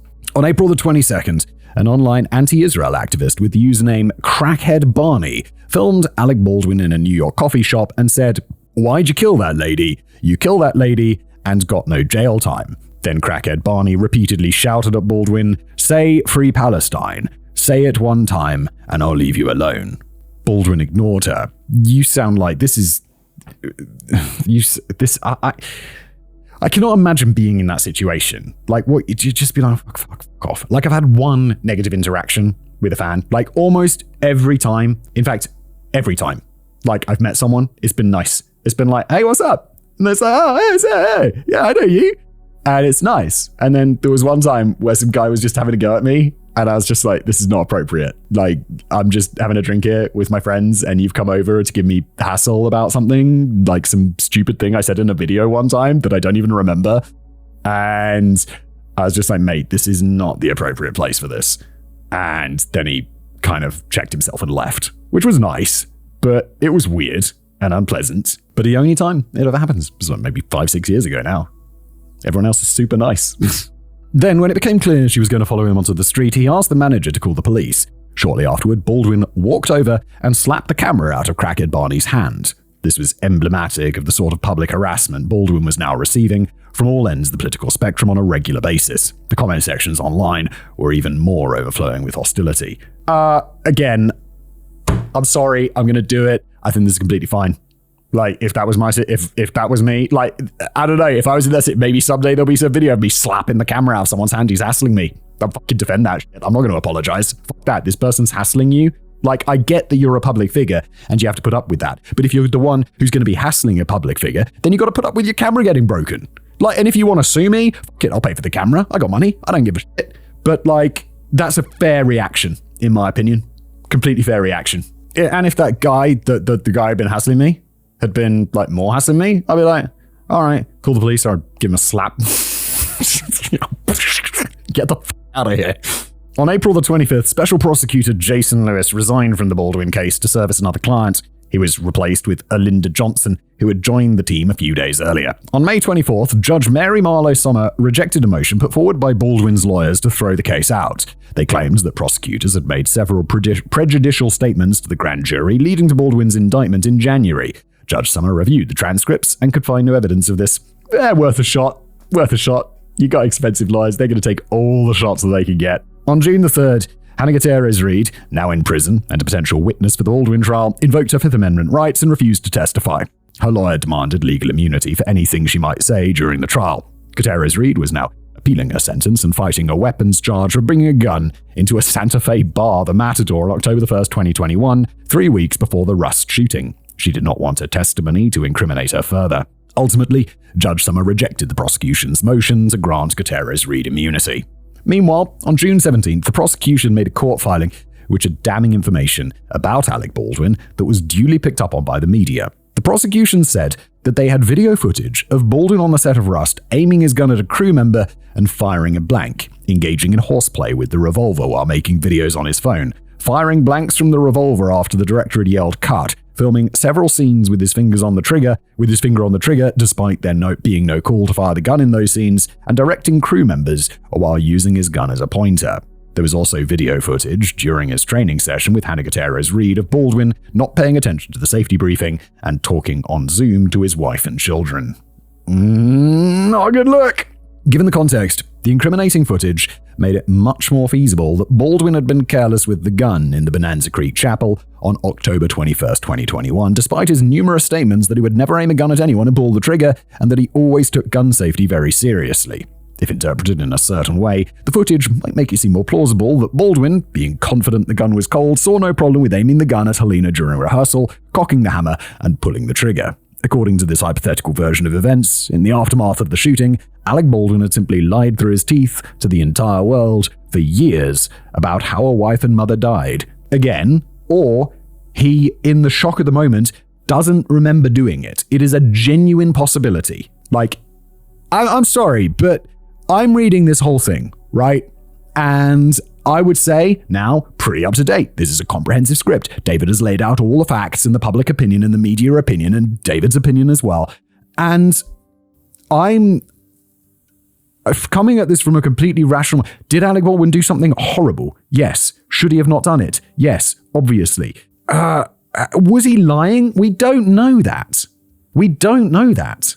The run-up to the trial involved, he was lying about being careful with guns, but about pulling the trigger, I don't know. I don't think we can know. The run-up to the trial involved frantic defense counsel attempts to have the whole thing thrown out. On June 21st, Judge Summer rejected a motion to dismiss that argued Baldwin did not know there was live ammunition in the gun and therefore committed no crime using it the way that he did. Summer pointed out that was for a jury to decide. On June 28th, Judge Summer slapped down yet another motion to dismiss, claiming that the FBI had damaged Baldwin's revolver during testing, constituting destruction of evidence by law enforcement. Judge Summer pointed out that the gun was obviously functional on October 21st, 2021, and was still functional when the FBI concluded it could not fire without a trigger pull under normal conditions. Judge Summer rejected 2 more motions to dismiss on July 3rd, one claiming that Lucian Haag's ballistics report had not been fully submitted according to protocol, and the second claiming that the prosecution's submission of video footage of Baldwin acting recklessly on set a month before the trial date was a trial by ambush. Arguably, the last of these wasn't so much a motion to dismiss as it was a frustrated whine. Yes, it's like, okay, evidence was introduced. You could complain about it. But this is, I don't know, these lawyers are good. They're not winning on any of these things, but they're taking every shot they can. All told, given the weight of the evidence, things weren't looking good for Alec Baldwin. On July the 9th, 2024, the jury members were impaneled, and on July the 10th, they heard opening statements in the trial of Alexander Ray Baldwin III. Wait, what's his first name? Alec. Oh yeah, Alexander, Alec. I'm like, wait, what's his name? Alec Baldwin. Alexander. The third. Sounds so fancy. Prosecutor Alinda Johnson said, "You will hear about numerous breaches of firearm safety with this defendant and the use of his firearm. The prop gun, a Colt 45 Peacemaker, is a real gun. It is not a toy. It is not made of rubber. It is a real gun. The evidence will show that the defendant played make-believe with a real gun and violated the cardinal rules of firearm safety. He pointed the gun at a human being, cocked the hammer, and pulled the trigger in reckless disregard for Ms. Hutchins' safety." Defense attorney Alex Spiro said, "This was an unspeakable tragedy, but Alec Baldwin committed no crime. He was an actor playing the role of Harlan Rust. An actor playing a character can do things that are lethal. These cardinal rules are not cardinal rules on a movie set. Alec was told the gun was cold. Cold guns can't hurt people. It's impossible. It was not an actor's responsibility to check. Safety was ensured before. The gun went off in rehearsal. No one saw him intentionally pull the trigger. Alec committed no homicide. He did not tamper with it. He did not load it. He was an actor handling a prop. The state destroyed the gun. All they have is Alec and the movie they intend to put on. There will not be one witness, not one shred of evidence in this trial that Alec knew or should have known the gun was loaded with a live round, so they can't prove their high-profile homicide case. The first 2 days of witnesses went routinely, with the prosecution blissfully unaware that it was not to last. The rest of the first day was spent questioning the first witness for the prosecution, Nicholas Lafleur, their first responder on the scene of the Rust shooting. They began to question the second witness, forensic technician Marissa Popple, about the crime scene, but they ran out of time. On July the 11th, Popple continued her testimony about the crime scene, then about the decision to send the Colt revolver to the FBI for testing. Then the prosecution called Alessandro Pieta, CEO of the company that manufactured Baldwin's gun, who said it left the factory in good condition and that the trigger of the gun design needed to be pulled in order for the weapon to fire. Justin Neal, head of marketing at Pieta, took the stand to confirm what his boss had just said.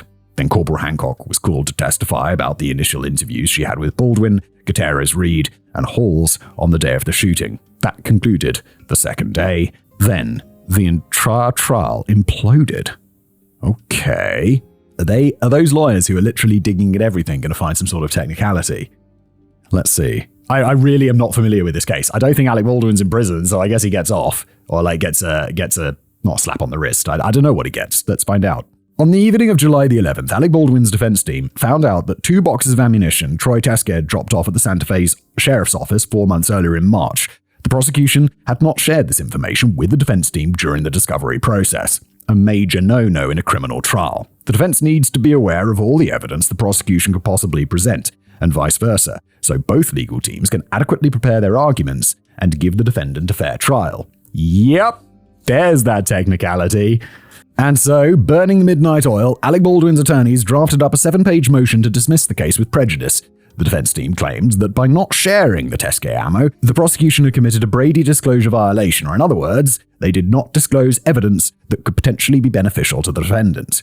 But how was the Teskey ammo beneficial to Baldwin? The defense argued, rather tenuously, that some of the Teskey ammo was a match to the live rounds found on the set of Rust. Please note that according to available testing done by the DA and sheriff's officers, this is completely untrue. Then, the defense asserted that the source of the Teskey ammo could potentially be supplier Seth Kenney, despite Teskey being given the rounds by Thel Reed. Yeah, but Thel Reed was given them by someone else. This could mean that potentially Hannah Gutierrez Reed did not bring the live bullets to set, but they were instead transferred to Rust by Seth Kenney. And therefore, one of the prosecution's minor arguments that Alec Baldwin should have known that Hannah Gutierrez Reed was young and inexperienced now had a tiny hole in it, because one of the signs of that inexperience among many was Gutierrez Reed bringing live ammo onto set. If you squinted your eyes, the Teskey ammo kinda sorta maybe could be used as proof that she didn't. And that was the defense team's way of claiming that the prosecution had failed to disclose evidence beneficial to Alec Baldwin. I mean, it is a massive stretch. But if they legally... it's just about whether they legally squeak by on it. And it sounds like they're going to, which is why you really want to get the expensive lawyers. Feel free to take a moment to scratch your head about the logic of all of this. But as tenuous as it may sound, yeah, I think the logic of it is that it's just extremely tenuous. But is it possible? Sure, maybe, just about. The basic fact is that the Teskey evidence had not been reported to the defense, and that was a bad look for the prosecution regardless of the details. They fucked up. The prosecution would have to do major damage to control to avoid the entire case being thrown out. On the morning of July the 12th, before people assembled in court, Special Prosecutor Alinda Johnson resigned, fleeing the sinking ship. Having only joined the case in April, Johnson claimed to have had no prior knowledge of the Teskey evidence and only found out about it that morning. This left Special Prosecutor Kari Morrissey holding the proverbial bag. A few hours later, Judge Mary Marlowe Summer conducted a hearing on the defense motion. Oh, by the way, when the Special Prosecutor leaves the case, you're going to be like, oh, that's a good sign. I mean, for Baldwin, not for justice or however you feel about this case, in your opinion. Prosecutor Morrissey called the motion a wild goose chase and said the Teskey ammo was not a match to the live bullets found on Rust and therefore had no evidentiary value whatsoever. Judge Summer asked to see the Teskey rounds. They were laid out on a table in the courtroom. Summer strapped on a pair of rubber gloves and examined them one by one.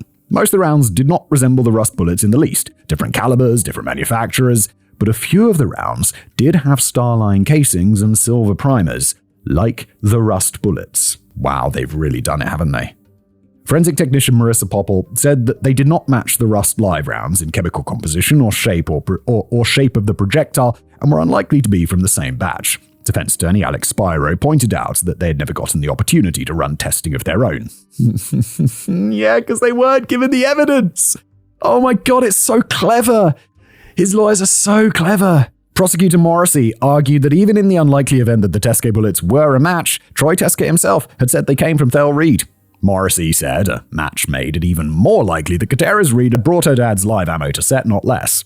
At this point, Judge Mary Marlowe Summer had several options in front of her. One, she could dismiss the case. Then the prosecution could potentially refile charges against Baldwin and disclose all the evidence like they should have done in the first place.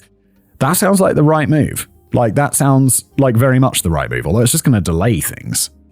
It sounds like they made a clerical error, or like someone made a mistake, and that mistake should be rectified, and then they have to start again. And I know that's expensive and all of that jazz, but that's the right thing to do, no? 2, she could inform the jury that the prosecution had failed to disclose the Teskey ammo and simply carry on with the trial, given the ammo only formed a tenuous part of one major defense counter-argument. 3, delay the trial until the defense had the opportunity to examine the Teskey rounds. Well, actually, all of these seem reasonable. I would say that number 3 is the most reasonable. I think the jury will, and I think you might need a new jury, but they seem like very reasonable options going forward. Judge Summer announced a break for lunch. When court resumed, she shocked observers not only by dismissing the case, but dismissing it with prejudice, meaning that Baldwin could never be recharged and retried for the involuntary manslaughter of Halyna Hutchins. Why? Why? Like, as much as I've pointed out some things about this case and about public perception and thoughts on Baldwin, obviously there should be a trial. Obviously, I don't know, this should not be dismissed with prejudice. It should be down to a jury. When the ruling came down, Alec Baldwin burst into tears of relief. He had just been spared up to 18 months in jail and any possibility of further criminal charges. The judge said The state's willful withholding of this information was intentional and deliberate. Wow, okay, I didn't realize that. They said they'd only just seen it this morning, and there was the clerical error about it being assigned to the wrong case. I thought this was an innocent mistake. If, I don't know, the judge is impartial. That's the judge's job. And if she thinks it was deliberate, I'm inclined to agree with her. She doesn't have a horse in this race. If this conduct does not rise the level of bad faith, it certainly comes so near to bad faith as to show signs of scorching prejudice. The court concludes that this conduct is highly prejudicial to the defendant. The state's discovery violation has injected a needless, incurable delay to the jury trial. Dismissal with prejudice is warranted to ensure the integrity of the judicial system and the efficient administration of justice. Judge Summers' decision was in many ways baffling. There was no definitive evidence that the failure to disclose the test ammo was quote-unquote intentional and deliberate. But again, what's her bias? She doesn't have any interest in... She's a judge on a really important case. I don't think she's going to be like, oh, but it's Alec Baldwin, we should let him go. She's a judge. Again, maybe I'm being naive. I don't think so. I think there's more to it. And there certainly was no motive for the prosecution to do so. They didn't think the test ammo was a match, and how the live rounds arrived on set had less to do with Baldwin's culpability than it did for Gutierrez-Reed's. And the prosecution hardly lost anything to a tenuous alternate theory about the origin of the live rounds when the test evidence made their origin from Thel Reed just as, if not more likely. That's a fair point, though. God, this is complicated. That is a very weird decision that I'd like to know more about. Because the rounds don't really seem important to the case. And I get, but she could be like, well, they withheld it. What else could they be doing dodgy? I suppose. I don't know, man. I'm very baffled by this, as David seems to be, as I imagine a lot of people are. Judge Summer also said the prosecution's conduct was, quote, highly prejudicial to the defendant. And yet, on September 26th, when Gutierrez-Reed petitioned Judge Summer to have her own conviction overturned, or at least be retried because of the test ammo supposedly casting doubt on where the live rounds came from, Summer rejected the motion. The judge said that the test ammo would not have resulted in a different verdict for Gutierrez-Reed, for whom the question of whether she brought live ammo onto set was a major concern. It seems more important in her case. I would feel like I'm missing something, other than the fact that David is pointing out that he's also missing something, and he researched this script. And I'm imagining it's David. He does a great job. It's very odd. And yet it was highly prejudicial against Baldwin, for whom the origins of the rounds mattered far less. Right. Special Prosecutor Kari Morrissey and numerous legal commentators also found the with prejudice ruling preventing Baldwin from ever being retried to be a hugely disproportionate response given the tenuous nature of the Teskey evidence and the potentially decisive nature of the ballistics tests and the footage of Baldwin on set. Sure, the judge could have thrown out the trial if she didn't want to inform the jury or allow the defense time to examine the bullets, but it was another thing altogether to deny future prosecution. On September 5th, Morrissey appealed to Judge Summer to reverse the decision. Summer rejected the appeal because it exceeded the maximum 10-page length. Morrissey resubmitted the following day, and on October the 25th, 2024, Summer rejected Morrissey's appeal, saying Morrissey had not presented any new arguments to change her mind. In November, Morrissey filed a second petition to a different judge in the Court of Appeals, but on December the 23rd, a spokesman for the New Mexico Attorney General, Raul Torres, made a public statement denigrating Morrissey's competence and saying they were not going to exhaustively back the appeals of the prosecution. In response, Morrissey felt she had no choice but to withdraw her petition, and so ended, forever, the criminal prosecution of Alec Baldwin for Owen's death. Almost immediately after Judge Summer handed down her ruling on July 12th, commentators and the public at large began to speculate whether she had been leaned on or bribed by Baldwin's people or his powerful connections. That is an absolutely enormous accusation to make. People who are saying that, you gotta be fucking careful, because that is it defamatory? Is that the word? That is a serious crime. Bribing a judge? I mean, serious claims require serious evidence. So let's see what that serious evidence is and if it actually exists. David said here, to make things abundantly clear, there is not to date one iota of evidence that suggests Judge Summer made her ruling for corrupt reasons. Right then, I think we can draw a line under that and stop even implying, we're not implying, people are implying that this judge is corrupt. Without evidence, I think that's kind of outrageous. Nevertheless, a few commentators have pointed out that Summer is an elected judge in New Mexico on the Democratic ticket, implying that her backers may have powerful Hollywood connections favorable to Baldwin, allegedly. Conversely, Summer's rejection of numerous defense motions for dismissal before the trial could be used as evidence that she was not influenced by Baldwin's people. The only possible counter-argument to that is the defense motions were so flimsy that maybe she waited and the defense gave her something that she could plausibly use. I don't know. It was all pretty flimsy. Once again, I will reiterate, this is pure speculation. Absolutely no evidence has ever been presented that Judge Summer is corrupt. Yes, it's almost not even worth bringing it up to that. I mean, yeah, I think that extraordinary claims, extraordinary evidence. There is no extraordinary evidence here. There's wild speculation. But beyond the question of the judge, the dismissal of Baldwin's case triggered public discussion of how famous, wealthy, and well-connected people seem to get a much easier ride in the American justice system, when in theory, there was supposed to be equality before the law. Well, look, to be fair, we all know that's bullshit, don't we? The reason that this got dismissed is because Baldwin had incredible lawyers. They were taking every single shot they could get. They were poring over this and looking for every technicality and detail, and they took tons of shots, and they eventually got one. That's not equality before the law. Money obviously makes a huge difference. Baldwin was seen by some people as one in a long line of celebrities and public figures who skated off criminal charges. The Teskey evidence got his case thrown out with prejudice, but did bugger all for Gutierrez Reed, where the origin of the ammo mattered more. Yep, because Gutierrez Reed probably had less expensive lawyers. Do I think that's right? No. Do I think it's reality? Yes. The intense public frustration at the end of Alec Baldwin's trial, and still in many quarters since, can be summed up by the statement, Lady Justice may be blind, but she sure as shit can hear the jangle of coins. Oh yes. David and I, not necessarily so much on the same page this script, but on that sentiment, we're on the fucking same line. On July 14th, Alec Baldwin posted a statement to his Instagram. We'll quote it. "There are too many people who supported me to thank you just now. To all of you, you will never know how much I appreciate your kindness toward my family." Comments on the post were limited and curated for approval, so negative comments could not get through. Upvotes positive comments maxed out in the hundreds, rather than the usual tens of thousands for celebrity posts of this nature, which should give you some idea of the public mood. Yeah, dude, I think you just need to go and hide for a little while. I'd not be posting that shit on Instagram. I'll just be like, okay, I'm going to go away for a year and let everything cool off.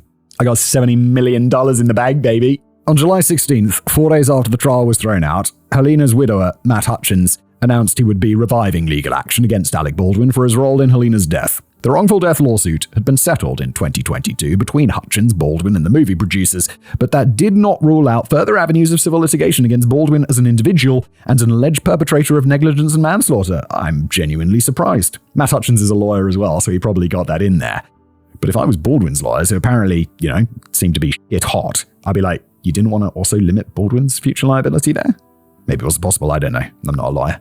Hutchins issues a statement through his lawyer, quote, "We respect the court's decision, but we look forward to presenting all evidence to a jury and holding Mr. Baldwin accountable for his actions in the senseless death of Halyna Hutchins."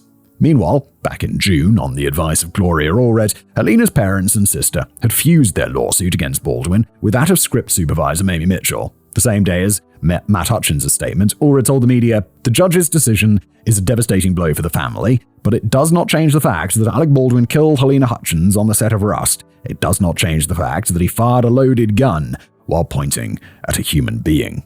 End quote. It is far from over for Alec Baldwin, and it seems the wrath of Halyna's family will follow. A class act. The premiere of Rust was held on November the 20th, 2024 at the Camera Image International Film Festival in Turin in Poland. The festival organizers deliberately did not invite Alec Baldwin. Instead, writer-director Joel Souza and cinematographer Bianca Klein were the principal guests. Much of the screening was given over to celebrating the life and work of Halyna Hutchins. By all accounts, it was more akin to a funeral wake than it was a glitzy film premiere.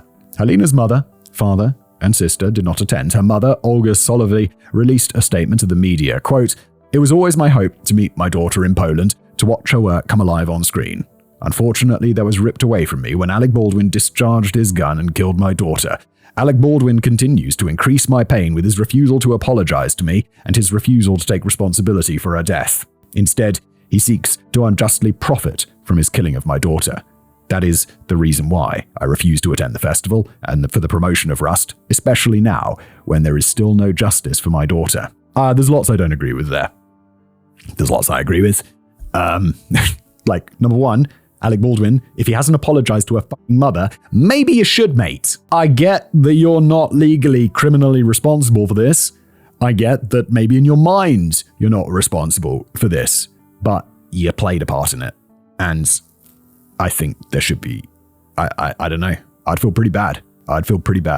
There were rumors that Rust was struggling to confirm distribution rights in North America. However, on March 26th, the official trailer was released for a North American premiere on May the 2nd, 2025. Ooh, that's rather soon. The comment sections are filled with an unsurprising amount of dark humor lambasting Baldwin. I stand beside Alec Baldwin because it's much safer than standing in front of him. This movie can't miss, and Alec Baldwin got a killer role in this movie. Another upvoted comment simply reads, R.I.P. Halyna. Rust will have a very modest theatrical run of only 150 theaters, and it will be released on streaming at the same time. As of the time of writing, April 5th, 2025, given that I've just spent weeks of my life working on the case, I shall have to see it. I'll leave it to the audience to speculate whether I do so in a way that gives the producers revenue, or whether I will mutter yo ho ho and a bottle of rum as I log onto the internet. I'm just saying. I immediately was like, yeah, if you don't want to support it, you can still see it, allegedly. Yo ho ho! The footage shown in the trailer seems beautifully and capably shot, and you can't go wrong with those western sets and landscapes. Baldwin, however, seems far too manicured in Manhattan to play a believable retired bank robber and a tough-as-nails Wild West outlaw who spent his entire life sleeping rough on the frontier. But this is a black tank-top movie after all. Given he's not well suited to the role, his line in the trailer, "Some things in this life you can't get back, I reckon," sounds unnatural to the extreme. A southern accent would pull it off, but Baldwin is typically not a character actor and makes no attempt at an accent. He presumably leaves the accent work to his wife. Oh, savage. On February the 24th, 2025, a TikTok video was posted by user Jason Scoop, who gained fame by doing an impression of Donald Trump and aggressively approaching Hollywood actors, insulting them and trying to rile them up. I don't endorse this behavior. Scoop approached Baldwin outside his New York City home as the actor was unloading luggage from an SUV. Scoop then said, very provocatively, "Alec, it's your favorite president. I will give you a total pardon for murdering that woman if you kiss my ring. If you don't want a pardon for murdering that woman in cold blood, you can call it first degree. You can call it whatever you want, but it was not good. She's looking down on me now, smiling, happy, saying thank you for confronting the man who took me out, who killed me." Why are we adding this? This just feels like fucking pointless, unpleasant trolling from a troll. Baldwin tried to ignore the obnoxious TikToker, but he eventually snapped under the barrage of taunting as the man continually referenced Halyna. Baldwin said to the TikToker very quietly but with evident menace, "Look at me. I want you to look at me. You're a camera on me here. You realize my kids live in this building? I want you to know something. I want you to be real careful. If this camera wasn't here, I'd snap your fucking neck in half, break your fucking neck right here. You know that, don't you?" The TikToker, having gotten what he came for, departed soon after, calling Baldwin a class act as he walked away. I mean, I don't know how to feel about that. Obviously, it's not a nice thing to say, but this guy's a complete douchebag, this Scoop figure, in my opinion. Dismembered appendices.